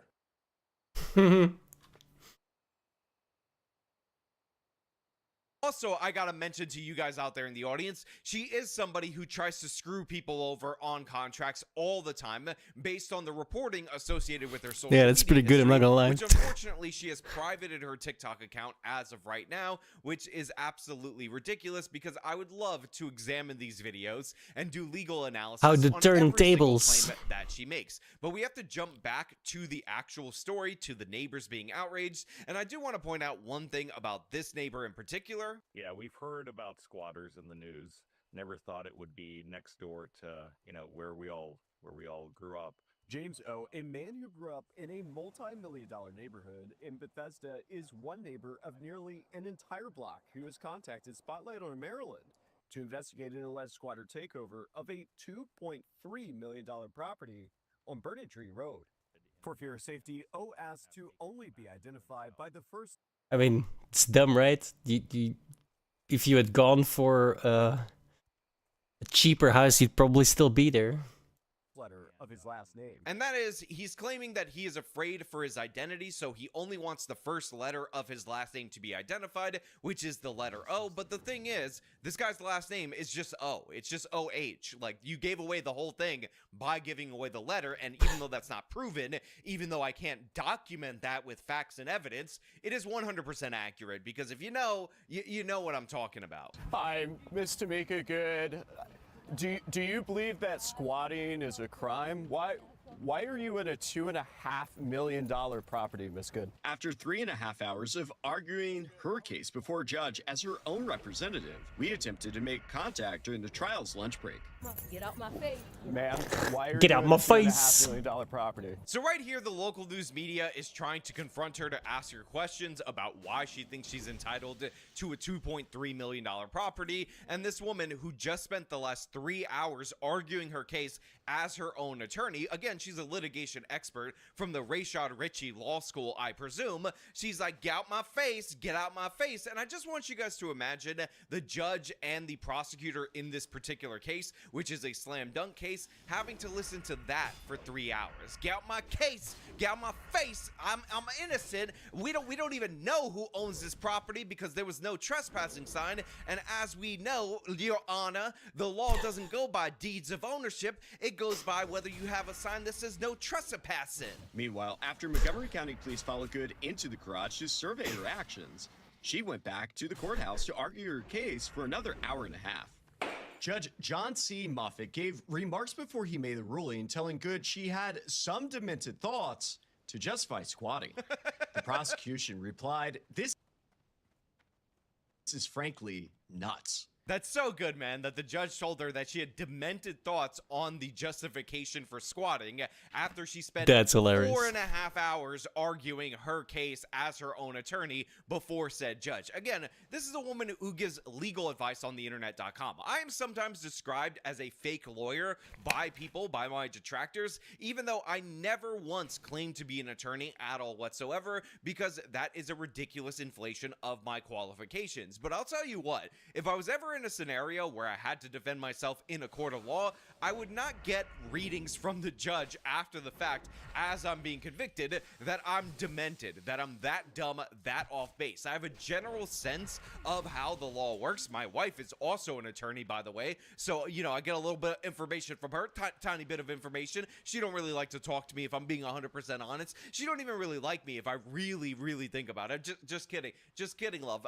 Don't attack me. But yeah, I would not perform this badly in a court of law to the point where the judge says I'm demented, because essentially I'm saying I'm entitled to this basically mansion because, you know, black girl magic bitch, bro. and no trespassing sign. Good was found guilty on all counts of burglary and breaking and entering, and immediately sentenced to 90 days in prison. I think the District Court of Maryland did the right thing today. Ian Chen, a 19-year-old living with his parents in a neighboring house to the home Good occupied, brought the case before a Maryland commissioner's office because he said he wanted to take back the neighborhood from criminals. I felt it was my civic duty to do Let's the go, right bro. thing, to file these charges, and then to ultimately bring her to He's justice. Asian, by the way. So first of all, yeah, I you want can to tell. give Yeah, a you can lot tell. of Never mind. respect to Ian Chen right there, the brother of Lauren Chen, the content creator that recently was in that whole Tenet fiasco, but has since come really? back to Instagram and to X. That's and random. I want to say, look, man, I know Lauren is the media person and all that, but you could take up that role. You identified a criminal, you forced them out of your neighborhood, and this lady criminal that was with the other criminal, and good on you for being able to detect a threat as well as you did. Again, Lauren Chen's brother absolutely killing it in this news segment, dressing up for court, testifying against her, facing her down, and delivering a guilty verdict. I was pretty scared. I mean, all of us in our neighborhood were. We have a lot of elderly folks who were afraid to even go to sleep at night because they were worried that someone like Tamika or Tamika herself would break in and be living in their house and refuse to leave. Whoa.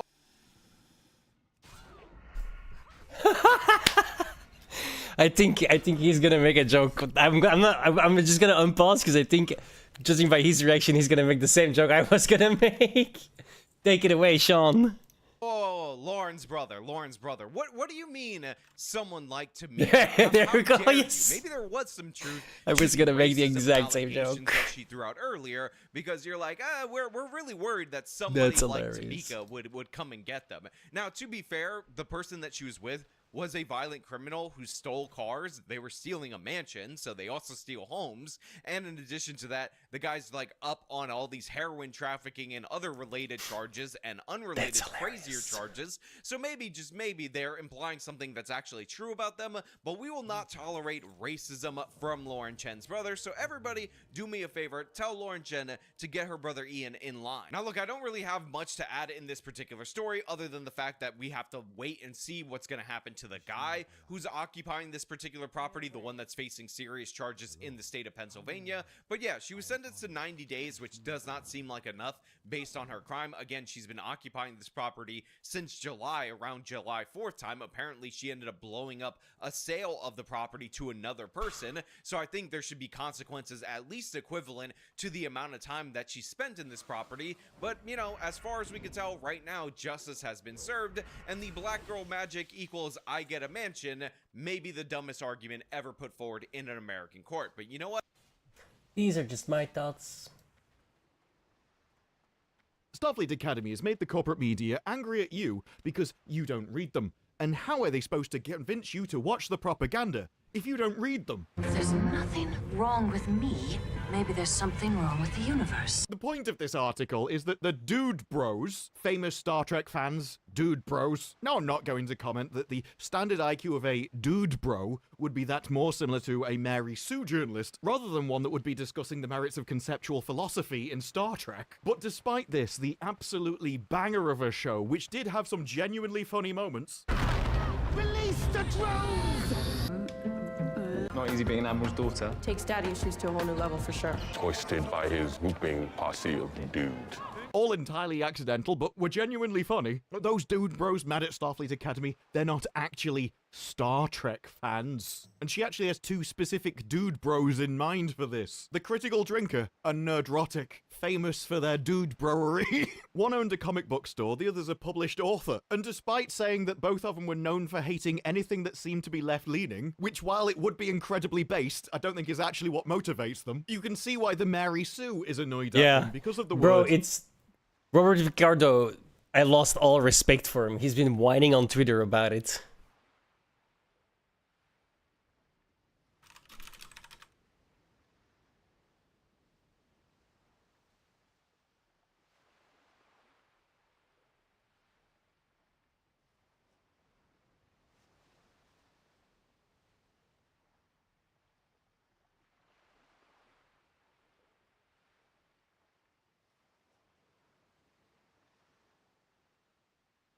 Some on this platform complained that a Starfleet Academy cadet swallowing her comm badge is ridiculous.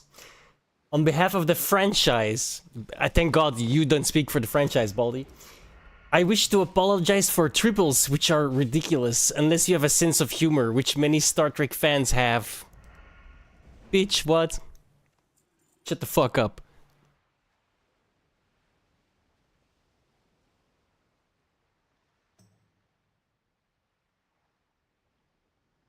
There's another one where he was like whining about it, like, oh.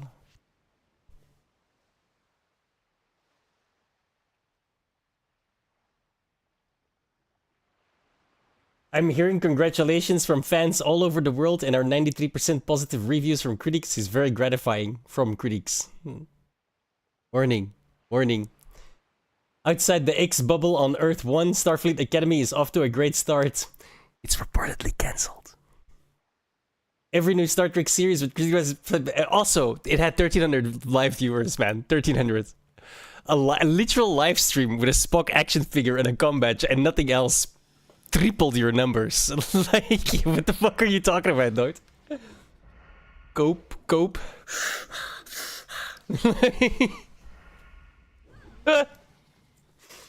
Oh god.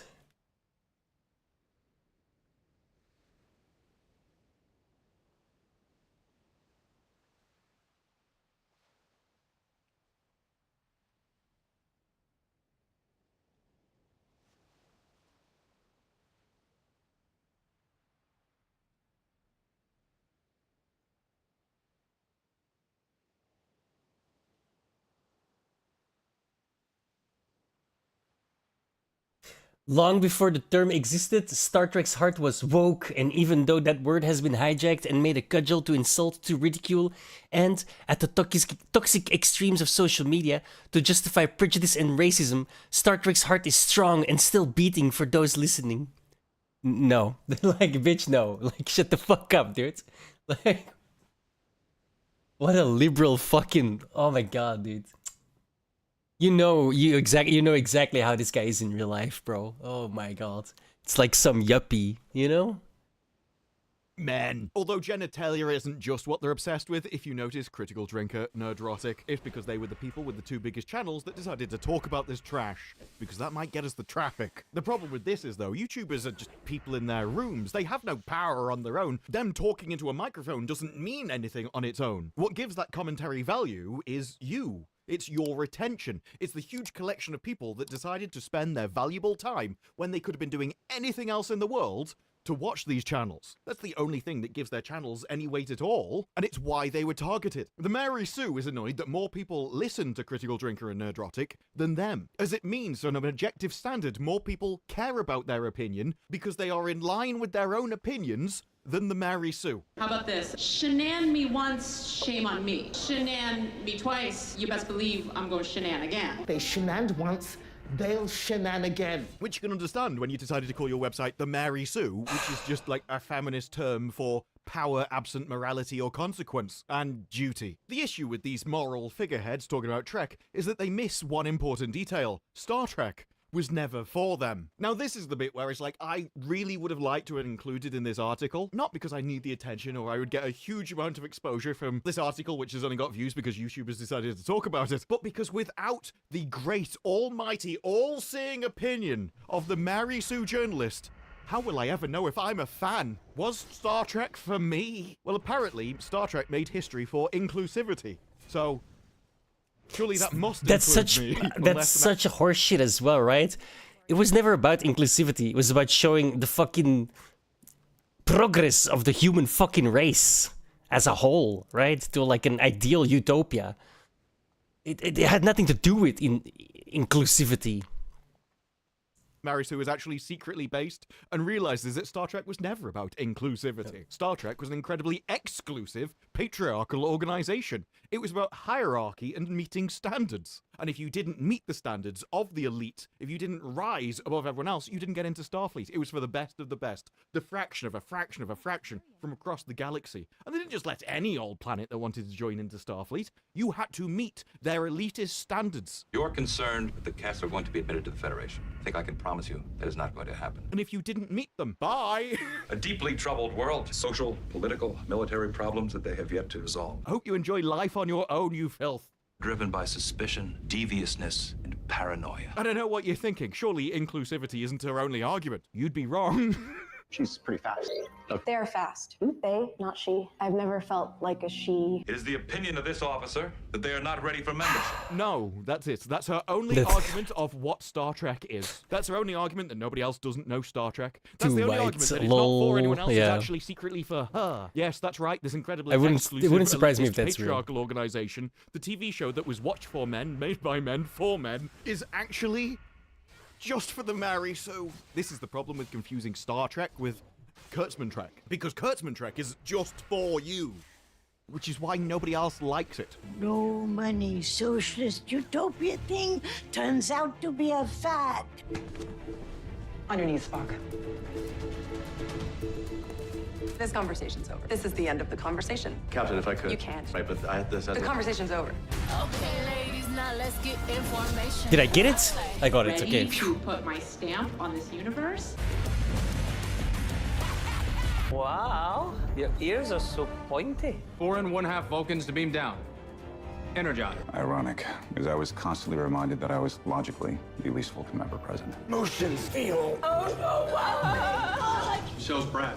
You heard it here, guys. Michelle is Brad. Well, if you'd made the argument that Kurtzman Trek isn't for me, I would agree with you. I would slightly disagree with you because it's so bad I find it funny, which actually probably makes me more of a fan of it than the Mary Sue is. But I'm a bit of a special case. Apart from this argument of inclusivity, which only includes her and excludes everyone else, namely men, these X-personalities, YouTubers, think that they speak for the authority of all things nerdy. She basically complains that they start talking about Star Trek. They're talking about Star Trek. They bought merch for it. They're saying they don't like my personal ideology in it. I'm fed up with them berating the franchise. It was on TV. Yeah, I like dude. Starfleet Academy. They're parading around of experts on nerddom. And at no such a point does she joke. say what Star Trek is, apart from saying it's inclusive. I've done entire videos about the downfall of Star Trek, what Star Trek was and the difference to New Trek, what the problems with New Trek are. I've spelled out the differences in values, in morality, in worldview, how one was masculine and the current one is feminine, how one was hierarchical and the other one is equality. I've broken down all the concepts and the ideas, and she she's gone, I don't like this.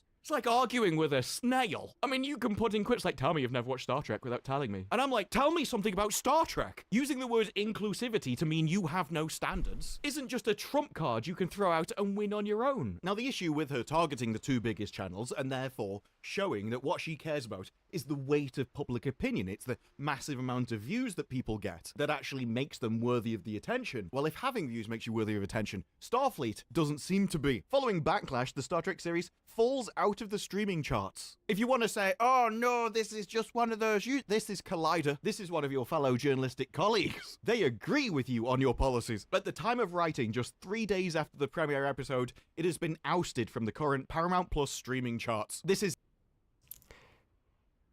Do I need to scroll back to Robert Picardo's, where he's like, oh, 93% critic rating, guys? Bitch, you can't even chart on your own goddamn platform.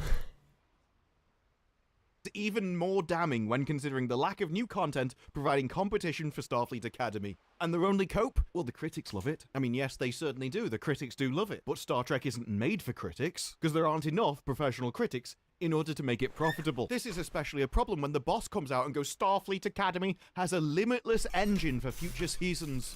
It's like, well, without viewers, your engine doesn't have any fuel. Your engine is dead. Even on the Variety Streaming Originals chart. Yeah, it's not in there either. The funniest thing about this is it actually comes below Agatha Christie's Seven Dials, which was written by Chris Chibnall, someone who's not a particular fan favourite in Doctor Who. And those people are clearly on the wrong side of history. It actually took the really quite desperate sites to come out and go, no, actually, if you look at it from a certain perspective, it's even rising on the Steam charts despite criticism. I mean, yes, obviously, if you look at the actual thing that matters, it's gone down. But according to Flix Patrol, if you look at a Paramount channel on Amazon, then it's gone up. Which, considering they've previously admitted that only critics liked it and audiences don't, trying to now spin that it's a massive hit with audiences is a bit of a far stretch for the same website. Is it the same author? No. Maybe one's more honest. Because if you go and look at the reviews, you do see the same thing. 100%, yeah. Audiences don't. And there's so many people craving for a proper Star Trek, dude. And while one wants But Alex Kurtzman's in charge, and he's a political fraudulent hack. So until that loser, that zero talent, content stealing asswipe is out, nothing will change.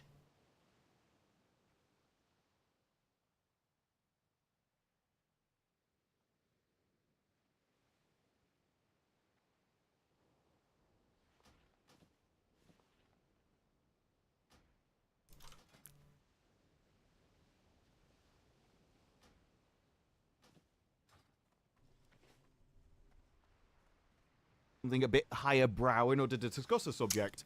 The other side just wants their own beliefs repeated back to them verbatim, so that they can feel nice about being on the right side of history, as they're burning in hell. Even IMDb only give it a 4.3 out of 10, if you want a second opinion. And despite other series, the audience's opinion matters. You need viewers, because they're coming out with comic books. Now, maybe this is just me, but if an IP is producing comic books, then I would say the opinion of someone who used to run a comic store and therefore would know about the audience of comics, the stories that they like, how you would brand a certain thing for that demographic, a previous comic book store's owner opinion might actually be worthwhile. And I know what you're saying, Mary Sue. Look, you can use your money to buy every Star Trek toy out there, but it doesn't mean you understand what the series is saying to you. But if you own a store which is selling all of those toys to those people, and I don't even care if you put if you put your spin on it, but if the spin is 180 degrees directly opposite of what Star Trek was, then yeah, obviously, right? It's not gonna. Because, you know, Voyager has like its own identity compared to DS9, which has its own identity compared to TNG, right? That's like there's a spin on things, right? In TNG, the spin was, or not spin, I guess. Well, yeah, kind of spin was like Picard, diplomat, statesman. Sorry, very prim, very proper. And then in DS9, you have Cisco, who fucking hates his job the first fucking season, and then turns into like some religious icon for the Bajorans and like starts to believe it and stuff. Like I'm watching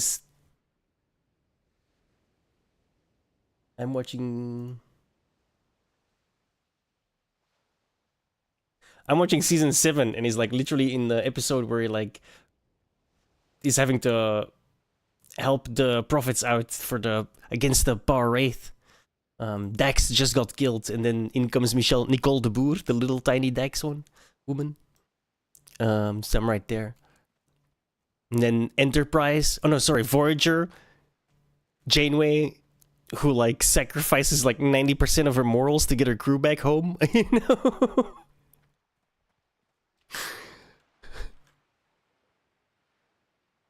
They all had their own little spin. You understand your audience in order to be able to know what to stock, where to sell it. Yeah, it's all Star Trek exactly, right? That's what I'm saying. Like they're not 180% changing the fucking universe, like the ideology of the universe and the whole intent of the goddamn fucking Federation, all right? Get to them, but I can understand that this is a latter order consequence, and then the whole fucking J.J. Abrams thing as well, like, oh yeah, Romulus blew up, so the Romulan Empire is gone. What do you mean? Like, the Romulan Empire was the size of the Federation. They had like a shit ton of planets. Like, okay, losing their seat of power is gonna hurt, but they're not gone. You know what I mean? Like, they still have a giant fucking empire, right? What the fuck? Require a level of abstraction which I don't think can be attributed to you. You see, you hate people like me because we're men. I don't judge you because I think you're incapable of understanding the topic at hand. Or much like Alex Kurtzman it's so himself, over the another top. person who can't understand Star Trek, why it exists, what it exists for, or who it exists for. This is why he's been getting things like hip-hop legends in order to compose music for the series. And people may think, well, what's the genre of music got to do with anything? It's all about who you're trying to attract to Star Trek. Classical music and opera were used for Star Trek because it was meant to be higher class. As I said before, it's hierarchical and elitist. This show is designed to be inclusive because it's designed to have no standards. Everyone is allowed into this, which means all things are dragged down to the lowest common denominator, so we can all wade through the muck. I love that Holly Hunter can't sit in a chair properly. It's just baiting longtime Star Trek fans into being annoyed that these damn youths, she's 411 or something in the show, aren't behaving like people in Star Trek should behave. Exactly. The show is deliberately destroying the standards which are required to be Starfleet. Starfleet can't exist run by incompetent people, which actually makes sense in Kurtzman Trek because it's a cesspool of filth run by feminists. There, tiny warp cores. You want to say something cute about it? Growth! Out! Is anybody listening? Of course it's crap. I pity them. Now, some people have said that they don't really know why they get so angry about this, but it is just the lack of respect. It is the lack of standards. It's not putting on shoes. It is that I don't care what I need to do. I'm going to do what I want. Because what I want inclusive to whom? Retards? Or when you're the captain, or in Starfleet in general, you are putting yourself in a masculine sacrificial role for the good of the galaxy. By not respecting propriety, how you're supposed to behave, by not being professional, you're saying you don't care about your role, you don't care about what you have to do, and as a captain, that will get people killed. You're saying you don't care about the lives of the people on your ship, the role that you've undertaken. Even Janeway slipped into a masculine role when she took over, because she had to rise to meet the masculine standard. And that's not to say they wrote her as multiple times over, I might add. Yeah. Archetype. And he got bullied by his students for being friendly. It's not crunch time yet, Mr. Kemp. I'll let you know when. But she had many stories where she took on the motherly role, especially with 7 of 9, where she was essentially raising an infant about how to conduct themselves in the world properly. It doesn't matter how many interviews you do. Holly Hunter calls Star Trek Captain's Chair daunting. Maybe it'd be less daunting if you sat in it properly and acted professional. And that is why this article is just... They fucked up Kim's character, man. I feel like Kim could have done more. He was always like just there every now and then. And it's not even the real Kim, right? Because he died in he died in an episode and then crossed over from the other Voyager. Like, it's not even the real Kim. That character is one of the saddest characters on the fucking... So it's just a fake Kim. That's like just some random dude that we don't. Well, from I mean, I guess this split off like an hour beforehand, right? But it's just it felt so weird.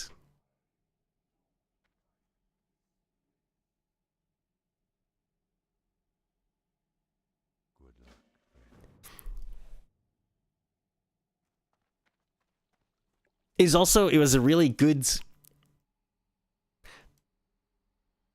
There's a good twist episode when you're thinking, oh, the actual Enterprise is not in trouble, but then that turns out to be the actual Enterprise, the ship that's like basically all fucked up, but the other one blows up because of it, right? Like, because the entire episode you keep thinking like, oh, the the regular Enterprise ship that is just like basically fine is the real one, and it turns out not to be.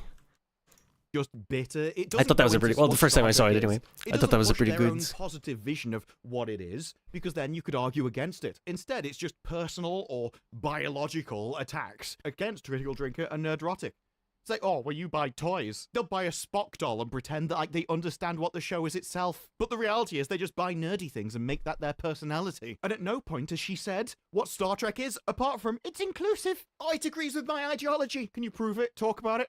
Bring up these angles of it? Like, have you watched those videos? Can you make videos about how they're wrong? Can you compare, contrast? Bring in scenes from different things to prove your opinion? Or are you just going to go, then they don't know? Because saying they don't know without having any evidence of it at all in your article makes you look incredibly ignorant. And it just looks like, ironically, you're doing it because you're bitter they have more views, and you're bitter that your ideology is hated by the majority of moral people in the world. I only know two Yeah, no, things, right? Sid. And the issue is, you can try and make this some kind of... Or at least people who watched the actual fucking show.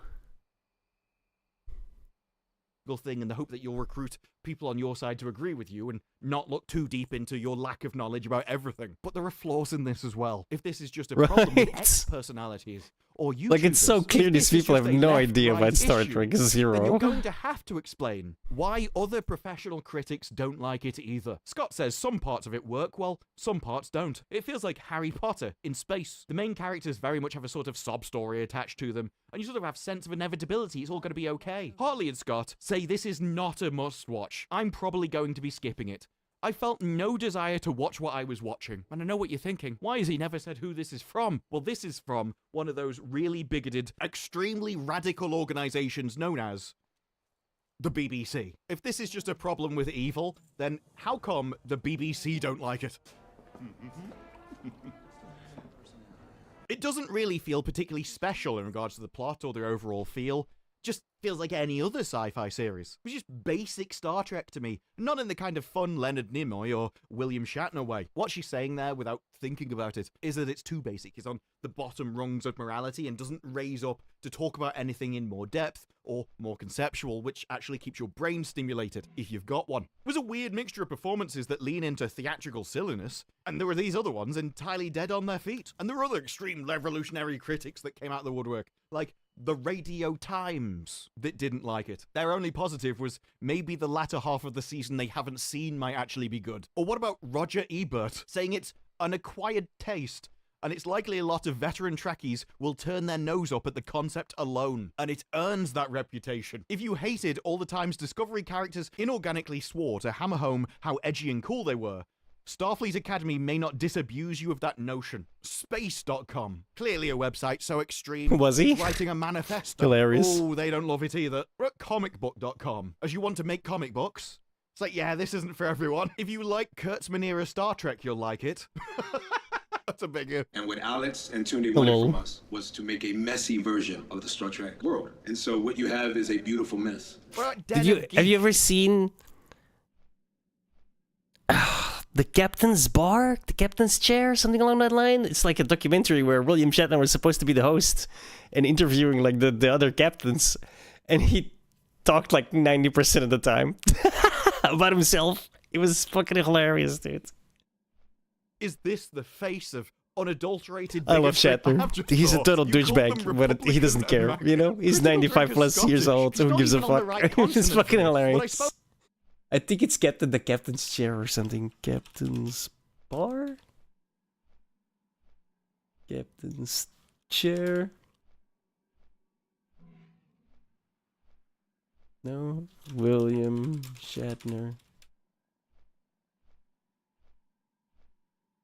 The Captain's Summit.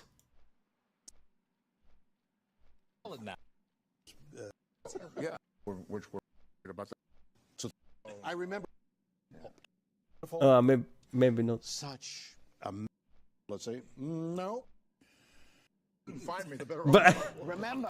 okay, I clicked through this, right? We saw like 15 different stills.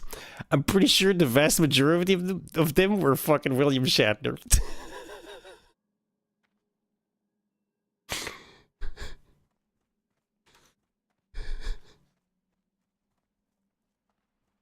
so good, dude. It's hilarious. Suppose if you're unable to abstract, you can't even comprehend that other people may not even give the slightest of toss what you do in the privacy of your own booth. Or how about the National Review? Star Trek into irrelevance. Look, if this is just a left-right issue that only comes from ignorant dude bros, you're going to have to explain how all the professional critics which agree with your ideology disagree that the show is any good. Have you thought it's because Star Trek was never made for you?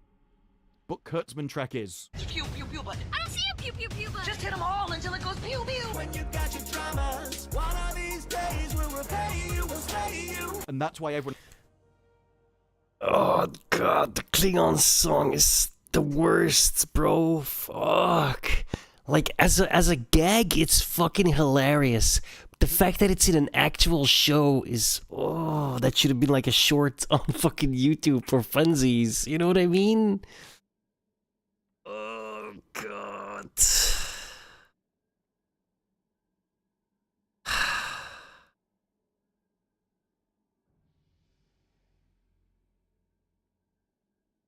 Right? Yeah, for something stupid, for something silly. It fits for something silly. The fact that you put it in an actual fucking... I mean, it's out of character, yeah, but there's like an alien that was doing it. It's like, you ever see fucking... Supernatural? There's the episodes with the tricksters, something along those lines, but it just doesn't fit at all, dude. It doesn't fit Star Trek. If you had made it separate, like on a YouTube short for exactly like a promotion of like, oh, we got a new expansion in Star Trek Online. For something like that, I wouldn't even mind it. I think it would be kind of hilarious. It's just the fact that you put it in like a mainline show that pisses me off, dude, so much. Klingon dance. Oh fuck.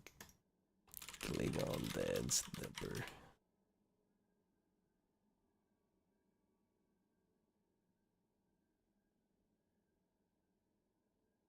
Like, they actually have a fucking...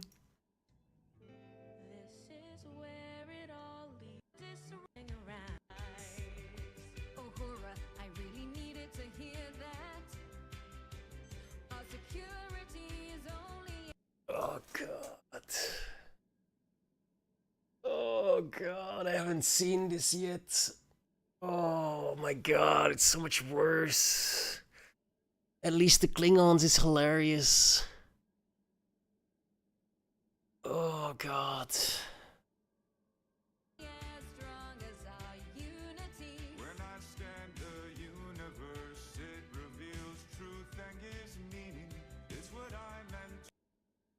That's supposed to be Spock, by the way.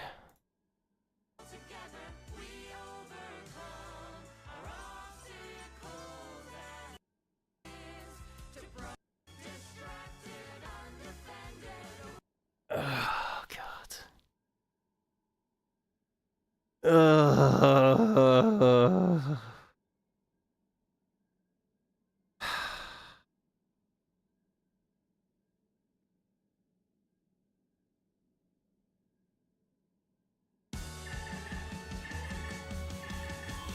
Why have you? Why you only calling us when you got your dramas? One of these days we'll repay you, we'll slay you. Gonna draw your last breath at the end of my glance. Your eternal torture is every Klingon dream. You know what I mean? Make the blood scream.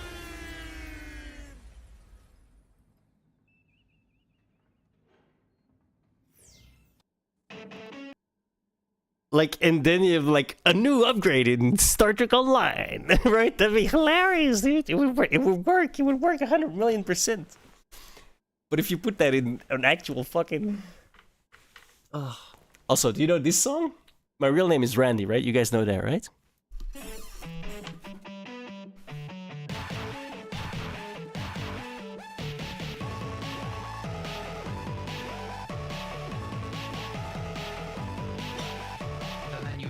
Restaurant has everything you'd ever want, but nothing that quite fancies me. I do not want the steak béarnaise, I do not want the duck flambé. These specials don't sound special to me. I'd rather eat Randy. I'd rather eat Randy. Face. I'd rather eat Randy, Randy, Randy. I'd rather eat Randy, Randy, Randy. God is good. Let us thank him for this Randy. Amen. Randy is a 3-course meal plus dessert to seal the deal. Oh, and I'll be needing a to-go box. I'd rather eat Randy. I'd rather eat Randy. I'd rather eat Randy. I'm sad I know this song. I'd rather eat Randy. Randy. Happy birthday, Randy. Randy, it's so good to see you. Would you like to ride my bicycle? Randy, wish me a happy anniversary, would you? Randy, would you like to go on a picnic with me? Randy, we're so proud of you, Randy. Eat Randy, eat Randy, eat Randy, eat Randy, eat Randy, eat Randy, eat Randy, eat Randy, eat Randy, eat Randy, eat Randy, eat Randy, eat Randy. I'd rather eat Randy. I'd rather eat Randy. I'm definitely getting muted over that, but it was worth it.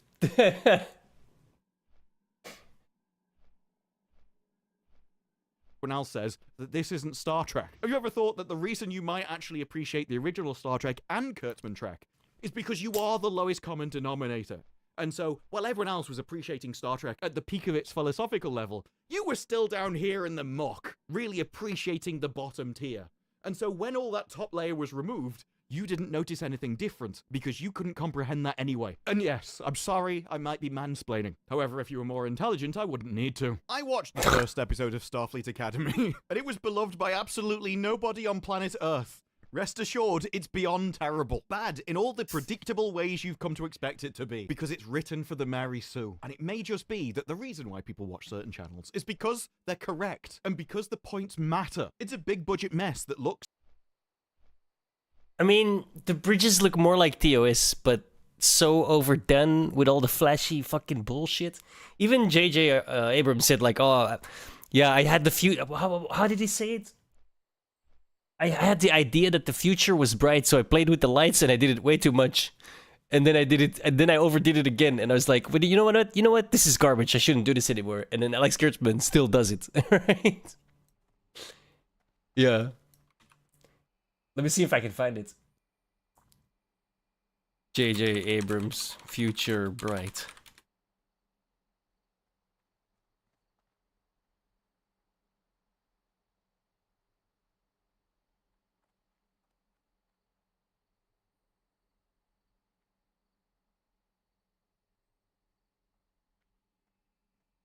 Lights. Star Trek.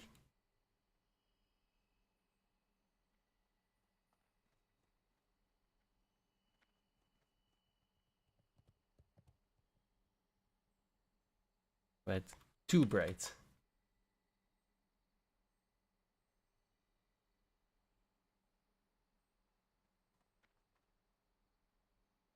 Oh, I can't find it now. And feels strangely cheap. People will accuse Starfleet Academy of being woke, but the problems run far deeper than that. I agree. They say it's fatigue. It isn't. It's fatigue at bad Star Trek made by people that can't comprehend Star Trek. I promise my... Yeah, it's definitely not Star Trek fatigue. You make a good... You make a good Star Trek, that's... You're gonna make bank, brother. Bank. But you give us this wokey bullshit, this DEI nonsense. Inclusivity, blah, blah. I sold out my badge already? No money's good. You're gonna lose money. Good. I hope you go bankrupt. Has nothing to do with the that way, someone with actual money and hopefully a love for the series can pick it up. Starfleet Academy. It looks cheap, it's poorly acted, it's terribly written. That basically describes the entire show, but I'm not even sure it'd be possible to make a good version of the show, for reasons have nothing to do with wokeness. The premise at its core is flawed. Classic Trek came from an era when TV had patience and the need to invest in kind of character building, which New Trek cannot help but feel barren by comparison. Speaking of barren, instead of going where no man has gone before, its engines have stalled in creative exhaustion. Even Winter is Coming, who liked the first 2 episodes and called them criminally underrated. Yeah, didn't like the third one, though. If this is just a left-right issue, how come you're the only one standing there still defending this crap when even all of your allies are like, no, look, it's getting worse, isn't it? Even I don't think I could defend this. Even the defense from people like Alex Kurtzman and the showrunner are just as shallow and basic as the Mary Sue article itself. I mean, if this doesn't give any actual reasons why Star Trek is made for them, if this article only goes into the depth of criticism of You have toys on your wall, which actually seems to make this article more about Nerdrotic than Critical Drinker. This article actually seems personally targeted. They'll buy a Spock doll. By the way, I just noticed 21 to 23 Ashenvale. I'm level almost 25 now. I might be running a little ahead. Who they could be talking about. Tell me you've never watched Star Or Trek without behind, telling depending me. how I you come look from at a it. family of Trek lovers. Christmas doesn't start until I hear Leonard say shuttlecraft to Enterprise, shuttlecraft to Enterprise. Spock here. It's been part of my life for as long as I can remember. It's like, fine. Then you turn around and go, it's not made for you. What if it's not made for you? What if it was actually elitist, patriarchal, and incredibly masculine? What if Star Trek was everything you despise and you just couldn't even understand? How big a fan of you were you of Deep Space Nine? You know the ones that made entire planets uninhabitable because they were corrupt and as such should just be yeeted into space. Where were your concepts of inclusivity and equality when people were getting assassinated to stop wars? We believe in the same principles that every other Federation citizen holds dear. No, that was definitely the realm of the man that needs to make the hard choices. For every Trek show, they all reflect the moment in which they were made. We didn't need to, though. Like, this one shouldn't reflect the moment we're made in. It should reflect the solution to the one we're made in. So really, it should take all of the Mary Sue's propaganda and laugh at it. It should humiliate it. It should be used as a figure of fun. It should be writing stories to teach you why that's evil. But no, he's speaking as a parent. Our kids inherited a very divided, fractured world. We wanted to be a compass that guided them back towards hope and possibility and a brighter future, even though we were the ones that caused it. The issue is the vision of Kurtzman Trek isn't positive. It's not hopeful. It's not optimistic. It's a dead end. It's full of DEI and incompetent people that don't deserve to be there. It's not hierarchical, elitist, meritocratic. It's not discussing the greater ideas of the better people which are there, the ones that need to lead, that need to be in positions of power, to take things back to a level of acceptability and quality, one of standards, duty, honor, justice. Instead, it's full of people like, well, I don't think the Jem'Hadar controversy is a big deal. We can break any of the law we want. If we can genetically engineer a Jem'Hadar, of course, 800 years later, we can genetically modify them again. Completely forgetting that 800 years isn't actually 800 years in this universe, because without warp speed, you would have entered, like, a new dark age. Your ability to advance in technology would be extremely limited. A concept that was even in Starfleet Academy itself when it said, well, the Betazoids will fall behind in technology because everyone else will be traveling around and merging their own technical know-how. And so assuming that all of those people contribute, they'll actually advance faster.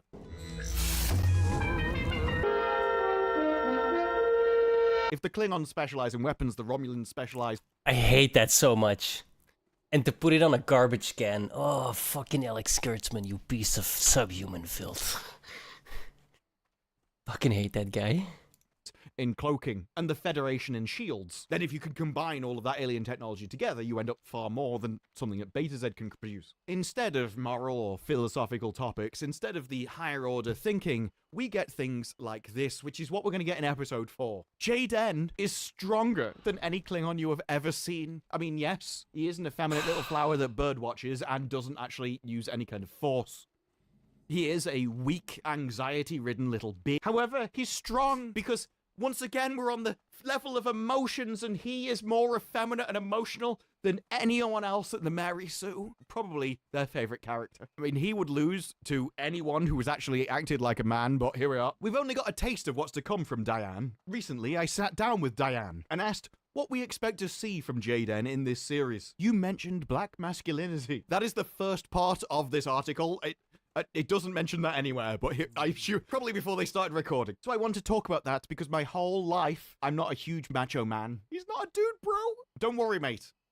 We know. Academy, Karim, Diane. Hey, what's up, y'all? Hi, honey. Growing up, everyone told me there was something wrong with me. Complain not that people ask. Only ask if it's true and then go from there. But coming to Star Trek and being cast in this show specifically because I am the way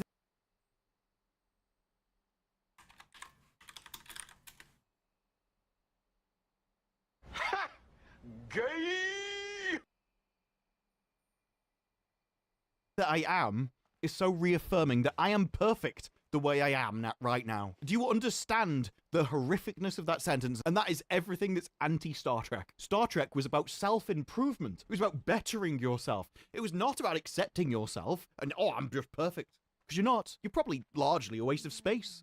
But it's okay. It's okay that you're like that because you can be better. You can work every day to be better than what you were to where you can reach the standard that you need to be. That was Star Trek. And this is like, no, I was cast in Star Trek not because of my talent, but because I shove it up the wrong one. And the Mary Sue's like, yes, that's my Star Trek. Where we have no Yeah, but they don't understand that.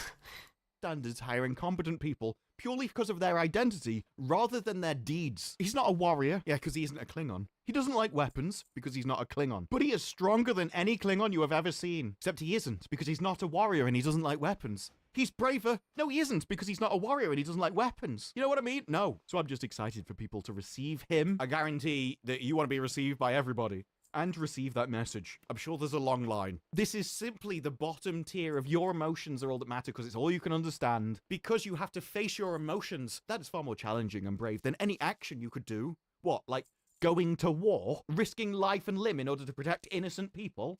This is why you don't get heroes anymore. It's this. Heroism is the person sacrificing himself because he understands there's something greater than himself, outside of himself, and therefore works to better his... Yeah, there's like an entire episode dedicated to helping Barkley overcome his hello addiction.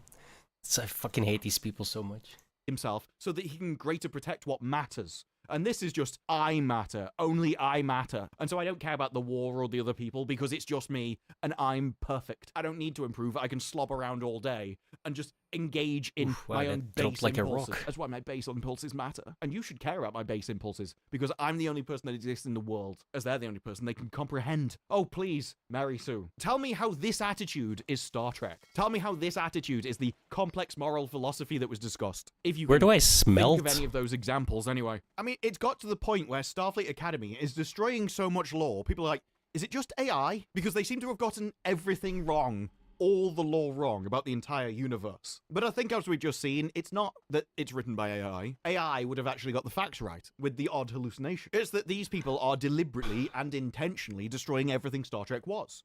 Partly out of ignorance and being mentally lesser than the people that were before. So they could never comprehend what Star Trek was in the first place. And partly just because they're like, well, I'm the only one that matters and it wasn't made for me. So I'm going to make this one for me. Star Trek controversial non-warrior Klingon is a genius twist because it's finally dragged the Klingons down to a level that I can comprehend. Because if you care about emotions, you'll see Klingons as basically evil. You will have no idea about the concept of honor. You will just think they go around punching people and be like, that's mean. We shouldn't be mean. You'll never have thought to be able to appreciate the depth of essentially force or why it should be respected. People that think that this is a good idea are incapable of understanding force. They can't even comprehend the importance of professionalism, let alone duty. As We Live Time said, death is lighter than a feather, duty heavier than a mountain. Anyone can give up.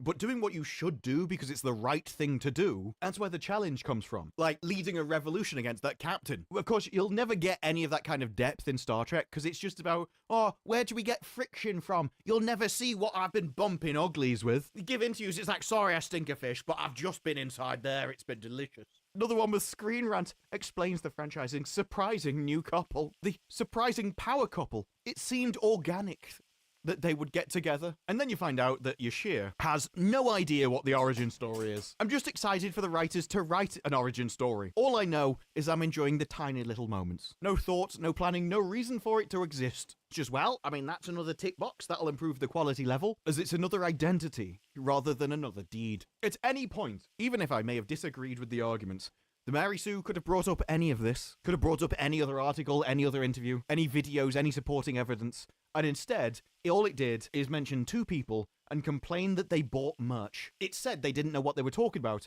without ever demonstrating that they did. Said Star Trek wasn't for them, said the word inclusive, and thought that was a good enough argument. This is not a person who is ever confronted with opposing views. They've never had their views challenged, they're unable to argue them, and they think that when you say inclusive, you now have a trump card that no one can argue with, despite it being an evil principle on its face. But just like the rest of the ideology, it's pitching itself as, I care about inclusivity, when really it's all envy, spite, and self-interest. You choose the two biggest YouTube channels talking about it and complain that they just don't know enough about Star Trek, implying that really they should be coming to you, because if they came to you, you'd be able to indoctrinate them in the right path. It is you, as viewers, that give them their weight. And yet the Mary Sue doesn't even think that you have your own opinion. The Mary Sue thinks that you get your opinions from Critical Drinker and Nerdrotic, that whatever they say, you just gets downloaded into your brain. And if only you'd read the Mary Sue, then they'd be able to indoctrinate. Sorry, I'm you, allergic like they to think bullshit. You're getting indoctrinated by YouTube. Of course, that's nonsense. YouTubers can't even get viewers to press the like button and leave a comment. If we had that kind of power to make you do whatever we wanted to do, we wouldn't be convincing you about Starfleet Academy. I mean, you can go and watch Starfleet Academy, I don't care. All you'll find out is I was correct about it. If I had that kind of power, I wouldn't be telling you not to watch Starfleet Academy. I'd be going, you need to watch every single one of my videos. As soon as it's released, as soon as you see a thumbnail, you need to go and watch it. Every single one. That's what I'd do with the power. And that's why Mary Sush's man, they don't have that. Well, no one does. You can't just command people. You can't just be bitter and envious. You can't just write hate articles about people and then expect to somehow get views. All press is good press has never been true. It's only ever true when there's an alternative audience, preferably larger than the one you're complaining about. But you're so far on the wrong side of history that even the BBC don't agree that Starfleet Academy is good. Even if your envy and spite and greed got people to read you and you convinced them to watch it, they'd still come away from it agreeing with me. And that's what the Mary Sue's really annoyed about. That no matter what they try, no matter what they say, everyone always disagrees with them. That they have no power. The one thing which they crave. And rather than self-improvement, thinking about their ideology, maybe analysing where they've got it wrong, they take the Starfleet Academy minority Klingon point of view. That I am perfect just the way I am. And the problem must be with the audience, or the people the audience are watching. And if only they can drag those people down, the Mary Sue will be lifted up. And that's just not very Star Trek of you. Star Trek was about competitiveness. Yet that, yeah, he may be #1 now. But if I work on myself, I can raise my competence enough level where I can get that position as long as I improve. Problem with that opinion, and the reason why the Mary Sue will never have it, is because that's just too much like hard work. And it would have to mean that they admit everyone isn't equal. And that means that justice demands that people get different outcomes. And so if you're not putting in the amount of work to get the outcomes that you desire, it really is your fault. Not that of random people you've never met. But those are just my thoughts. What are yours? Let me know down in the comments below. Like the video if you like the video. Subscribe, more videos in the future. And I will see you in the next one. Bye-bye.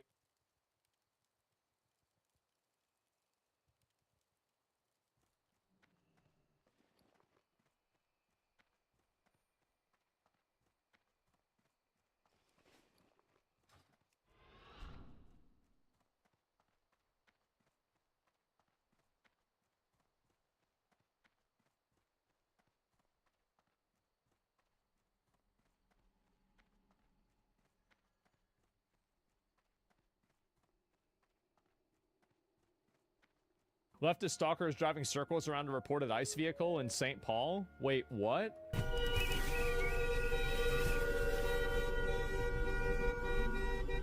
I feel like I'm watching Shroud play PUBG. This takes me right back to 2016. When he was getting stream sniped, bro, I immediately recognized the fucking reference. Wow, he's not even wrong. There'd be like some retard that's out there honking the horn. Oh my god. Leftist stalker is driving circles around a reported ICE vehicle in St. Paul. Wait, what? No idea, man. We'll have to see then. I got a bunch of characters.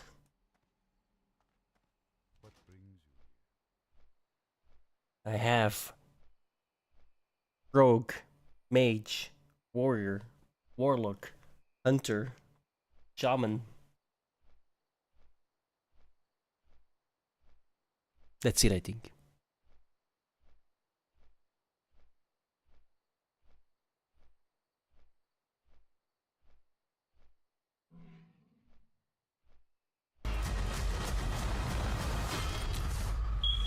Welcome to Ironheart.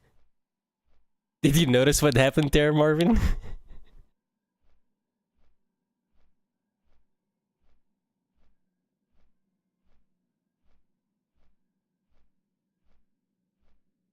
This is the intro that this guy uses for the Ironheart review series that he does. Dude.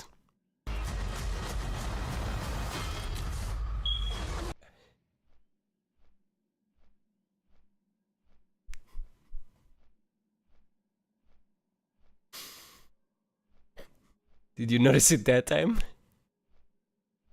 Is a smoke alarm going off for low battery?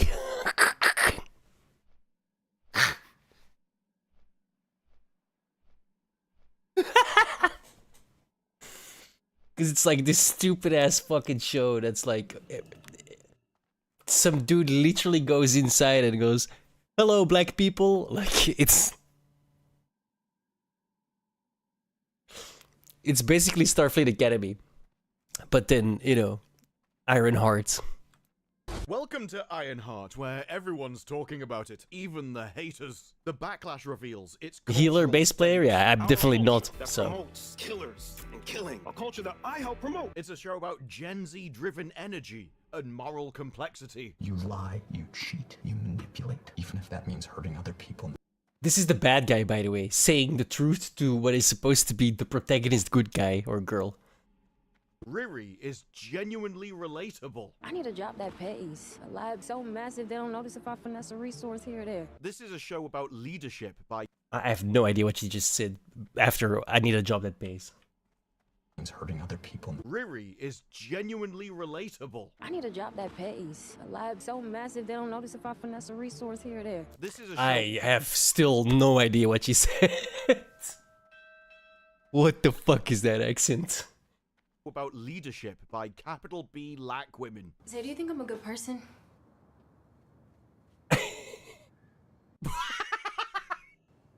Never mind. It's by, for, and about capital B Lack women. I want them to feel like they can identify with this person that they're seeing on screen, and it actually makes sense. My main issue with the show is that Riri Williams is a Oh, he's gonna say it. lying thief that murders people and sells her soul to the devil. And There you you're go. like, you just said black women. I'm not sure that's the image you want to push on him, to be honest. Never mind. He said it. And it is STEM representation at Bruh. its core. And it is STEM representation at its core. And that it is because, as was seen in an earlier interview, Dominique Thorne turned up at the Massachusetts Institute of Technology You spend time with STEM students. They call themselves STEMinists. STEMinists. and made quite the entrance. But what was even more amazing was the interview itself. What has it been like for you to see those STEM students so excited to see someone that represents them? Oh, Dominic, you represent all those people in STEM. They can look at you and imagine what it's like to be an engineer. Heartwarming for the impact that I'm just beginning to realize it's having on folks. They're already at school for engineering. They are engineers, but they weren't really engineers until they saw an actor pretend to be one on screen. Encouraging when you get to hear from people who are realizing, like, that's me. Like, I do that. Theft, extortion, breaking and entering. Before you killed John. It's not like that. I didn't mean to. You know all those doctors around the world doing medicine? They weren't really doing medicine until House appeared and started being an arse. That's when they really made it. Gotten emails and contacted from people who've written their dissertation about Riri Williams. The presence of Ironheart on screen is proof that STEM is viable. I hope they failed. You're writing this on a computer that only works because of STEM, but nobody believed it until a capital B Lack woman appeared on screen. Incredible. That's amazing. Yeah, the impact that this fictional character has had on so many people pursuing true real-life careers in these fields. They can visualize themselves in the roles. Actually, if you need an actor to appear on screen so that you can visualize it, because you're so thick you don't have a mind's eye, then don't go into STEM because you're too stupid to do it in the first place. The little extra dose of encouragement or swagger that it kind of adds to them in their journey. It's beautiful. Good. No, I'm not. If you have to see a murderous criminal to realize that you can stick an engine in a car, you shouldn't be doing it. This young lady is giving representation of women, young women, women of color. This is for everybody. I strongly believe that I have this opportunity because other women who look like me stepped on screen behind the camera when they weren't expected to. I don't think I showed that They to you raised though. the I'd have standards of what have should be seen it. expected. Did I send that to Problem for you? you, wasn't it? With Ironheart, you wanted pretty to sure I keep did. really low standards. That was your goal. Me playing this character really just feels like a continuation of that same work, lowering standards across the industry. In some ways, the show provides an interesting Oh, yeah, yeah. juxtaposition between the rigors of STEM fields and the notions. Oh, like because of black yeah, girl okay, I get it. magic. Sorry. Black girl Yeah. magic. And Googling that term led me to prove that there really is everything on Reddit. Are there any other girls who don't feel magic? It's a great, important phrase. I love it for others. I've never identified with it. I don't feel like magic at all. At best, I'm remarkably average. Yeah, just like most other people love. That's how average works. But then again, when one of the actors is saying that their magic show could replace Harry Potter, just goes to show money isn't the only thing they're planning on stealing. So join me as we dive into the depths, the delights of the criminal underworld. It's like Mobland with a much lower IQ.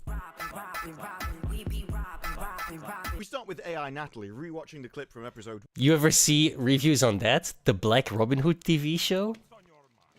It's so fucking bad, bro. And ironically hilarious, I should say, right? It's considering. I mean, maybe that wasn't the best idea for a black show. I'm just gonna point that out. One where Riri is just a arrogant, egotistical tart. Although there's one line that wasn't in the original cut. He's like, "Don't you need to go to a big It's like, city?" who pitched that? Rob, let's make Robin Hood. Let's set it in current day, modern times, and then let's make all black people and they rob people. Why didn't anyone go, no, that's a terrible idea, guys. We don't, no. Don't do that. Bad idea. To achieve your dreams and be bigger than Gates. The whole industry will flock to Chicago just to work with your girl because Is he still here fighting? No one wants to go to Chicago. Only the I wheels. can understand her leaving when. Or he leaves the wheel that's chained up or whatever. Like, what's the meme? She's never gonna leave Chicago. A bike without wheels or just the wheel lifted over? You know what I mean? And it's very strange because her reaction is. It's like, I don't understand how these people don't realize that they're the racists. Like, are you serious? You thought that was a good idea? Like, what? That's super fucking racist, bro. Makes no sense to me, dude. Didn't you know? The computer in the suit knew what was wrong, that's why it gave you a warning. You are the computer in the suit. If the suit knows there's a problem, the AI knows there's a problem. What's this warning? I'm just reading. You're treating her like she's Riri. Oh, sorry, no, she is Riri's brain, so that would actually explain why she was too thick to understand the basic problems of her own programming. She gets hit with a magnet, though. And pulled into a U-Haul. If somehow the person who can't even type, or put makeup on properly, managed to defeat Iron Man. How didn't she blast her way out from the Now, no one knows. I'm just glad with cargo that valuable, they let a man drive. Now, they're at a White Castle. Apparently, this is a thing. She's getting told her problem, though. Science won't solve it. Dormammu's after you. It's magic. You can't solve magic problems with tech. But apparently, you can solve tech problems with magic. So, yes, magic's just better. You've officially bitten off a hell of a lot more than you can chew. No, I can chew a lot. I'm a greedy bitch. I'm only 4'5", but when I go to KFC, they make me eat out of a trough. But she underestimates him because... Puffy ass cloud with eyes. I seen pictures on the south side. Scarier than this. So because there's a load of ugly people where she lives, she's not scared of a demonic god. Right. You should see my aunt Shaniqua. Got a face like the back end of a cow. You could be dealing with one of the most powerful beings in the universe. Her ego probably makes her think she's better than that anyway. Bigger than Stark? Bigger than Umamu? There's a whole conversation, though, about people that may have signed up for him before. One guy wanted eternal life. Yeah, but the hood, he just wants money. He just wants zeros in his bank balance. Are you sure about that? Yeah, because I've seen the next 2 episodes. I don't know why this conversation's even taking place. But then we get a hint at the truth. They just need a puppet to carry out whatever sinister plan they're coming up with. That'll come in very handy to know for the next episode. Because Riri knowing this line just proves she's even more evil than anyone suspected. Just wants a puppet to do evil for him, and Riri's like, oh, that could be me, actually. That could be us. Blinded by ambition, easy to manipulate. Riri, evil, greedy, very low IQ, easy to manipulate. But you won't have to manipulate her because she'll just gladly do your evil plan for you. Gets a kick out of it. She had to make her Iron Man suit waterproof from the waist down. Enjoyed those crimes too much. Says though, you're probably gonna have to kill him. And Riri, for some reason, there's a problem with this. Probably gotta shut him down for good. There's gotta be another way. I've stopped you before. You've murdered loads of people in this series alone, but when it comes to an evil demonic god, you're like, oh no, that's a step too far. I only murder the innocents. You're dealing with magic now, and magic always comes at a price. Everybody forgets that later on. Let's just do it anyway without thoughts of the consequence. At that moment, I forgot to buy though, food. one of the criminal thieves turn off, with one coming in the other door. They get rid of all the other customers. Said we're closed. Oh, we had to choose a block to do it, because we've got fallopian tubes. There's a murderous snake in the building. 3 of them. So the mage leaves, and that means Riri is left with the 2 violent criminal women. They are at their absolute peak when it comes to female martial arts. They have pulled more hair and slept with more of their friends' boyfriends than you could possibly imagine. But at least they jumped straight to the point. Let's just kill her already. Should be pretty easy, as Riri can't fight. That's why she invented an Iron Man suit. She dodges under the table, though. I don't know how she thought she was going to be faster than them. Grabs a burger and does a move that I think would even defeat The Rock. She puts the food in her mouth. I think she crossed the line. This causes her friend to burgers. Well, she pushes the other one, who This is real, by the It's way. laughable that she could beat up men. It's even more laughable that Riri can beat up her. But as she runs away, she grabs like boxes of popcorn or something. Yeah, take that to the face. That'll stop you. Hold on. I've got a plastic bottle of water. Oh no, it made me go fly. Oh, what? Not water. I'm allergic to water. I can only have Coca-Cola near me. So then Riri goes on the floor. That kick wasn't even going to connect with her anyway. I don't know. I slightly injured my shoe. Let me jump on the floor and hold my head there until you hit it. She gets a load of fried chips with boiling grease on them, and instead of throwing it in her face, drops it on the floor, so she slips on it like a banana peel. Wow. The one thing in this kitchen that she does that would have stopped, like, throwing boiling oil in their face. No, that'd be mean. Now, Riri, at this point, gets punched in the face, which I think would actually hurt. That would knock Riri out.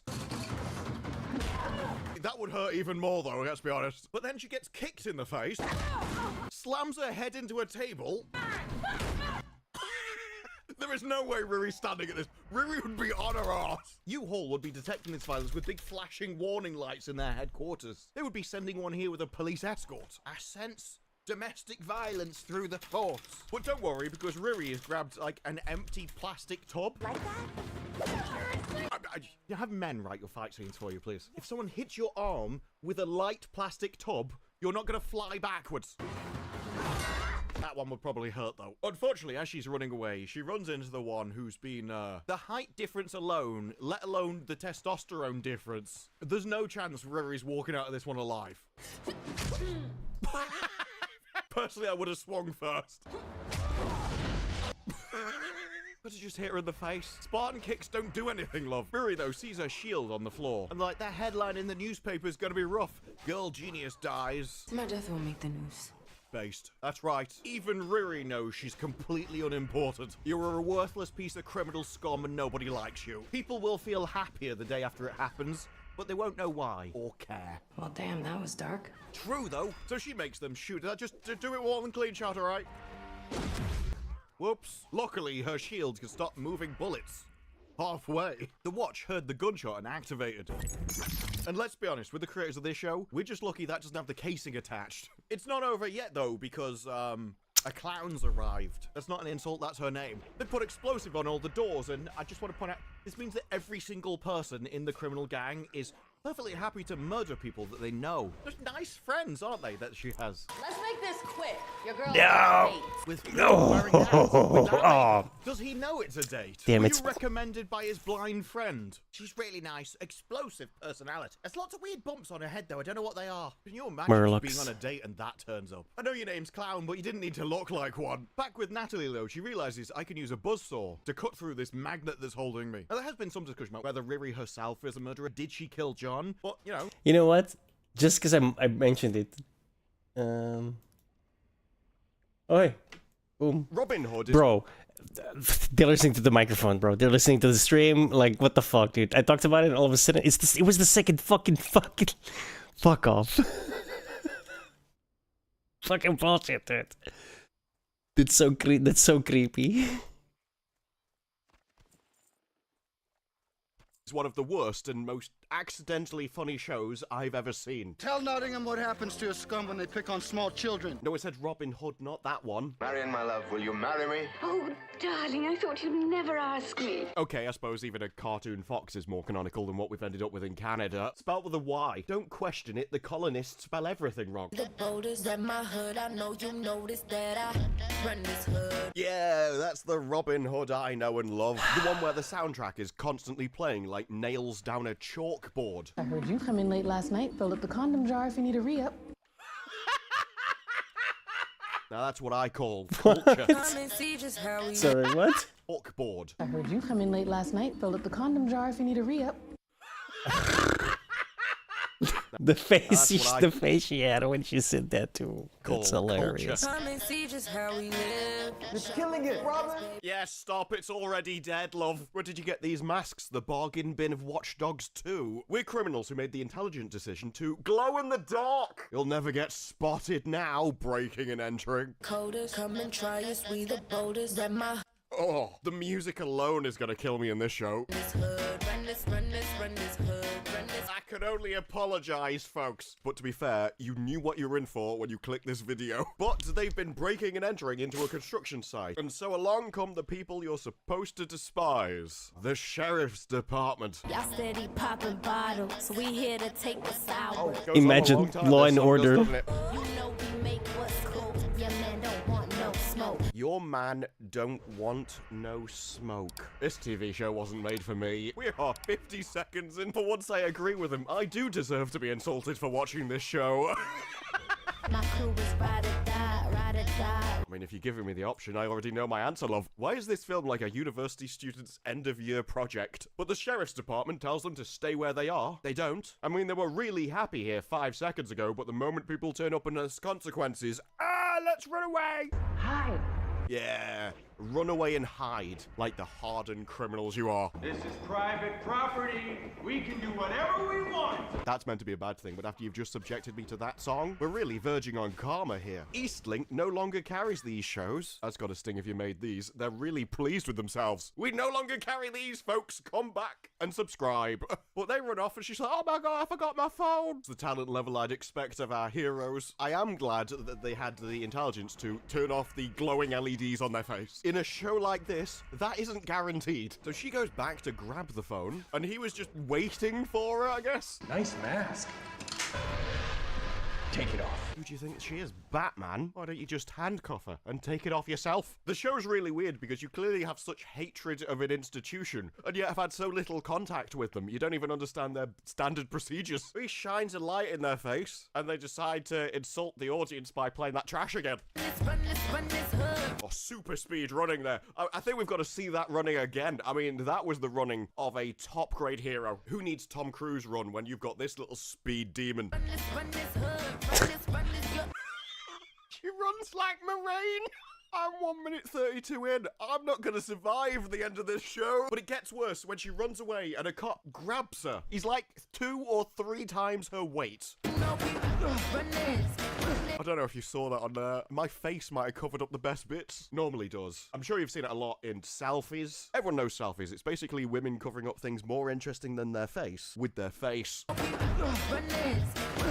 Those squats really must have paid off, eh? But if I could stick my fat ass out long enough, I think I can carry through the momentum. Why do you look petrified? Oh my, I can't believe it. She spun in a circle. So they run away to the worst music I've ever heard in my life. I'm sorry, but I just, like, if I have to listen to it. And they made the really stupid mistake of committing crime within visual distance of their own houses. Criminals and lazy. What great heroes you got for us here. And then we go to the £10 budget they had to print some signs. Yeah, Sherwood Forest is actually just a couple of roads now, because otherwise these trees would be Sherwood Forest. And you have a hood in the countryside. The worst thing is this is a Canadian show using English folklore, and you know the only reason they chose it is because they saw Robin Hood saw Hood and thought, yeah, that'll do. That's the tenuous connection that I'm gonna build a TV series out of. So they go to a tower block of flats with the sheriff on their tail, and then it turns out everyone is throwing stuff at them. Oh no, we can't go in there. Some people are slightly annoyed. Reds want to play? Get the toys up! I can understand why he wants to get the toys out. They are acting like petulant children. Go upstairs to the house, and out comes a little tiny drone. I don't even know what you think you're gonna do with this. Get the toys out. Which one? The one you can use to be a peeping Tom through the windows. You're too scared to go in there anyway. Even if you know the floor to go to, you're not gonna go up. Buzzard. Who? Yeah, they've got a friend named Buzzard. Tings. Get the tease? What is it, their private link tree? Oh no, it's some pool balls, because they don't even play the far more civilized game of snooker. Then they get a slingshot that they've built to a crossbow frame. Crossbows renowned throughout history for requiring very little skill to use. That was their main advantage. The problem is, this is Robin Hood. First use a pissing bow, love. Bows require lots of talent and years of training to use proficiently, but we're not going to use that. Instead, we're going to use a crossbow because we're talentless little hacks. Basically, the perfect metaphor for this show. Oh, was that a slingshot? I ain't tested it yet. What is there to test? It's an elastic band on a piece of wood, love. This isn't a high-tech piece of machinery. They start firing balls. Much, you got this. That's about what I expected, to be honest. Here, let me try. Yeah, you failed once. I'm not going to give you another go, you useless twat. I'm Robin Hood, savior of the series. Give it to me. There's loads up a ball, and from this angle, you can see why crossbows were renowned for requiring no skill. It was nice of it to hover in the same place for you. But they hit the drone with a very light ball at almost no speed, falls out the sky, smashes on the ground into a million pieces. They're actually really strong and easy to repair. Worst case scenario, a couple of the rotor blades break, you just replace them. They're very modular, actually. So the sheriff is in his car. That's where the drone crashed. The car is right next to it. It's mostly in one piece. You could take you a few seconds. What are they gonna do, lob some eggs at you? And he's like, no. I'm gonna leave it there.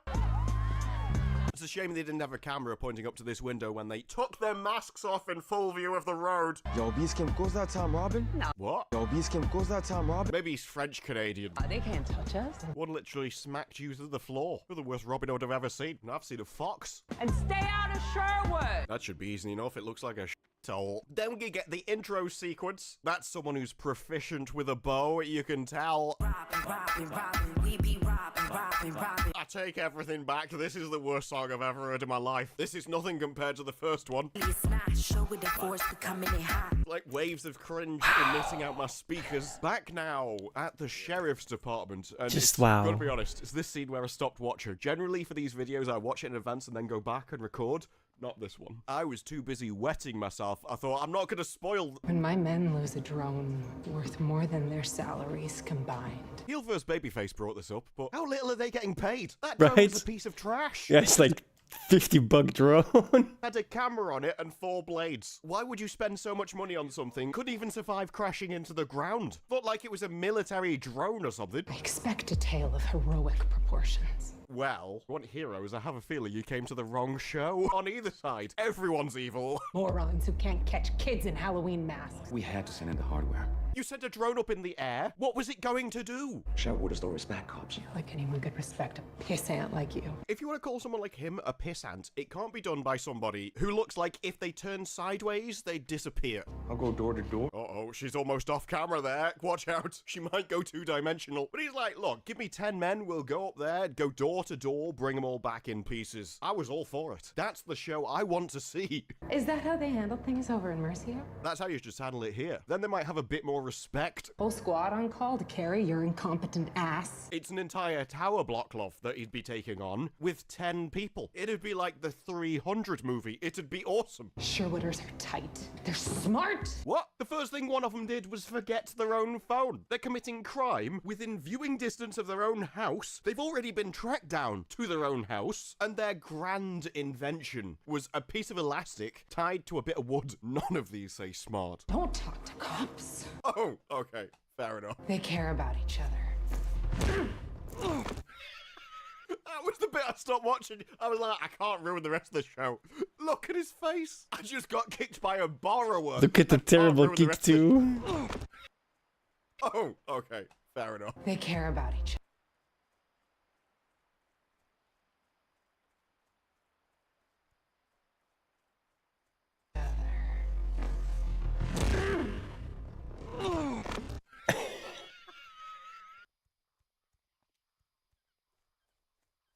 It looks like she got her foot like 10 centimeters off the ground and couldn't get it higher.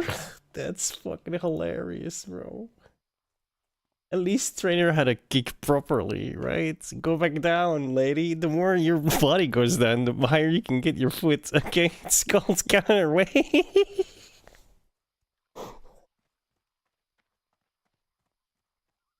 Holy shit. I stopped watching. I was like, I can't ruin the rest of the show. Look at his face. I just got kicked by a borrower and fell over. Doesn't even put any of a minuscule weight into it.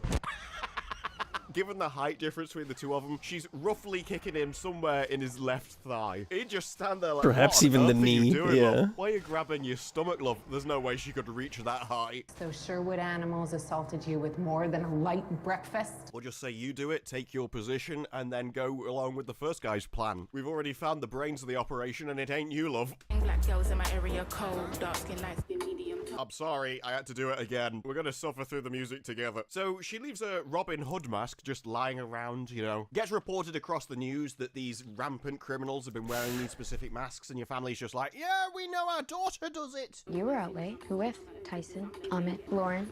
She's calling you a whore. I'm just gonna keep listing names because I know they're all options and you've done it before. Thank you.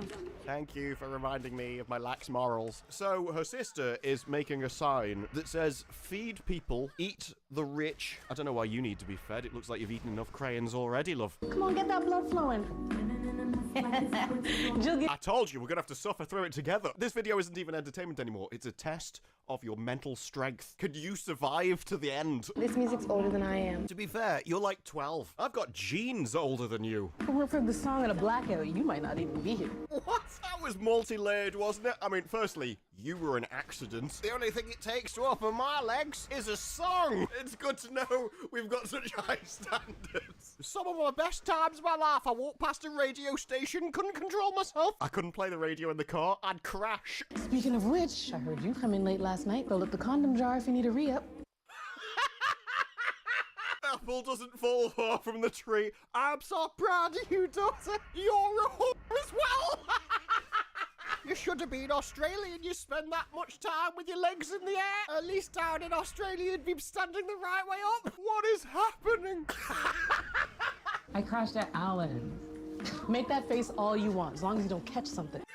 What? She's physically repulsed by this guy, and she's like, yeah, well, you can bang him anyway, as long as you use the jar. Houses used to have swear jars in order to instill discipline and civilization into their child. Now we've got this. You've been at it a lot lately. I've had to refill the jar. I knew you'd taken up smoking. I just didn't realize it was friction burns. So then the mum comes along and brings them some eggs. Straight from Miss Mbata's hens upstairs. Who's keeping chickens upstairs in a block of flats, and why? Scrawny things. Of course they're scrawny things. They've been kept in a block of flats, love. You don't need the sheriff, you need the RSPCA. I'd say PETA, but they just shoot them anyway. All about protein? Well, I got my fix right here. After the previous conversation, I'm afraid to ask what the protein is in your bottle. That stuff is pure plastic. Yeah, congratulations, love. What you're trying to do, show off your intellect and proved it's 35. This is wood and glass plastic. Good point, mate. Well made. What do you think, Mom? She actually doesn't have another point. That's the next sentence. That's plastic. Mom, what do you think of this? Subtle.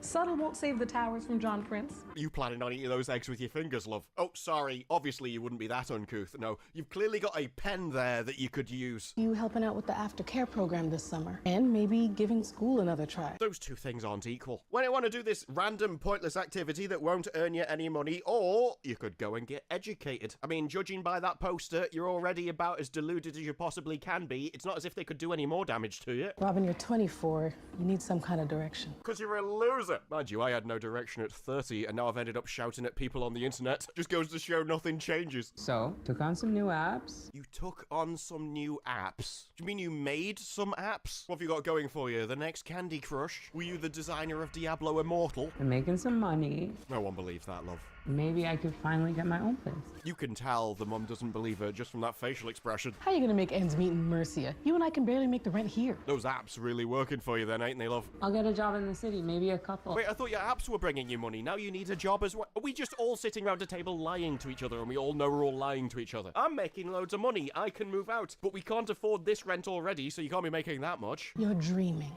Yeah. You're not supposed to say yes to that question. You're a deluded bint. Yes. That's not a question you can Chad yes to. I am. You should be proud of it. I've thought about this. I've got a plan. I mean, so far your plan seems to be go to prison and use that as your new B&B with free food. I could crash with Dad till I get settled. Your father? Oh, we've just named Satan himself. I can't believe you'd mention your father. Who is he, Darth Vader? What, he's gonna let you sublet the couch he's surfing on? Oh, of course, he's a waste of space as well. I mean, we've already really lowered the bar in this series, so that was the only thing that was physically beneath.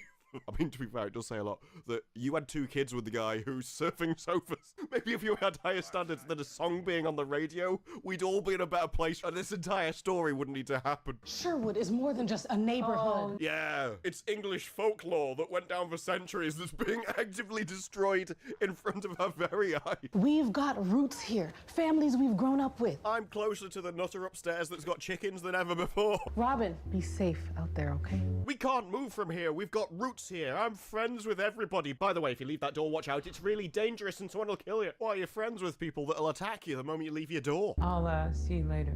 If I survive. I'm sure she'll be fine. I'm not that lucky. Although no one's going to watch episode 2, so I guess we'll never know. Can I get dibs on a room? And the jar. About last night, if they got that phone, we'd be booked. Yeah, maybe don't take your easily trackable personal phone to a crime scene. Just saying. So then we meet Alan. You know, the place she stayed last night where she made this face. Alan deserves better. Room to share junkyard with mad scientists. There's no way we're going with that right. The classic scientist. Like, there are limits to how much you can suspend your disbelief. You make friends, I make cool. That's my superpower. Yeah, you were probably the designer of that bit of wood with some elastic on it, from what I imagine. But this video is gonna be lit.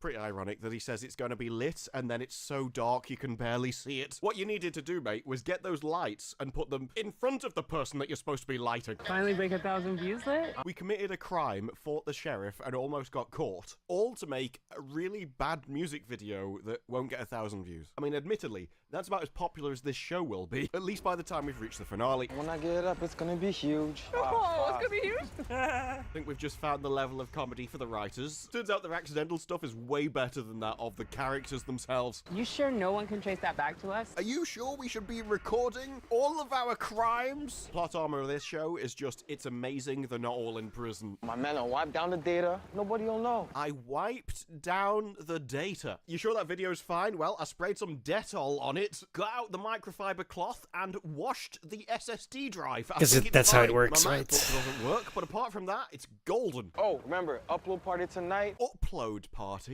I've done 381 videos. I've never had an upload party. I want an upload party now. All I've got to do is live in the ashes of civilization. I could have an upload party. I'll move to London. So she goes to the skyscraper. The moment she walks in the lobby, you're like, that's a good one. You've got a job here. Delivery for Chet Prince. Oh, when she said she got apps. Oh, I didn't know she meant, well, I can't say Uber Eats. You could have just said a name that was close enough that we all understood. I'd get comfortable. All right, mate, there's no need to treat her like that. You don't even know her. At least I've spent the last 10 minutes suffering in her company. Welcome to my treasure room. It's very you. What, empty with 4 people in it? What do you think of my latest acquisition? No.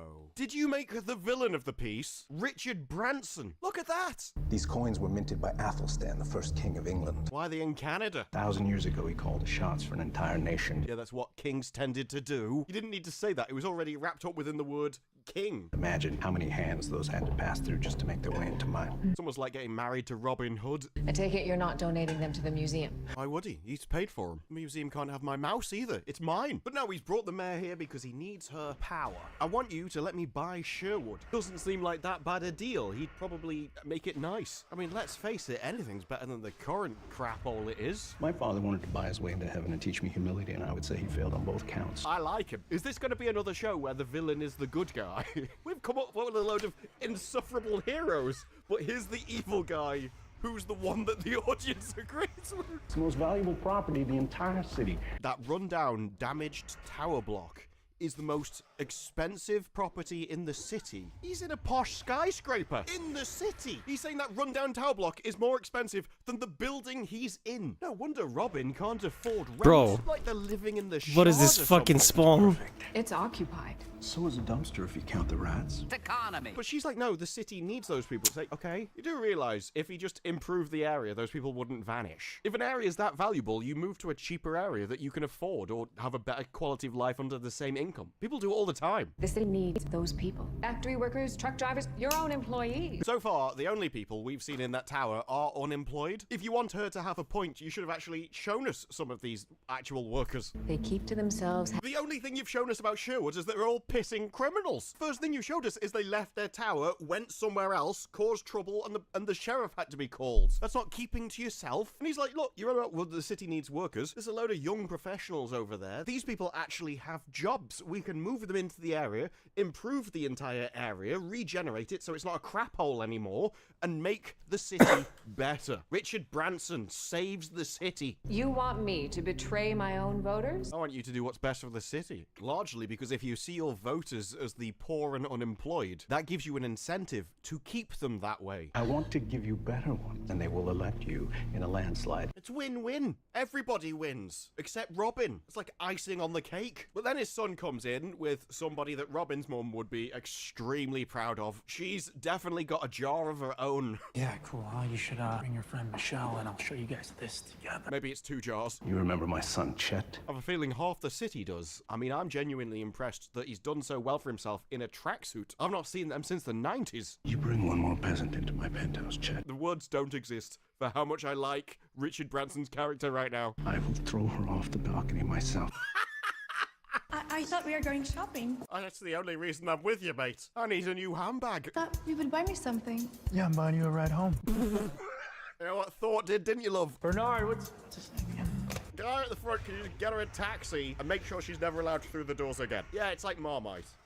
You only ever eat it once. But he's the guy the package is for. Yeah, you've got my Uber Eats, love. So she just hands him a shoebox. It's not even in any packaging. It's just a shoebox. These are leather. I ordered denim. Sorry, can't take them. So he gives her the package back to return. And she's like, oh, I don't know why you're concerned, love. You still get paid for the delivery because it's the company that was at fault. And then a mob of extremely calm, civilized individuals appear. John Prince is no good!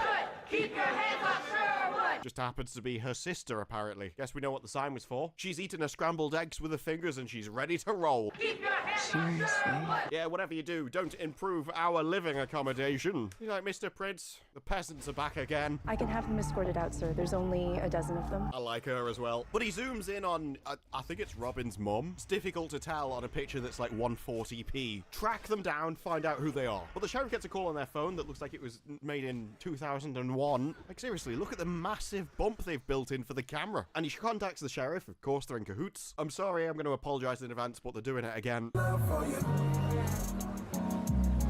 The weird thing is, that's the only music they play. In the next scene, it's not actually there. A little goes a long way.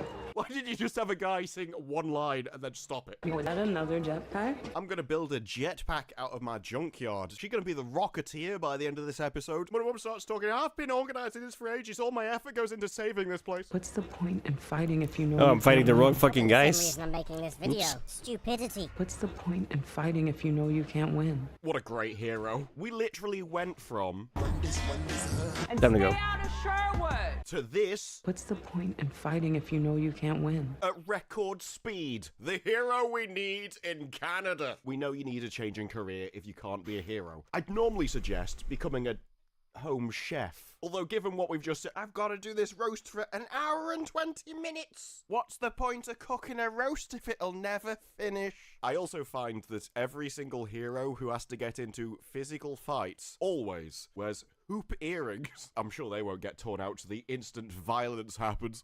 Because some fights have to be fought. Basically how I feel about this video. Win or lose. When it comes to Robin Hood, we're all losers by this point. You know, maybe you should go live with your father. You sound just like him. Well, that's weird, because, I mean, you slept with him. You had 2 kids with him. You're like, oh, what I was really attracted to was how much of a loser you are.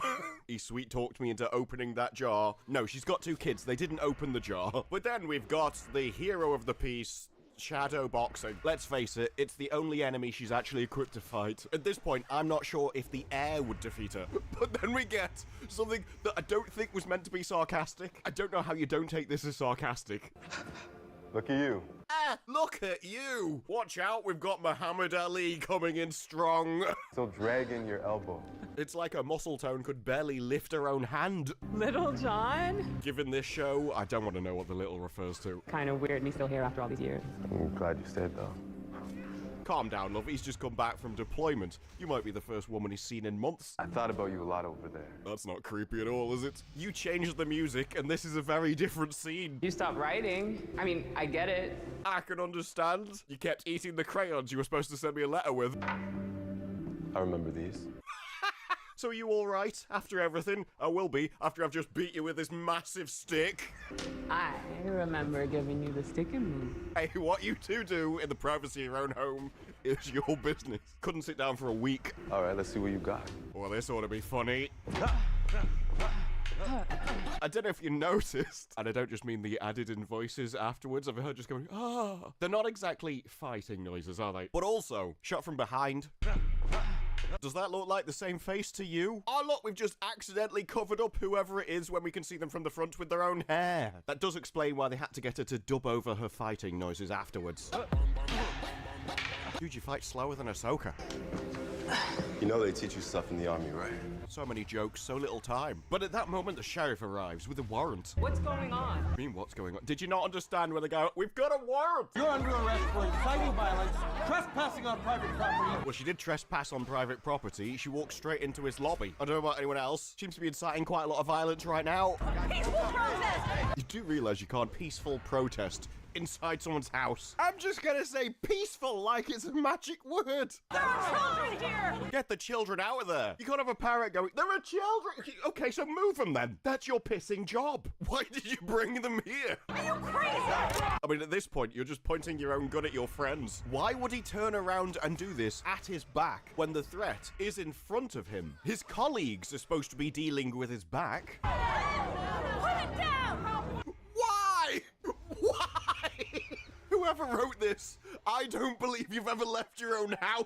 You have never had an interaction with another human being in your life. This entire show is just internet memes of a civilization they've never experienced. No! Not that upsetting, love. We barely know her. Don't worry. Someone else will fill up your jar. So from what we've learned in this show, that's the only thing you care about. So then he starts pointing at the rest of the crowd, who at this point, you probably should legitimately be afraid of. Mom, hold still! Where do you think she's going? Look, Mom, I know you've just been shot, but don't go running any marathons. We know what you like. Well, the last time you got shot, you decided to cook Christmas lunch. I mean, it was delicious, but you lost an arm. Call an ambulance! Why don't you call an ambulance? You're a zoomer. You've definitely got a phone. Zooming all over the place, except to try and save your mum's life, apparently. Then it's just like, somebody else do everything for me! Which is actually a running theme in her life. Call an ambulance!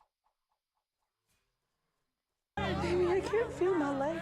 That is a remarkably quick realization, isn't it? I'd still be in the, I just got shot stage. How dare he just shot me. I mean, on the plus side, at least it'll stop you trespassing on other people's property. Every cloud. I knew this was coming. I didn't know it was coming now. Your pop's still out of the country? We could try yours. No, you haven't. I thought they had the same dad. I mean, at this point, her mum's like a Pokemon master. She's got to collect them all. Our dads are jokes. But not our mum, though, who's got arrested for inciting violence, trespassed on private property, and then got blown away. Our mum's the responsible one. What they say, the bullet's gone through her spine and she's paralyzed. Beyond surgery, recovery. The odds of recovery are minimal. It's a bit like me after watching this show. She'll never walk again. That's what she's paralyzed from the waist down means. Come on, love, keep up. You're supposed to be the main character. They've not even shown us how this will affect her life. She was basically a layabout who stayed at home anyway. And then we see that she's handcuffed. Of course she is. She's a criminal. Incited violence and trespassed onto private property. Stop it. Oh my god, I can't believe there's been consequences for our actions. You cuffed my mom? Of course they did. She's under arrest. Keep up, love. You're supposed to be the main character. You do realize the only reason Robin Hood didn't face consequences is because he never got caught. Maybe if you're going to go around being a criminal, you shouldn't do it on CCTV cameras. You're the sheriff? Your deputy shot my mom! Well, I mean, I'm glad you have at least a basic handle on the events of the last 20 minutes, love. But I don't know if you've been paying attention. We've all been here watching it. We already know. Who was that line for? You're gonna let this happen? What's she gonna do about it? Do you not know the difference between a nurse and a judge? Why can't a nurse overwrite the rulings of the criminal justice system? I know in Canada, the health system is, well, it has the power over life and death, let's put it that way. But unless you want that nurse to finish the job, I'm not sure what use you think she's gonna be. Do we need to escort you out? So Robin leaves. You idiot. You've just ruined her carpet. There was no need for that. She'll walk again. She's stronger than anyone I know. But repairing your spine isn't really about strength. Robin Loxley? I mean, at least be one step closer if it was. No, that's if you spelt it with an I, not a Y. Your mother's attorney. My mom doesn't have a lawyer. I mean, she gets into so much criminal activity, I'm surprised. I thought she'd have a loyalty card. Get arrested for trespassing 5 times, the 6 times free. Picked out a favourite cell and everything. How do we keep my mom out of jail? Well, has she ever considered being a lawful citizen for once in her life? It's a bit like, if she didn't want kids with someone who was surfing sofas, then she could just keep her legs closed. We don't. We can plead this down. She serves 2-3 years. She did do the crime that they're accusing her of. She's innocent. I can prove it right now. Keep your hands up! There she is. At this point, the only question is, why did they let the daughter off? But bail has been set at $30,000. They claim she's a flight risk.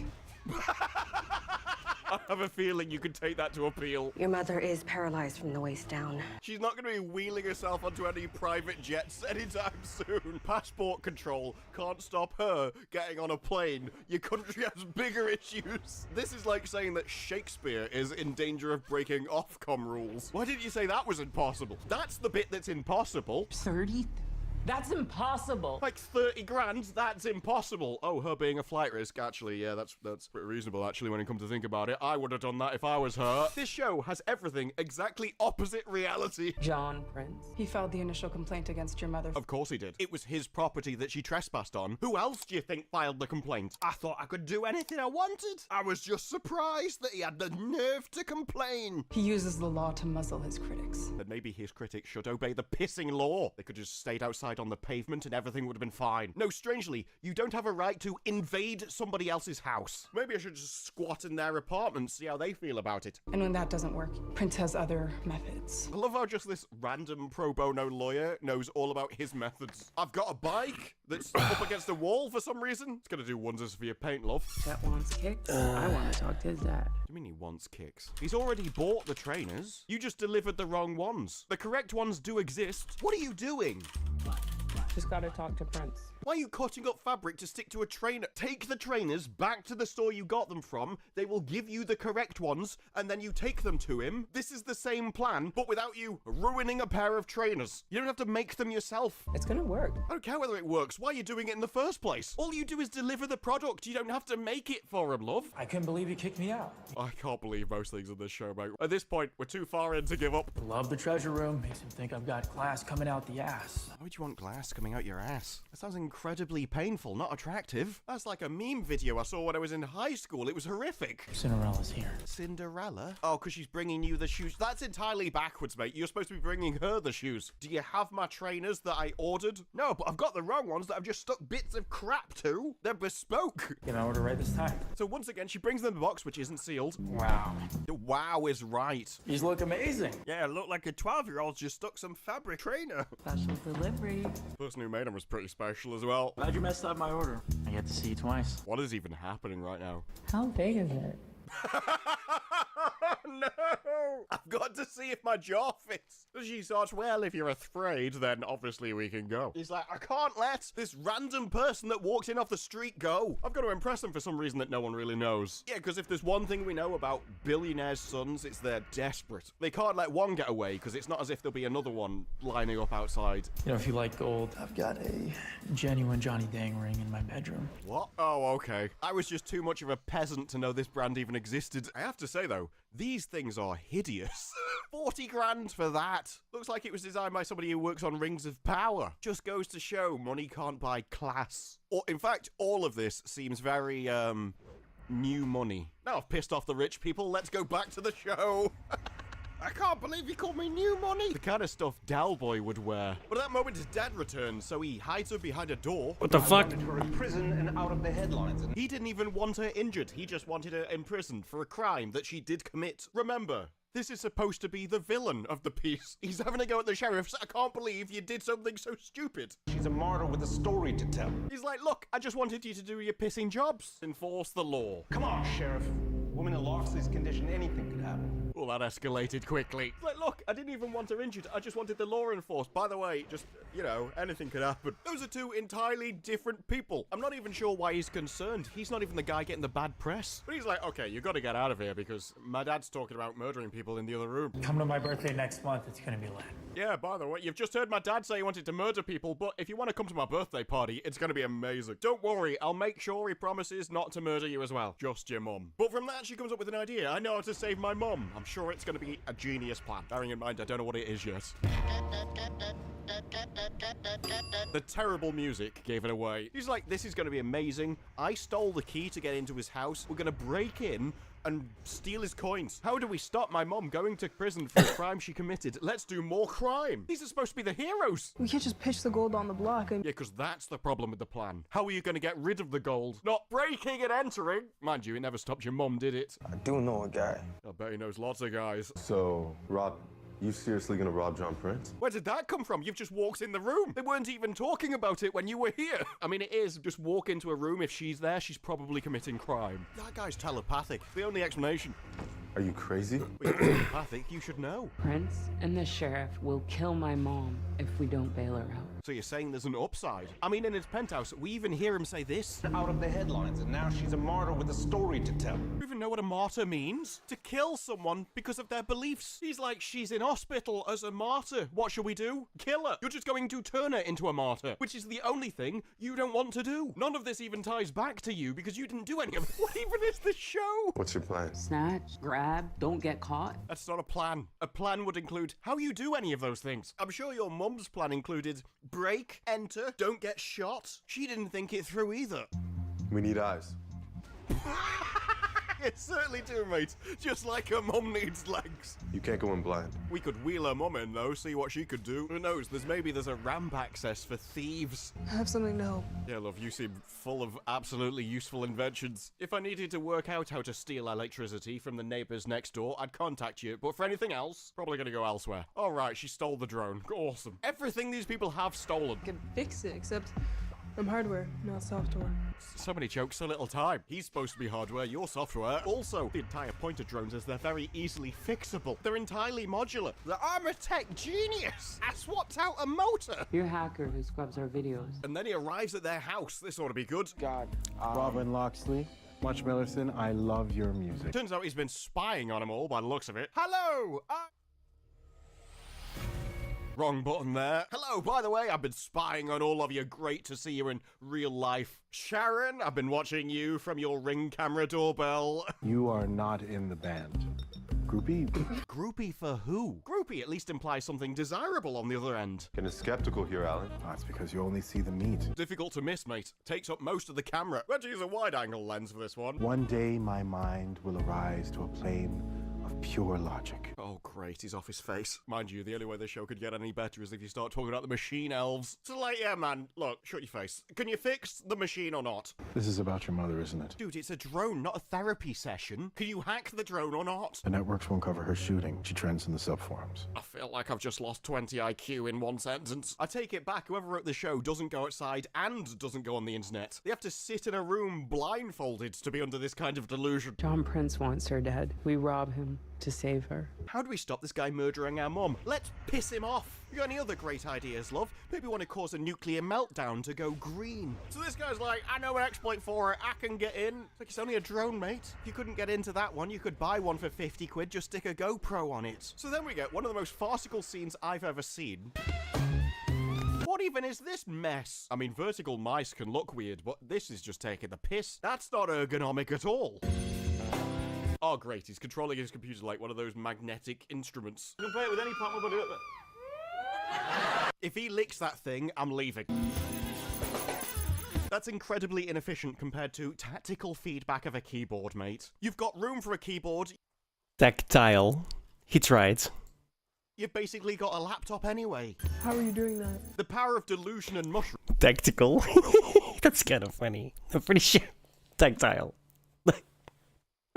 rooms from what I can work out. Subdermal implants. Buy a keyboard, mate. You don't need implants. Who do you think you are, Pamela Anderson? They bring me closer to the altar. Yeah. I think that's the excuse she used as well for getting massive it was close. tits. It brings me closer to the photographic art form. What's with the drip? This is the second time I've realised this show isn't made for me. It disrupts facial recognition software. Oh, you mean this jacket I'm wearing? It disrupts facial recognition software. Only if you put it over your pissing face, mate. You know what else disrupts facial recognition software when put over your face?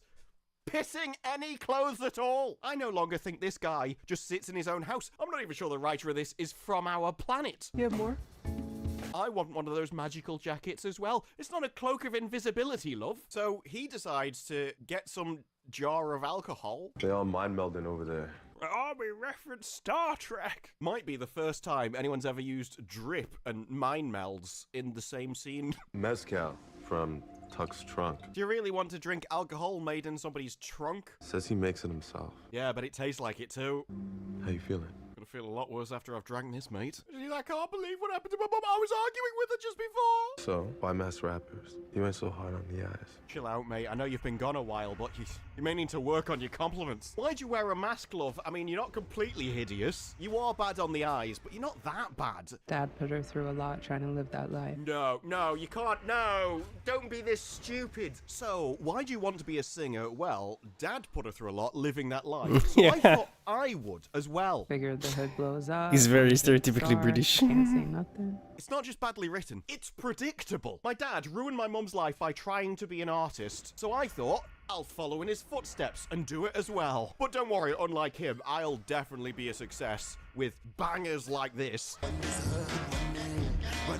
That music's gonna get banned when people start popping their own eardrums just to save themselves the pain. You got stage fright, don't you? No, she's committing crimes in the music video, so if she showed her face, she'd be recording her own evidence that can be used in court. That's not stage fright, that's a legitimate concern. So then we get her boxing again. This is someone whose greatest workout has been picking up the jar her mum fills for her every day, versus a guy who's just come out in the military. But we're supposed to believe it's a fair fight. We do that by just having a POV of her with her fist up all the time. Oh, she's so intimidating, a foot smaller than me. So he starts air hacking. I know what you're thinking, he's a hacker. Underneath those plates must be the best tech you can physically get on this earth.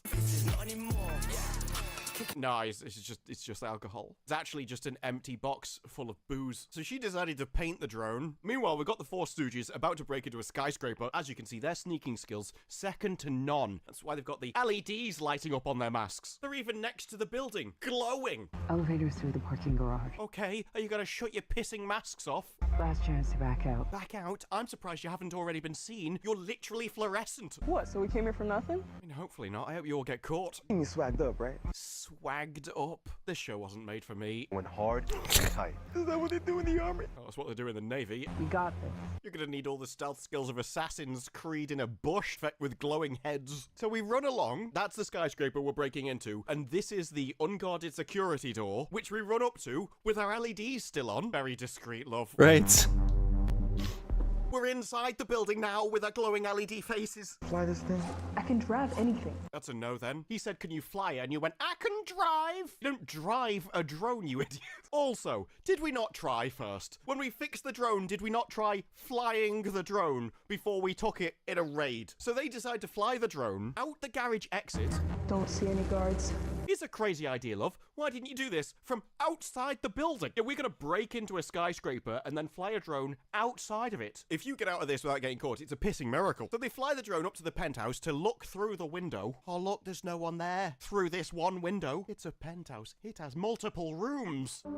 No one home. In that room. So they enter on CCTV cameras. For some reason, no one's watching the CCTV cameras. So, you meet anyone special in the army? Look, I know you have an entire jar filled daily for this very purpose, but I don't know if you've noticed, we're breaking into a skyscraper. Can you please keep them closed for 30 seconds? I'm not getting caught by the police because they follow a trail of you dripping on the floor. You seen anyone? From what I've gathered in this episode, everyone. Nothing serious. That's a yes, then. Is that really a response you want? So, you dating anyone? Nah, I'm just banging a load of people for absolutely no reason whatsoever. They just line up outside my door and I let them in. You know, we struggle to afford rent, but we'd be able to cover it easily if my mum stopped filling that pissing jar. You know, guy here, girl there. Another 20 more the next day. So they just walk in. It's not as if he'd have security cameras or anything. And then they turn up in the cars. We gotta warn Robin.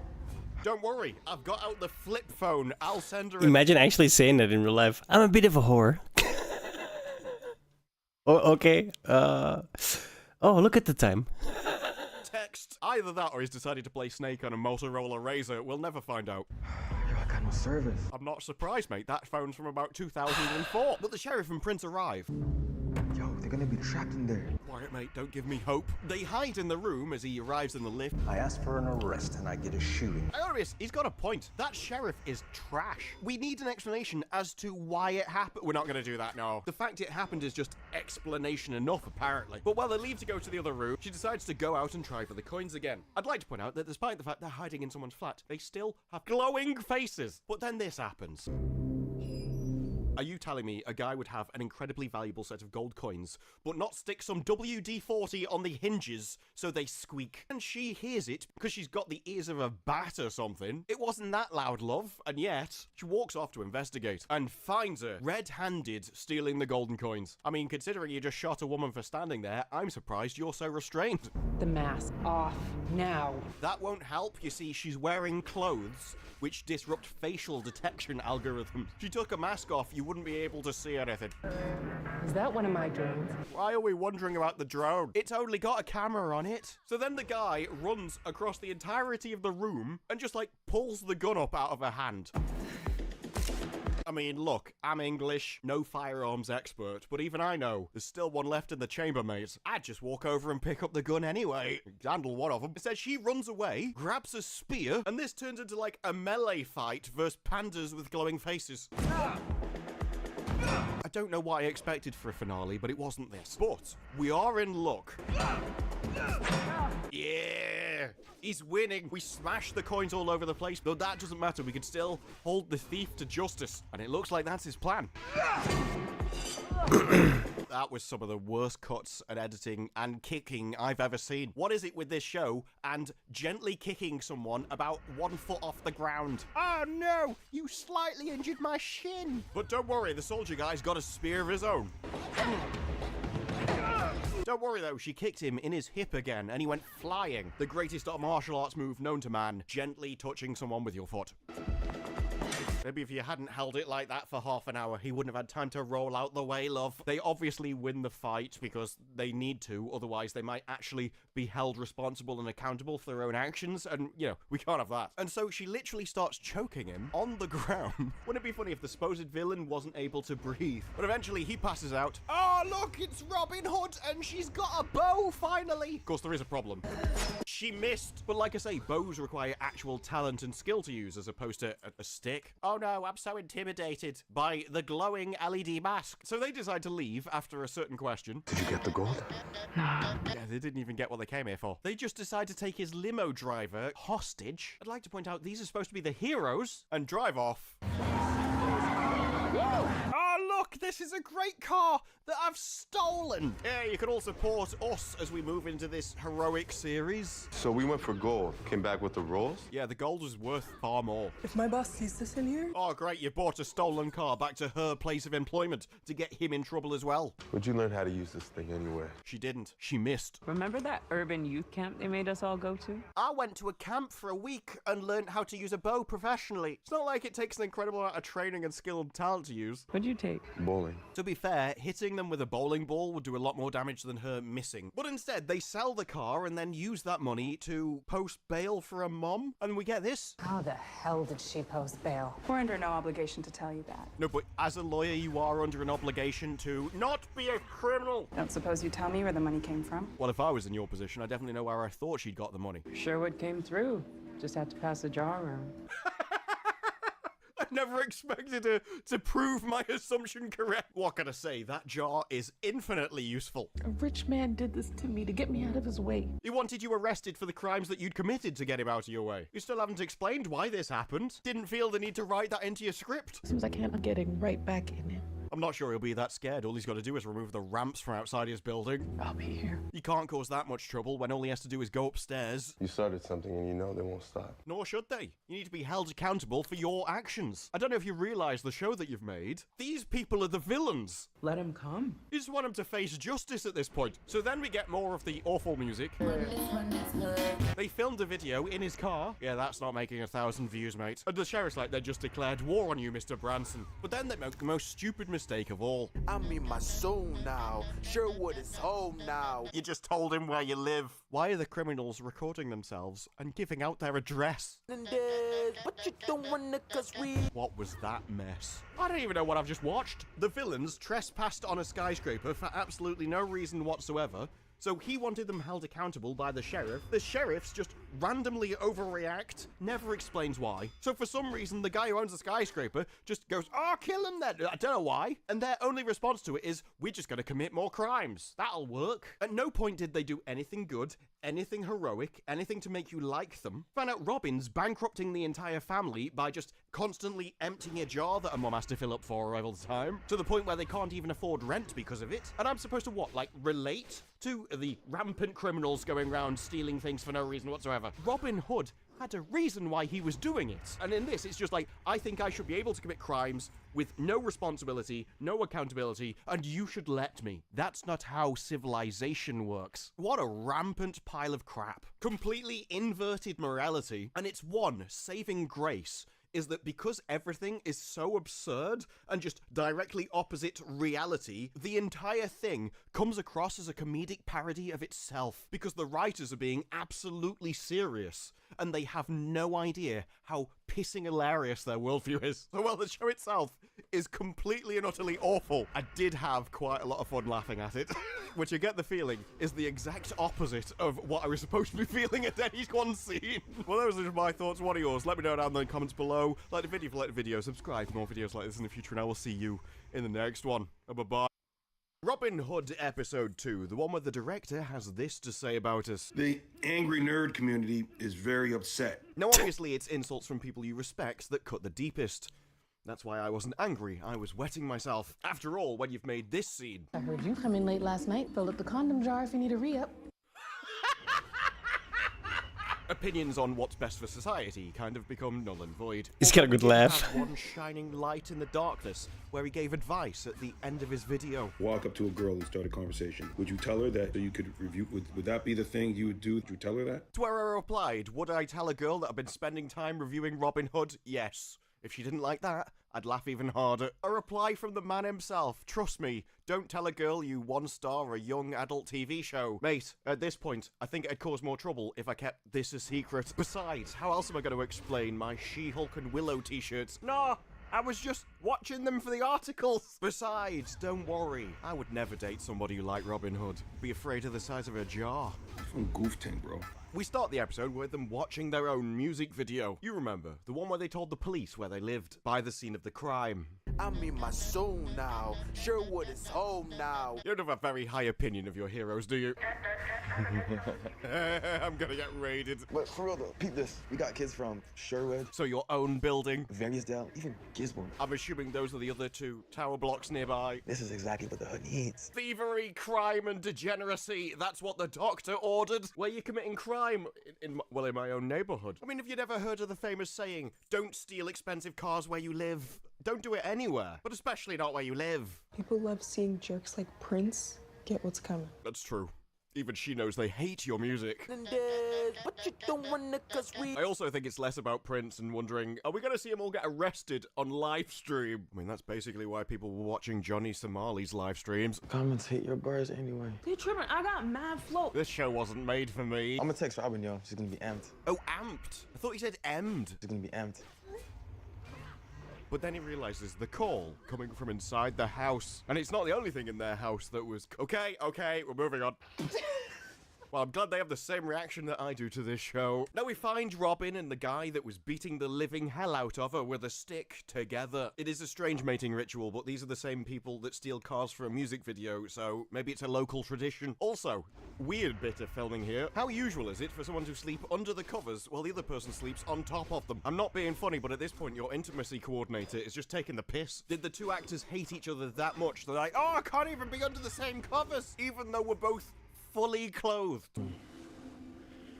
We didn't. What, you don't even know? The only thing worse than having a cookie jar just for the occasion is not even remembering why it needs to be refilled. Imagine that, still glad you came back? Why, so he could lie on top of his own bed and freeze to death all night? Yeah, he's really living the dream. I keep going over the ways it went wrong. Could have got you all killed.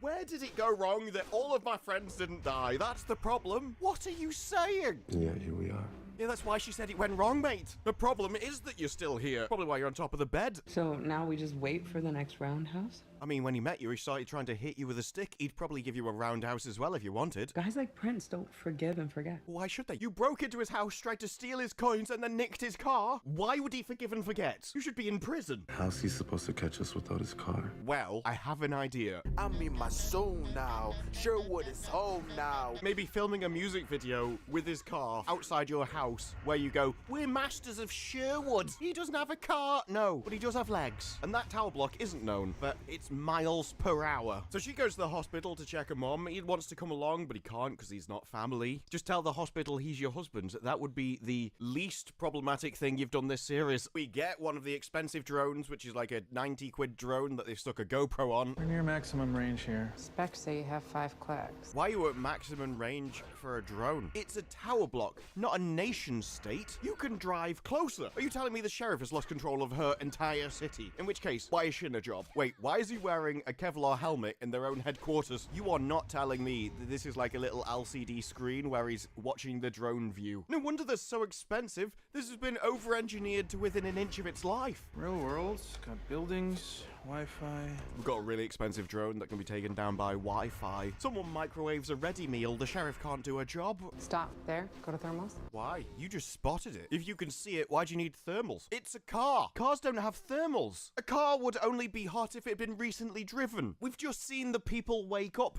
Morning. We didn't. This is at least 8 hours after they've ditched the car. What is happening? Hang on, what is this? That is the drone. But if that's the drone, what are we seeing out of? Another drone? Why are we flying 2 drones next to each other to look at the same ground? I'm so confused. She's like, hey, Mr. Prince, we got your car back. Yes, sir. Right where we thought. Sherwood. I don't know what gave you that idea. Sherwood is home now. We be robbing. The only thing we're equipped for in life is robbing. People are asking after you back in Sherwood. They all want to visit. You just mean you fancy man. He's the only person who has to visit. All of them. Does she just see the entire world based off people who've been in a cookie jar? Robin, take her home. Mom, I'm staying. Yeah, but she's got a plane to catch, love. She's got to hop on a private jet to avoid court proceedings. Luckily, she keeps one in her garage. And a shower. Come on. You stink, love. They see what you've earned, and then instead of putting in the work, they decide to take what's yours. How long until the new car is delivered? What's that got to do with anything? If I have a drink and someone takes the drink, it's not, oh, don't worry about it, I can just get another.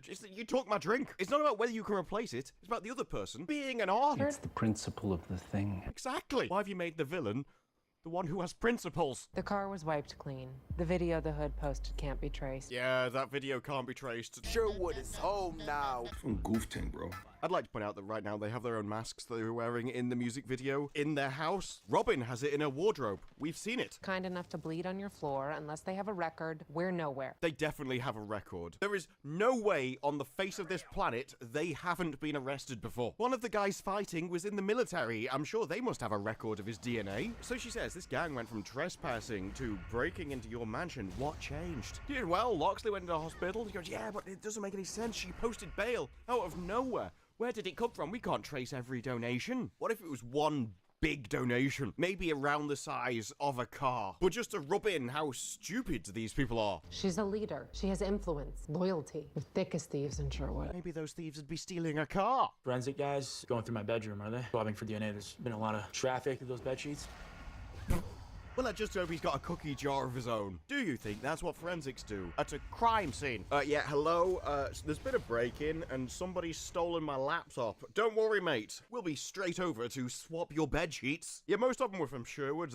It was really easy. I just impressed them with my IMDb review page. Real man, eh? But she says, can you please explain how on earth they got through the parking garage with your The fact that the director threw a hissy fit is the No, I didn't fucking know. best. What? I got the doorman to make me a few dozen. Why would the doorman make you a few dozen? Why do you need over 36 cards? There is no way the doorman who works for your dad wouldn't balk at doing that and contact him instead. You know how it is. You end up at some girl's place and boom, you gotta bail before things get verbal. Where were you shoving the card, mate? Oh, I had to go really early, so I just left it up there. Remember any names? Why are we not asking why he had a card out in somebody else's apartment? Why was he swiping it? Names, no. That's fair. We saw the person he was with last week. She probably couldn't even remember her own name. Thought you would buy me something. Yeah, I'm buying you a ride home. I hardly remember faces. But I do have a photographic memory for that. So the guy takes all of his cards and starts like throwing them at his chest. If he was smart, he'd catch them. This is the last one. You lose this and you are out for good. Why are we making the villain the best character in the entire show? What a boss! You bring one more peasant into my penthouse, I will throw her off the balcony myself. At this point, he should just take over the entire city. It would really sort it out. But little sister's like, I don't want to go back to the mom afterwards. What if Mom needs something? Besides rest and a morphine drip? And a private jet to a country with no extradition treaty. Your mother is paralyzed from the waist down. They claim she's a flight risk. And then outside their house, they see an arson attempt. Oh no, it's nice, it's fine, Mom. That's why they set fire to outside your house and burnt the entire tower block down. And along comes, I really want to call him Little John. David. That's Dave. That'll be easy to remember. That's my default name for people. She looks as if someone's just offered her a cupcake. This are for your mom? Great first move, mate. If it turns out he's got a crush on a mum, I am going to die laughing. We just can't mind these youth, bro. What are you gonna do? Mom loves these. Me too. Yeah, well, when you end up in hospital with a spinal injury, I'll bring you flowers, but until then, they're for your pissing mom. Well, I remember you had one over your ear that day last spring, so... You creepy little git. I remember 17 months ago on Wednesday when you wore this exact uniform. You're gonna go around his house and he's just gonna have Polaroids just pinned all over his wall. Go on. Have a little fun. I'll see you later. Robin, we all know what your idea of fun is. We'll want to hear all the details when you're back.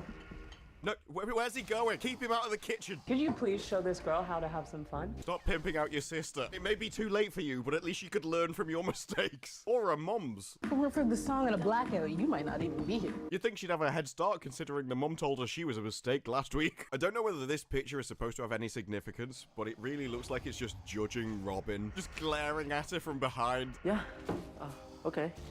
A little. Yeah, you realize your mistake there. Could you show us some... Hang on, not that much. We've gone from, if you go in that room, I want the door kept open, to, if you're feeling peckish, have a cookie, it'll be fine. These two people shouldn't even be in this kind of storyline. My sister, she's a lot. Yeah, a lot of criminal convictions. But he's like, hey, bro, we need to get some amps. None of us know why. Amps are an investment for the group. No, they're not. Your music would be recorded separately. You don't need to take amps with you to make a video. Isn't the hood a gorilla outfit? How are you supposed to run around with a 50-pound amp? Because they don't record the song at the same time they're making the video. Sorry if I've just destroyed anybody's idea of a music video, but the people there aren't actually singing at the time. The director of this makes music videos. He knows they're done separately. We hire an intern. Man said intern. Are you fried? So he's like, hey, we'll hire an intern because every intern wants the great experience of working for a criminal outfit, which is advertising their own enterprise and then uploading the evidence to YouTube. With the hood video going viral. We're gonna get numbers. Losing nearly 50% of its audience.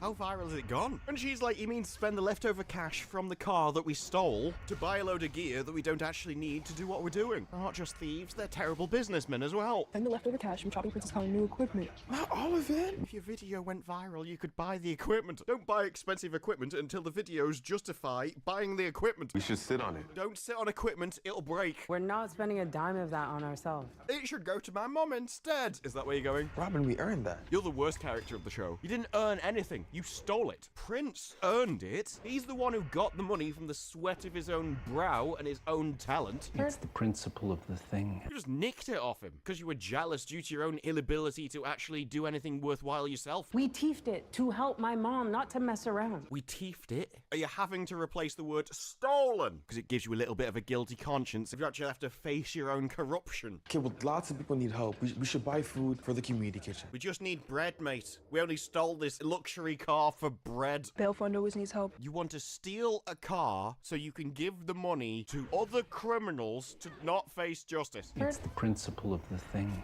Moose. And while I'm looking at it, you do have a remarkably flat head. I'm quite impressed. I've not seen a head like that since Crichton. Sorry, I take it back. Even Crichton couldn't get a head that flat. You could level shelving with that thing. So he starts talking, oh, well, you know, we need loads of money. She's like, yeah, welcome to Sherwood. Everyone needs money. It's like, yeah, you ever considered earning any By the of way- it? Maybe if all the people in Sherwood actually got together and worked, earned some, which they could then invest in their local economy. Maybe if instead of trying to be the next big Jesus. song group,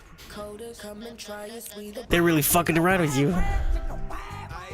it's got a job. This is Robin when she's found out the cookie jar's empty. All right, so let's make our next score even bigger. Next score? I don't know if you've realized, but once you start stealing things, they just keep doing it until they're punished. Selfish acts get easier to do the more you do them. And he's like, it's not safe to spend all that money now anyway. She says, well, keeping it's not safe either. Yeah, because no one's going to believe any of us have any money. As far as I can tell, she's the only one with a job. Would that be the thing you would do? Would you tell her that? And judging by this scene, all her job is just to sit around doing nothing. And so she comes up with an incredible idea to just take the money and spend it on a party. We could take this money that we've got and reinvest it in a business in order to grow it and actually improve the general area over time. But instead, no, we're going to spend it on more cookie jars. Food, drinks, barbecue pits? Bouncy castle? That should be your next music video. These youth, bro.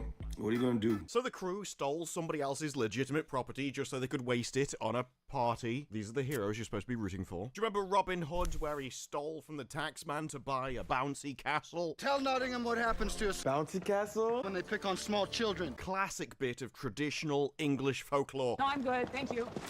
This is why I got Walks on and prepaid. Smashes her shoulder into a lawyer. I put $20 on that and then I forget about it for like 3 months.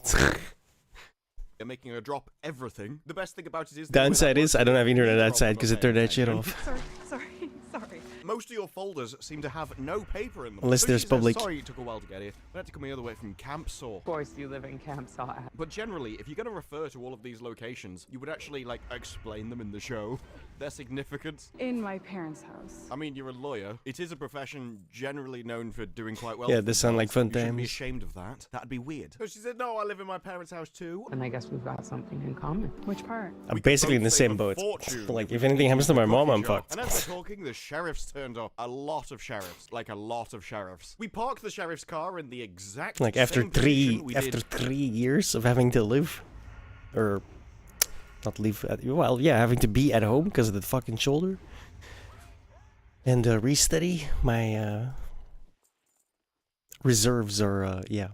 in the first episode. Look, it's got some You great can imagine. framing of the building behind it. There is no other angle we're allowed to use. And the first thing that dude does is get his drones out again. Dude, it's just got a camera on it. I don't know why we're obsessed with these drones. Oh, they always have high-tech equipment. It's defeated by curtains. How's your signal now? 5 Loads of these drones. There's 5 or 6 of them. Full squad on call to carry your incompetent ass. They start scanning the building, desperately hoping that no one draws Yeah, their no, right? curtains. You know why I'm here, Sherwood? I want the Maybe I just have to go shout "Do not redeem" at people as well. So then these innocent people who were literally saying that they stole a car so they could afford bread for people starts to throw their breakfast at them. Anyone who offends them, they send the drones to look at them. Yeah, I've got you on camera in the privacy of your own house. Sheriff, you can't do this. Do what? They're suspicious of a family. They've come to inspect the family, and they just brought backup because this area is known for violent crime. What is even unreasonable that they're doing? This is mass surveillance. Which isn't illegal. The drones are even in public property. Anyone could record where those drones are. Illegal. It's like the thing is as well, like oh, we've made it easier to go to each other's countries. Bitch, nobody wants to go to India. Who wants to fucking live there? Like literally nobody. The place is a fucking shithole. There's like mountains of garbage in the fucking street. Search and seizure. I have a warrant. Well, there goes your illegal search and seizure defense. And this is public property. See? Why is a lawyer going, I don't know the law? Why do I know Canadian law better than the Canadian lawyer? Did this guy just arrest someone? I don't know why. What was he doing? Probably should have shown us. Jalapeno and pineapple on the same pizza? Telling you, the best. We need to get your sister involved immediately because that cannot be allowed to happen. I don't care how low your sister's standards are, that's beneath them. Even the entirety of that cookie jar could not protect you from that. Oh, if only there was like another person that could play this. Walk up to a girl and start a conversation. Would that be the thing you would do? Would you tell her that? I need a party member. This fucking sucks. The solo is like kinda grindy. Except for the fact it's an abomination against all good I don't mean like go buy the game. I don't mean that. Especially after what you just said. Real man, eh? I'm just like complaining in general. That shouldn't be happening. The drone stops them. You need to stop where you are. And then along come two sheriffs, hands on their firearm. Bearing in mind that outside the building, there's loads of these people. None of them did this. But like, oh no, there's two kids of dubious age. They're the real dangers in this scenario. Hands up, kids. Why? Look, I know they were talking about pineapple pizza, so there's an argument that they're just trying to protect and serve. Jalapeno and pineapple on the same pizza? Hands up, kids. But even with jalapenos, this is going a bit far. Just a bit. On your knees. So they get arrested, which is the most base reaction to somebody wanting pineapple on pizza I've ever seen. If someone's going to enforce social standards, it happens there.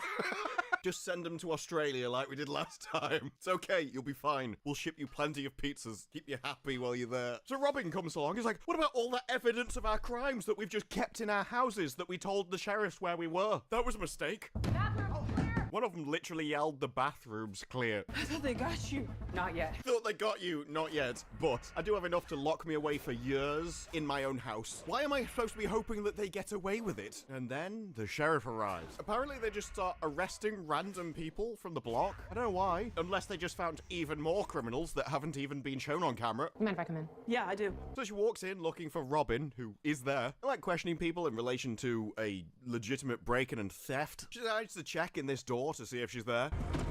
No, it's just a load of trash. She asks her where she was at the time of the break-in. Here, curled up with a good book. I mean, you could have at least said something believable, such as here, trying to invent the Rocketeer jetpack that we saw in the first episode. More believable than you knowing how to read. It's like, hey, Sheriff, we've got the daughter. Yeah, for some reason, we don't realise that there's two of them, because our records are really poorly kept. And so with that, she doesn't bother to look in the rest of the house. You know, not even peek her head through other rooms. And that's especially bad when you see where Robin was hiding.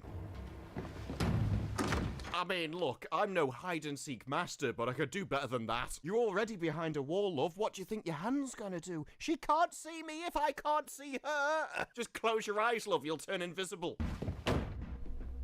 Robin, no! She's still outside the pissing door, and he just went, Robin, no! Oh, I hope she doesn't hear me. Come back, knock.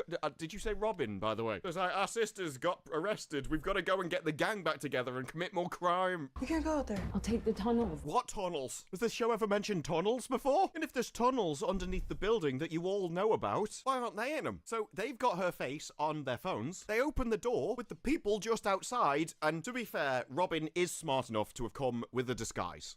Yo. It's just about the level you'd expect. They won't recognize me if I cover up my ears. So she just walks around the corner. There's a cop on either side, and no one reacts when this happens. I literally just heard the door close and open. So then she walks past one.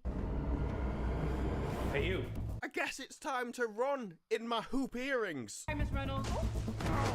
What was in that trash bag? And how strong are you? She's looking at him like, yeah. This trash bag had like an anvil inside it. Real man, eh? From Goof Tank, bro. He's like, oh no, it's so heavy I can barely lift it. No problem at all. Him, he's like, oh no, I wish I'd practiced my bench press. I'm not gonna lie, the fact that the director spazzed out over it is... What are you even on? You even hear them smashing things. glorious. For no reason. It's like I said last time, for someone who has such severe hatred of an institution, you don't even seem to understand standard procedure. South Tower, need backup. What's she doing? Just ripped open a cushion and started spreading the feathers all over the place. Why does the Robin house have down cushions anyway? Did they sell that car and just thought they'd splash out on some? So she's just watching the sheriffs basically destroy her place. What? Look at this guy. He just grabs a bottle for no reason whatsoever. It's like, smash. And then we get her. Oh, look, I've searched through this book. That belongs down there now. How many interactions like this have you had that you think this is reasonable? So she's down in the tunnels that I don't think existed last week, but they do now. Do these go all underneath the entire city? It's just only she knows about them. I want eyes on all exits, but nobody knows about the hidden tunnel system that across the city. So she takes her into questioning because it's like, well, your sister seems to be running and hiding, so that's suspicious. We need to interview you about it. They all meet up at the youth center or whatever it is. It seems like everyone they arrested were all the people who trespassed into the skyscraper. So in other words, every single one of them was legitimately arrested for a crime they did commit. You really need to stop making them look reasonable. The sheriff's here because of what we did. It's almost like you should hand yourselves in. Those people are too old. The one we're watching? It's a Robin Hood TV show. Or it was, because it got cancelled very quickly, obviously. They made it modern and black people. So fucking dumb too. And they're like literally the bad guys. Like Robin Hood's the bad guy, clearly. They did the same with Ironheart, dude. Like, I don't understand. She's like very clearly the bad guy. She kills people, she steals, she lies, she puts an innocent man in jail. Like, what the fuck is going on? Anyways, to be in the hood. What's that got to do with anything? Where do you expect them to move? Why do you think they should move from And they're there? like, yeah, that's the hero. What do you mean that's the hero? We've got. And then the villain's like someone totally relatable, and you're like, oh, yeah, I understand the villain completely. Yeah, essentially. Roots here, families we've grown up with. It's just like we're such a group of criminals. We've dragged down this area so much. It's that old people honestly, can't it's so survive in fucking it. They need to racist, leave right? for Like, their own- is that really how you see black people? Like, that's racist as fuck, right? Am I tripping? Safety to protect them from us. You could just try and be civilized. She'll never finger her. What? Yo, on with that guy. Time and place, Alan. You should stop saying things like that then. You can't say this from the first episode. I heard you come in late last night, filled up the condom jar if you need a re-up. And then not expect you to make jokes about you with lines like that. So she's moaning because she can't show a face. Oh, I need to take some more selfies, but I'll get arrested. Now figure out where we're at soon enough. Maybe we should call the news. And say what? Hello, Mr. News People. We broke into this guy's house, assaulted him, and then stole from him. And then the sheriff came and tried to arrest us. It was disgusting. They actually tried to hold us accountable for our actions. If people knew what they The were... media works for them. What, you mean the side of civilization? The media doesn't want crime to run rampant. Oh, the horror. Guys, this is my fault. Yes, and you should be held accountable for it. So go to prison like you deserve. The longer I hide, the guiltier I look. You are guilty. You did do everything that they're accusing you of. Did you get the gold? Nah. Came back with the rolls? Let him come. Why are you talking as if you're innocent? So she says, they're obviously not sure who's done it, so what I need is an alibi. Fast. Why are we giving you an alibi for a crime that you did commit? This is like a TV series where we follow Darth Vader. You're gonna hate this next part. I mean, to be fair, I wasn't living the dream with the first half of it either. So the sheriff starts telling us about her troubled childhood. If I didn't make my bed, it'd get taken away. I mean, yes, but on What the is plus this side, guy you doing? know, He's obey level the 10. law and they break it. I think we know who had the better childhood. So she starts telling, you know, someone will give me names out there eventually. Where were you during the robbery? I'm like, she's tiny, love. You must know the height of the people you were fighting, and it wasn't that. You also have to ask the question, could she beat me in a fight? And the answer's no. Where were you during the robbery? Protest march for my mom. Lots of pictures. You can check. Yeah, I checked. I know you were there. Why are you asking her where she was? I'm going to threaten you with it, even though I know you've got an alibi, and so you'll just say, I've got an alibi. Why did any of this scene exist? The sheriff tells her, your mom is a strong, independent woman. Maybe she Question mark, you inspired lost? Robin to be a rampant criminal. Mom inspired Robin to move out. Yeah, which is rather surprising when she crap, runs 3 her guys, extracurricular activities. She says Robin wouldn't rob anything. Nice to know you know your sister so terribly. At this point, I wouldn't be surprised to find out she gets her hair cut at gunpoint. That's right. What the fuck? You wanted me? Here I am. This carries a lot less weight when we know you're going to get a fake alibi. But at that moment, the hero turns up at the hospital to talk to her mum. He's even bought flowers. What a nice man. It's a pleasure. Nurse! Nurse! This man's being polite to me. It's never happened before. I don't know how to take it. Have you seen the John Prince Pediatric Wing just down the way here? It'll change your life, those tiny little smiles. See? What a nice bloke. He's even funding your hospital. Compare that to your social work. Trespassing onto private property and creating Robin. I cannot begin to tell you how sorry I am for what happened to you. And he means it. I wanted her in prison and out of the headlines, and now she's a martyr with a story to tell. I didn't want that to happen to her. You sent the cops that did this to me. No, you did that when you committed a crime. Oh, I'm in this bed because I'm not immune to the law.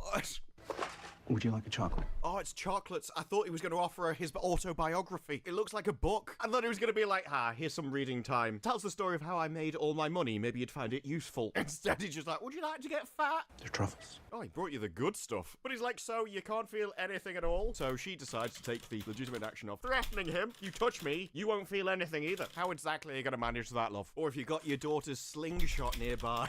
He comes out with a rather excellent argument. A group of very agitated Sherwooders broke into my home and destroyed my property, and they violated my person. They also attacked me with spears and a bow and a sword. Did you know that people from your local area broke into my mansion and tried to murder me? I'm slightly miffed at the events that happened that night when they stole my car and threatened to murder my driver. It was a wake-up call. Before, I just wanted to regenerate the area and improve Sherwood for everybody. Then you all try to murder me. Like, why am I trying to improve your living accommodation? I've been callous. I have neglected the needs of your community, I admit. What? They tried to murder you. I was trying to help you by taking your area and improving it, regenerating it, and bringing it into the modern age. He's actually extremely progressive.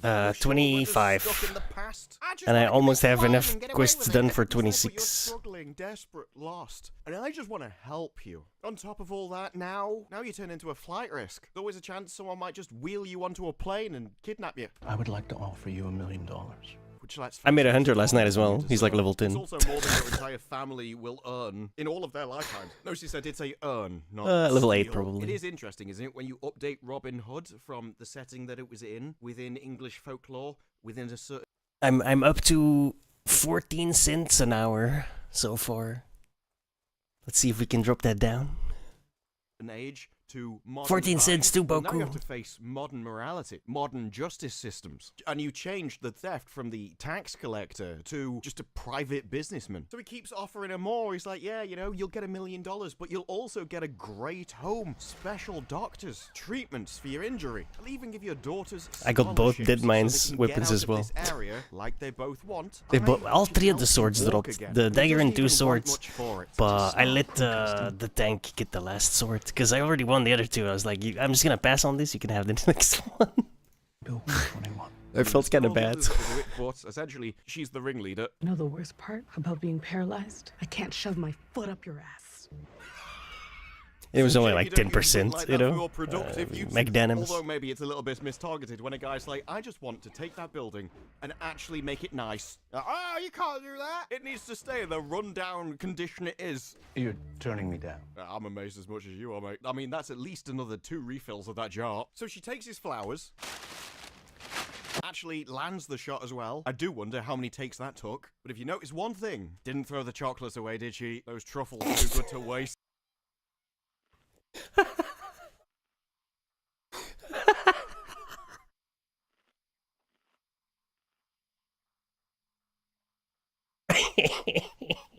So she starts interviewing her. Why did you run? Well, my mom yesterday. Yes, he's on administrative leave, pending investigation. That's so funny. Even the sheriffs are punishing the people who clearly acted in a way that they shouldn't have done. So far, the entire sheriff's department has arrested the guilty people, and then when one of their own broke the law, is investigating him so they can punish him. You need to stop making them reasonable while trying to portray them as horrible. It doesn't work. So she starts talking about it doing app delivery work. It's dangerous work, isn't it? No. How many stories have you heard of the takeaway killer? It'd be one of the most stupid things to do as well, because there's a record of them delivering to your address. All those cars. Oh, I think it's meant to be a threat, but given the quality of the area and in one warning, you've got to be safe out there.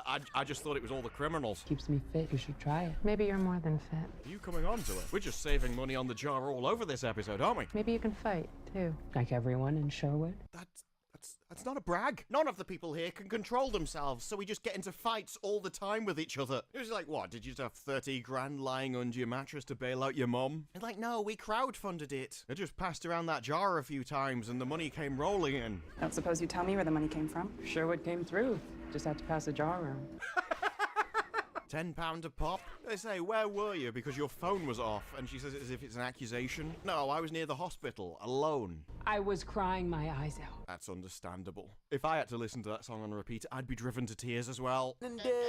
What you didn't seem to think of is there's cameras all over that forest. I don't know if you know where this is going, but it's pretty obvious. It says, the website I get the footage off is down. Pull up the server. And so the criminals think they're in Mission Impossible and put on yellow high-vis vests. He's like, hey, we need to do maintenance on the 7th floor. We've got high-vis vests on. If you could just let us in, please. I'll check with management. Just as long as it's not the guy who put in the order? No, I'm definitely going to check with who put in the order to see if he put the order in. Real piece of work, you know? I don't know who you are. Andrew, his daddy got him the job. Oh, why would the secretary be concerned about who gets a job at the place? He told me my ass would look better in a pencil skirt. I don't believe you. You said what? He doesn't believe you. Where's this guy's office? Let me go talk to him real quick.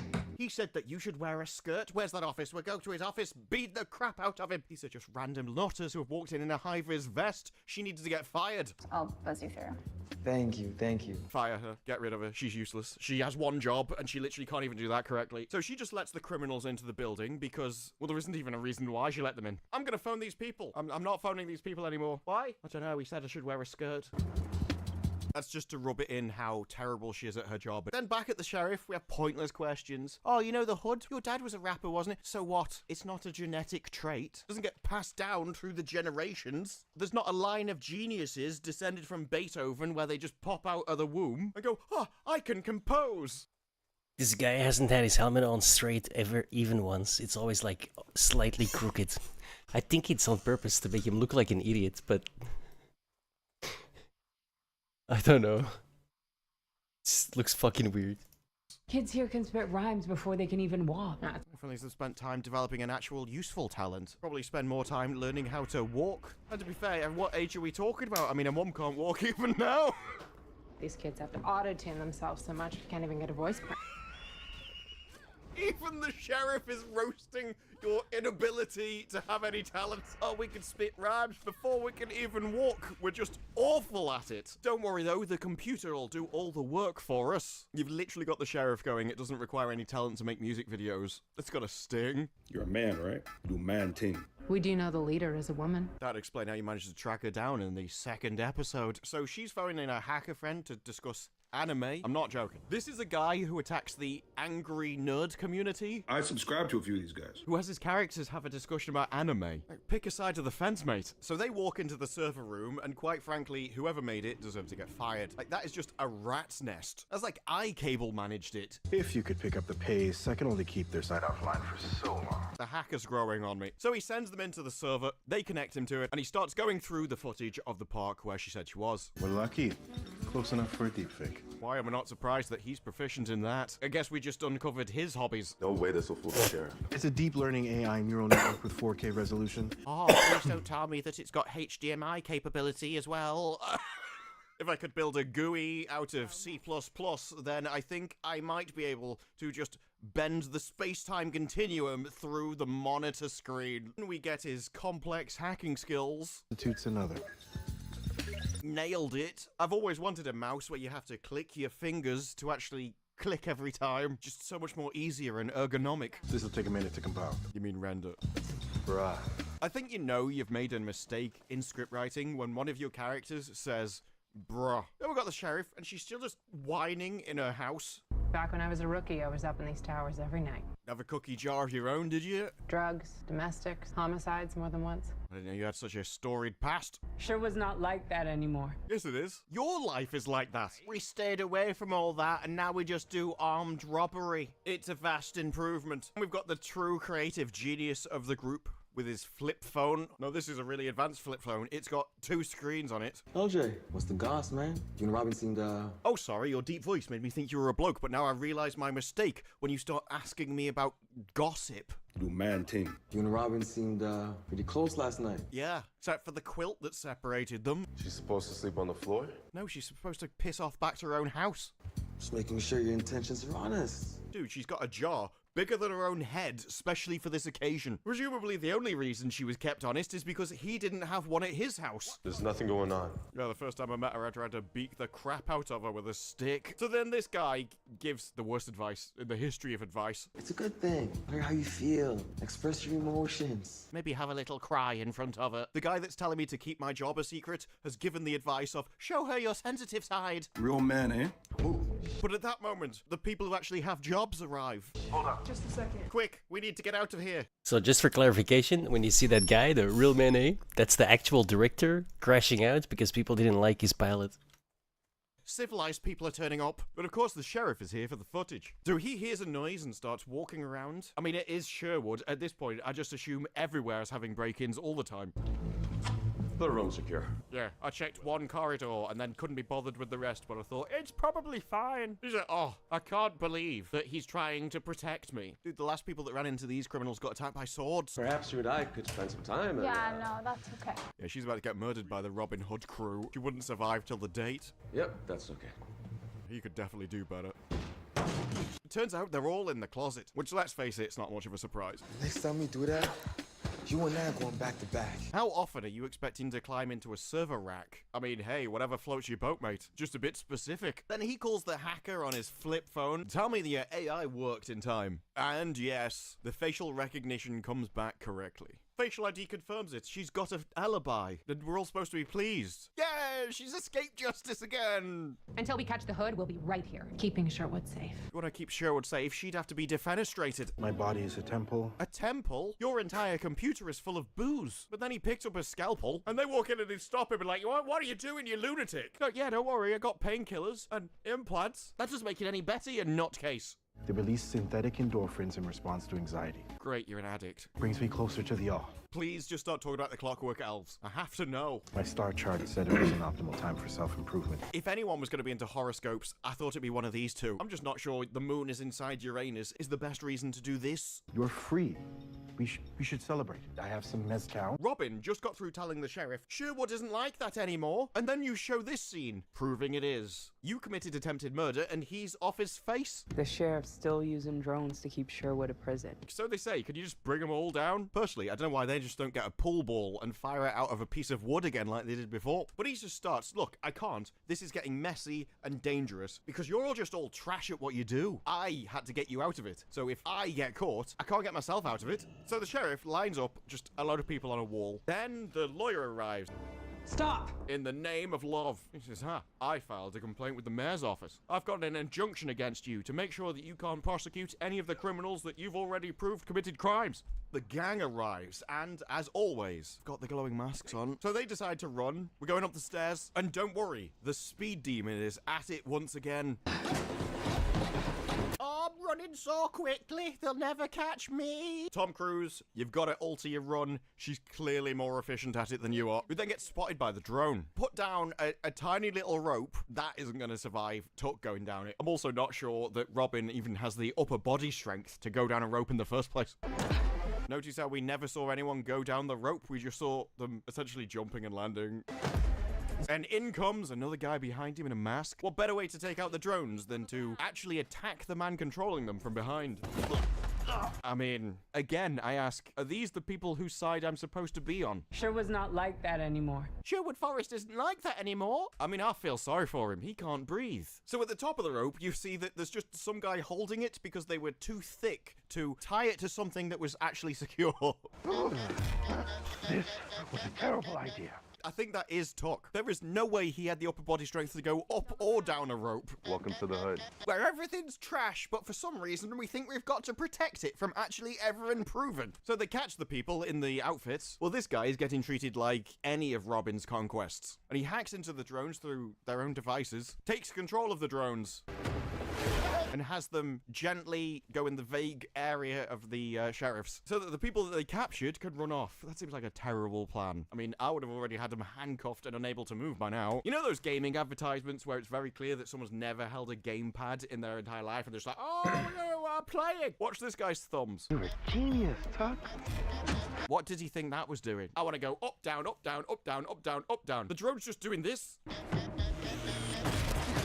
I mean, that's quite an expensive loss. That's more than all the cops' wages in the entire area. Balance is restored. All I had to do was brutally assault an innocent person for no reason who was just trying to enforce justice on genuine criminals. So they all leave as everyone decides to start throwing trash at them again. Oh, they don't have drones. That means that no one can arrest me all of a sudden for no reason whatsoever. I don't know why the drones are meant to be important. Just go back upstairs and arrest them. Who cares? I knew we'd make it. I knew that it's not as if you had a job to go to, so you had plenty of time to actually just commit more crime for me. Solicitor turns up. She's probably like, look, I don't know what you did today, but it is a new day, so you're likely to need me again. You'll just register an appointment to turn her up 5 times a week. I think I saw the leader, the one with the fox mask. It was amazing. I mean, she ran off like a scared little girl. It was insane. I've never been so impressed to see someone waddle along. Hey, did you come to help tidy up? No. Largely because, unlike you lot, I actually have a job and things to do. You don't back down from anything, do you? Well, except anything that requires principles or hard work. But then the true degeneracy arrives with pineapple pizza.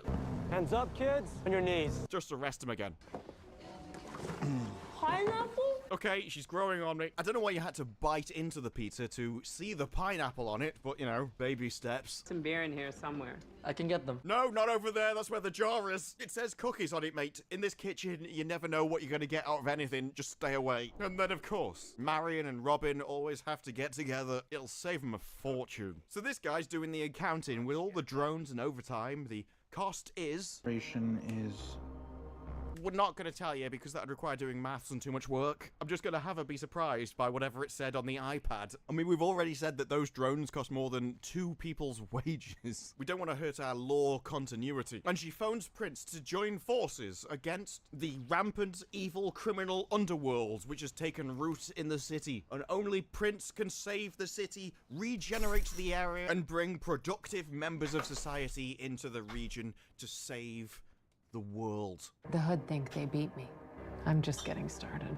The heroes of any story face setbacks, but I'm sure Prince will be victorious eventually. And it's amazing how far this show's come in 2 episodes. The first one was so hilarious because it was just so absurd. And it was trying to set up all these farcical things in 1 episode. And then this one is like, what do we do now? It's very difficult to spin a 6-part story when the only connection that you actually have to the original lore is, well, it said Hood, isn't it? This episode felt quite like lost and meandering. We're going to prey on the audience's presuppositions and just assume that they agree with us. As long as they do, I mean, maybe this will make sense. But if any of them live in reality, they'll just see this episode for what it is. And if you live in reality, I don't see how you can think that Prince isn't the good guy in the situation. Because so far, he's the one who's committed the least crime out of every person in the series. So I don't know where this series is going, but if it remains like this, it's very steeply downhill. But those are just my thoughts. What are yours? Let me know down in the comments below. Like the video if you like the video. Subscribe. More videos like this in the future, and I will see you in the next one. Now, bye-bye. Oofs.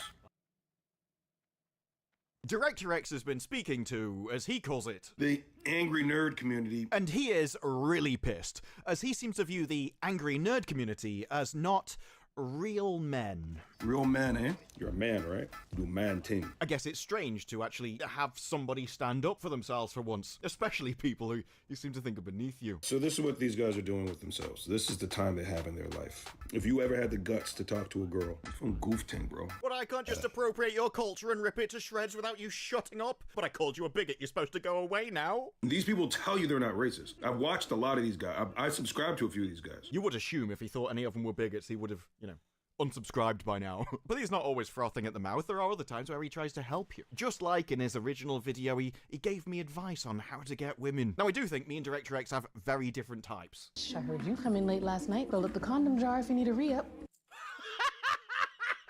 His have far too much class for me. But he did say, whatever you do, don't tell them that you review a young adult TV show. Bit late for that. I don't know if you've noticed. It's public. A few people have watched it. And besides, it'll never become unfunny to me. This guy who looks down upon people reviewing a television show that he made. If you want me to be ashamed of reviewing it, well, you've been making videos and interviews about how you made it, mate. Characters that they got to play with are really unique. Everyone gets to be somebody. I mean, they're not the best. Your main point was that your characters are people.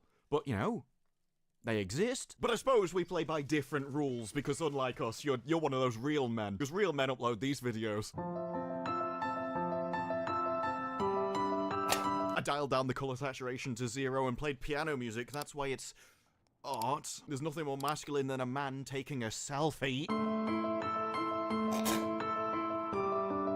That that well-known masculine trait of vanity. No, a typical high it's tea activities, maintenance. go lift weights, have a fight, check your eyebrows are on point in the mirror. Do man ting. And he is very upset because when his show released, the first 5 reviews were really good. 10 out of 10. This is incredible. I mean, we are talking top draw praise. Characters are fleshed out and modern. Banter and camaraderie adds depth to the characters. Off your face to even consider this about the show. Levels of magnificence. Blend of humor, action, and a touch of heartfelt moments make it a classic. It's so over the top. If one of those comments appeared under my videos, I would have assumed it was a scam. Best acting and writing since the legendary Riverdale. Okay, mate, what are you trying to sell me? But the problem came later on when more people watched the show and they started to give their opinions. My show Robin Hood is getting rating bombed. 1.6 out of 10. I mean, it's 1.0 out of 10 now, but who's counting? Although, to be fair, episode 1 did get 1.1, so statistically significant improvement there. Yeah, suddenly not too happy then, and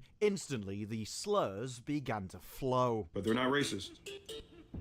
They're not racist. Now, if I was him, I wouldn't have taken that so personally. It's IMDb. At the end of the day, who cares? No one uses these sites to judge what TV show they're gonna watch. But what it triggered, well, that got worse. And he is very confused about the industry he's in. When faced with a YouTube video with the thumbnail, "He won't stop," he's like, no, I won't stop. This is hip-hop. We love beef. You're not in hip-hop, you're making a TV show. This is entertainment. And the people making videos aren't critics. They're your audience. I sit in my front room, watch TV shows, and if they're bad, I laugh at them. Hip-hop may have fights between different singers, but it's probably not a good idea to insult your listeners. Which is probably a reason why you're getting bad comments back from the audience. Because when you start insulting people who watch your shows and calling them bigots if they don't like it, when other people watch it and don't like it, you've also insulted them. It doesn't matter how much you love beef. It's far better to put forward why you think what you changed was important to be changed. And I want to remind y'all of why you thought Robin being a woman was a bad thing. Rather than just insulting the people that liked the original story that you appropriated. Why you thought Robin being a woman was a bad thing. Well, why did you think changing the story was a good thing? Why did you feel the need to attack an indigenous people's heritage? I would love to know your reasoning. Now, I don't know why you've decided to take the tactics that you have, whether it's a PR company informing you, or this is just what you do to grift your way through the music industry. Guy Gisborne showing up, he's Latino. Like, why are we mentioning where he's from? Why does that matter? It either comes across as if you're warning people, or like you're using him as a trophy. Hey, look, we got a Latino. Okay, and none of this is important, but seemingly it is to you, which is why you mentioned it in the first place. And if this is just how you grift your way through a music industry, or even the entertainment industry in Canada, it might work with the executives there, it doesn't work with an audience. At least not a significant enough audience to actually make your show profitable. And as a man, you gotta go have that conversation.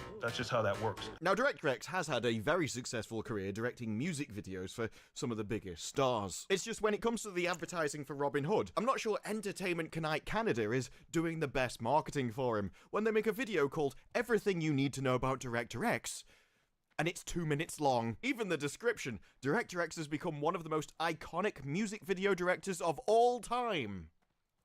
Here's a 2-minute video. Like, I'm not saying it's a shallow subject or anything, but I could talk about cheese longer than that. Although, given the clips that they did include in 2 minutes, maybe it's good that they left it there. 2015, his life changed after being struck by a bullet while hosting a party. I mean, that is a horrible experience. Nobody should go through that. I've been to some bad parties, but the entertainment has never driven me to that. Was it like one of the parties from Robin Hood? I need to know. Food, drinks, barbecue pits? Bouncy castle? But going through such a traumatic experience had an impact on him. He realized there was a problem. I was angry that people got shot at my party, and I was angry at the culture. And he realized he was the cause of it. Our culture that promotes killers and killing. A culture that I help promote. And so obviously after that realization, the content he was creating changed. Masked robbers who rap about their crimes. It's just sexy. Okay, maybe not. If you want to change your culture, maybe making a show about violent criminals isn't the best thing to do. We teefed it to help my mom, not to mess around. All right, so let's make our next score even bigger. Especially ones where when they steal something, think they've earned it. Robin, we earned that. It's the principle of the thing. That one of the best ways to dispose of their stolen goods is to help other criminals escape justice. Bail fund always needs help. Make it make sense. It really feels like you're sending contradictory messages here. Although, he does have a different action plan. A method that he's implementing across Canada in order to change the world. Inspired to make a change, he founded Operation Prefrontal Cortex. A laudable goal, I think we'll all agree, and one that should be easy to do. You're committing heinous acts of crime. Killers and killing. I don't know how we could possibly deal with that. Shall we increase the punishment so high that no one even dares consider doing the acts in the first place? No. Director X, he's got an alternative view on life. Harnessing the power of mindfulness, meditation to help reduce gun violence. We're gonna change the world by doing absolutely nothing. Literally. Let's all sit in a room and clear our minds of any thought. It'll be easier for some than others. Meditation is how we can reduce the violence, reduce the aggression, heal from the trauma. And together, we can change the world. We're not going to do any actions. We're not going to increase the punishments for the people causing the problems. But what we can do is sit on a floor and have a nice, relaxing rest. Bring meditation into our schools, into our correctional system, into the police, the firemen. I mean, I'm not sure, mate, but I think you might be on the wrong track here. A man would talk to me. Yo, what's up? Look who I'm with.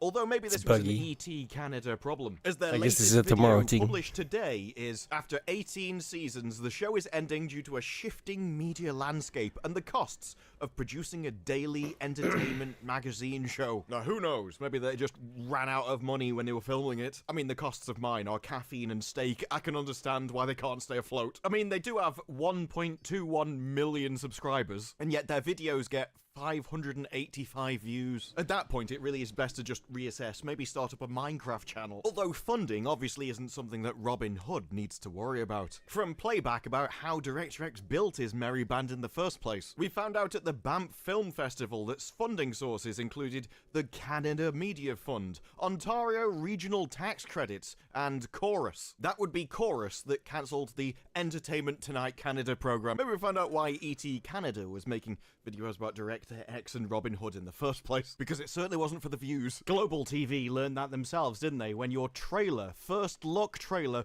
got 62,000 views. And then just 2 weeks later, they got 2.2 thousand views. Immediately followed by 720, and then 470.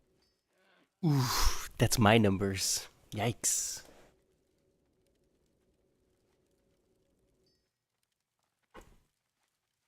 But let's see how Director X is getting on. Maybe we can get his opinion. No, that's fine. He seems to be a bit preoccupied at the moment, being a man. Maybe we'll come back to him another time. Loads of people were interested in your show at first, and then the moment they saw it, well, everything died. And even the few lenient people who stayed, they saw enough and they were out. They also say that the decision to flip the protagonist to a young woman instead of a man was made during the development process. So it's nice that Director X has such a coherent vision of the art that he wants to create. They won't let anyone else impinge on it. What's that, executive? You want me to change my entire show for a bit of cash?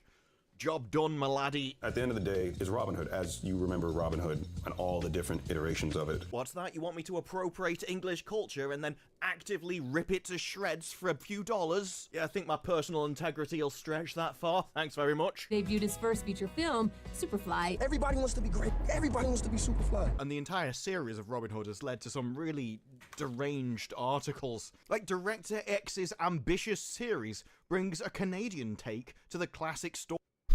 Anyway, I'm just gonna call it here then. It's maintenance now. And I can get my items. So. Oh, sorry, level 8. Yeah, level 8 Hunter. 25 Rogue, 60 Mage, 17 Warlock, 13 Rogue, 11 Warrior. Well, no, this one doesn't count. I won't play this one no more. Because I figured if I'm gonna make a Rogue, I'm gonna do a PvP Rogue, and then Night Elf is shit, so we went for Human. So, yeah. I still have to make a Paladin? Probably be a human because of the, again, the talent. Not to mention, Paladin uses maces, right? So.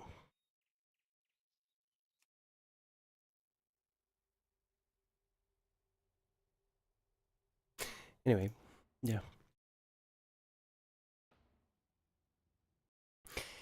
Once I do that, I have everything that I want. Alright, boys. I'll see you tomorrow. You know how it goes. Peace the fuck out, bitches. Have a good one. Bye-bye.